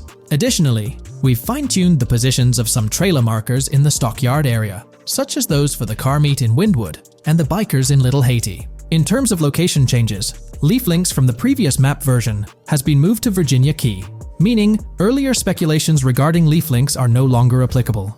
Furthermore, based on new radar map evidence, the shape of Picnic Island has been altered. Heading down south, you'll notice that Hamlet is no longer labeled as such. Instead, it's reverted to its real-life name, Homestead. This change suggests that Hamlet might be situated elsewhere in the game. Now, shifting our focus to Port Gellhorn, the other major city on the map, it's also undergone some updates. We've added more speculative details for the area across the body of water on the other side of Buer Bridge, incorporating new evidence into the mix. So, to sum up, those are the latest updates to the GTA 6 mapping project. Before we wrap up, let's delve into an interesting discovery from the first official trailer. I'm not into fishing, but I noticed this in the trailer, and my first thought was a swordfish, but I could be wrong. Is anyone who knows more about fishing able to confirm? Let me know what you all think this is. Well, that's quite an intriguing find. Personally, it seems like a house decoration to me, but I'm eager to hear your thoughts in the comments below.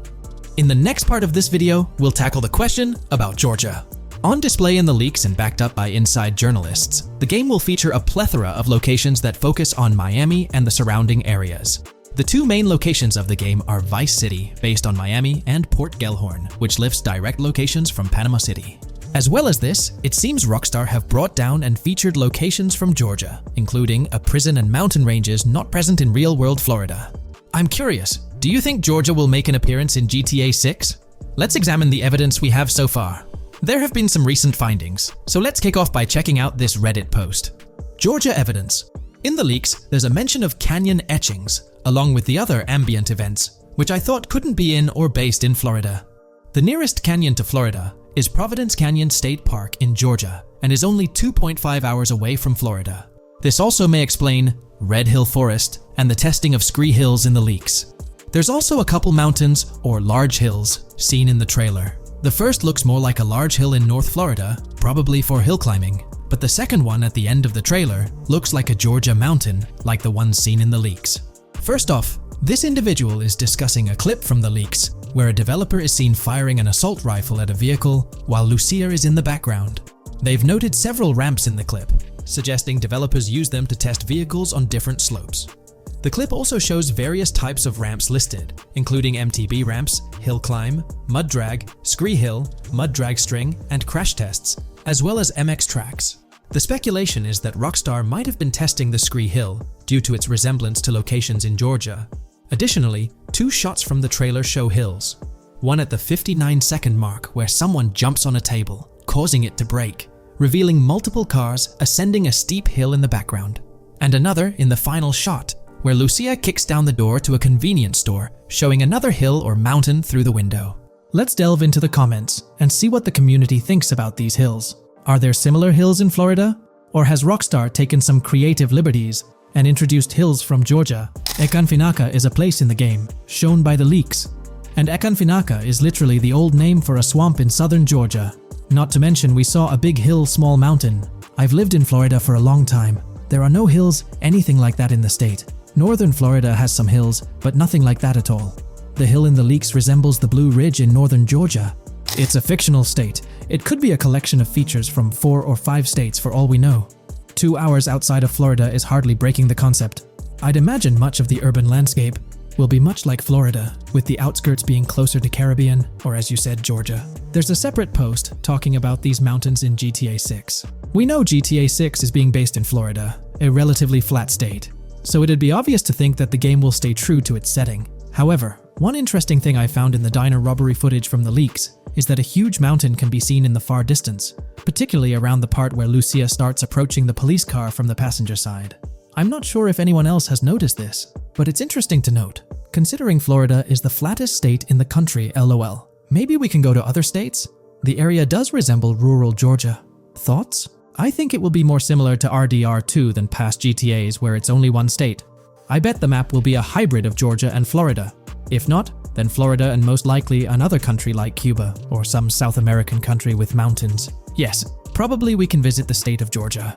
A few weeks ago, someone found out that the prison you can see in one clip is from Georgia as well. Multiple states in the game.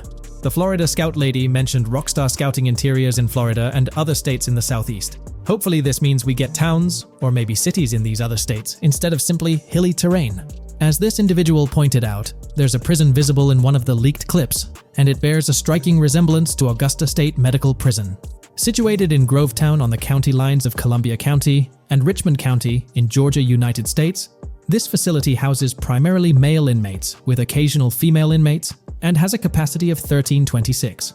Built in 1982 and operational since 1983, it operates as a close security prison.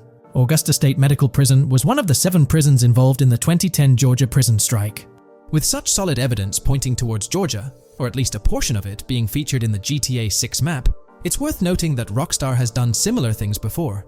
In GTA San Andreas, for instance, they created the state of San Andreas, which is a blend of California and Nevada, with Las Venturas mirroring Las Vegas.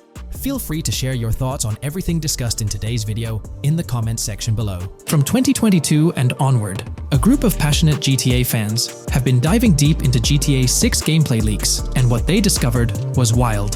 Their mission? They're trying to map out the entire landscape of GTA 6 before Rockstar Games even releases the official game. And guess what? They're actually making some serious headway. This is all about the ongoing GTA 6 mapping project. So, how did this whole endeavor start anyway? It's an interesting story that not many folks are aware of. You see, there was a similar craze back when GTA 5 was announced.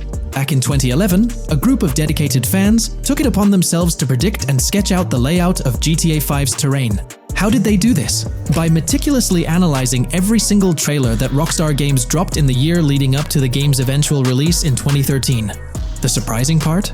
When the game finally hit the shelves, a substantial chunk of what these fans had mapped out turned out to be surprisingly accurate. Sure, there were a few locations that were a bit inaccurate, like the military base being off and the dam placed in the wrong spot. Also, there were some variations in the overall shape of San Andreas, but considering they solely relied on Rockstar's official footage and had put in 2 years of work, their accuracy was pretty commendable. Now imagine this, if they could pull off that level of detail with just the trailers, think about what these enthusiasts could achieve with the leaked, under-the-radar stuff that slipped out prematurely. Plus, add in an extra year of combing through details and data. This mapping project is being led by a user called Dupzor, who is the project manager of this whole thing. On September 18th, 2022, when a massive leak dropped over 90 minutes of GTA 6 footage, the map enthusiasts went into full gear. While I can't exactly showcase the leaked content here, what really sparked the interest of the community were the coordinates embedded within the developer's HUD. These sneaky numbers revealed the exact whereabouts of the player concerning the game map. And let me tell you, GTA 6 fans wasted no time diving into this goldmine of information. With these coordinates in hand, the community went Sherlock Holmes mode, meticulously mapping out the game's terrain and identifying key locations. For instance, in one intriguing clip from the leaks, Lucia and Jason were caught in the act, robbing what seemed to be a Waffle House. This incident was marked by a simple white dot on their evolving map project. But it wasn't just a random dot, it was a significant clue. By cross-referencing the coordinates provided in this clip with other glimpses from the leaked footage, they managed to calculate the spatial relationships between different spots showcased in the leaks. This detective work allowed them to gauge distances and plot out the relative positioning of these places within the game world. However, it didn't stop there. The community didn't solely rely on leaked footage. They combined their detective skills with the official trailer and, using a blend of educated guesses and hard data, endeavored to include every conceivable road, building, and landmark featured in the GTA 6 map. The goal? To create a comprehensive and accurate representation of the game's virtual world based on all available tidbits of information. It's a fascinating process that demonstrates the dedication and passion of gaming communities in piecing together the puzzle of what to expect in GTA 6. Since the leaks hit, the GTA community has been on a mission, working tirelessly to piece together the game's map. Their focus has mainly been on sketching out the main areas, the cities, towns, and key landmarks. It's been quite a collective effort, with everyone trying to contribute and fill in the blanks based on whatever clues they could find. Then, the trailer dropped, and it was a whole new ball game. Among all the fast cars and flashy scenes, Rockstar slipped in a subtle surprise for the observant fans. After a few days of dissecting the trailer frame by frame, someone spotted it, a tiny image hidden in the bottom right corner of the ending screen. And guess what? It looked like a map snippet. Naturally, the community went into full detective mode. They put on their magnifying glasses and compared this mysterious map with the one they'd been building from the leaks. There were some similarities, especially with the layout of the right side and the presence of separate islands at the bottom, surrounded by water. But here's the catch. That image was pixelated to the max. It was like trying to figure out a puzzle with half the pieces missing. The lack of detail made it nearly impossible to confirm if it matched their map.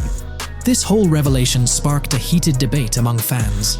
Some folks started wondering if Rockstar deliberately threw this low-res map nugget to mess with their heads. Could it be that Rockstar is messing with the community, leading the GTA 6 mapping project into the wrong path? It's pretty odd for Rockstar to include this map, as it was deliberately placed. When it comes to safeguarding the details of their upcoming games, Rockstar is notoriously tight-lipped. So, when those leaks dropped in 2022, it really threw a spanner in the works for the company. It's kind of a déjà vu situation, considering a similar thing happened back when GTA 5 was in the spotlight.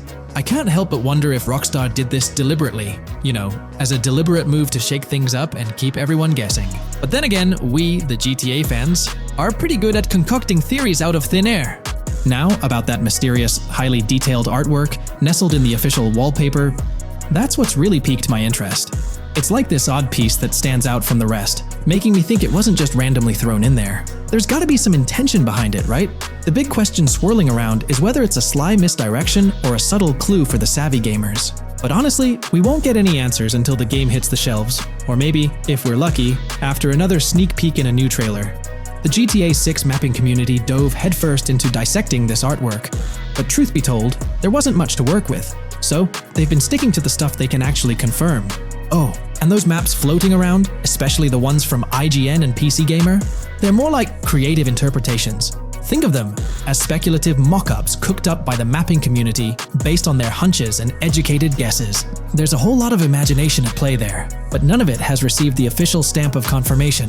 The GTA 6 mapping project might not be dropping any bombshells about unknown locations in the game, especially considering how the gameplay leaks already spilled quite a bit on what's in store. Now, the heart of this community effort lies in the finer details. They're all about pinning down the exact spots where these landmarks and locations are going to be placed within the game's vast world. However, let's be real here. They've barely scratched the surface, covering roughly just 10% of the entire map. Still, kudos to them for the tremendous effort and progress they've managed to make with what they have. What's confirmed, though, is that this map in GTA 6 is going to be an absolute beast, nearly double the size of the already sprawling map in GTA 5. They've made strides, particularly in fleshing out the Miami Beach region seen in the trailer, those gorgeous Venetian islands from the breathtaking aerial shot, and even narrowing down the location of Lucia's incarceration in the game. Looking ahead, this ongoing commitment over the coming years will gradually unveil more insights into what we can anticipate from the GTA 6 map. The anticipation is real, and it's fascinating to witness how this mapping endeavor will continue to shape our expectations for GTA 6. Looking at the timeline, it's pretty clear that both the completion of the project and the release of GTA 6 are still a considerable number of years down the road. But let me tell you, the dedication and hard work displayed by this community are nothing short of remarkable. Honestly, they deserve way more recognition for what they're doing. If you're keen on staying updated with the latest progress, or even lending a hand to this endeavor, I strongly recommend hopping onto the GTA 6 Mapping Community Discord. You'll find the link in the description below. These individuals have a monumental task ahead of them. But you know what? It's an incredibly intriguing project. Back in the days before GTA 5, I didn't even know something like this was happening behind the scenes.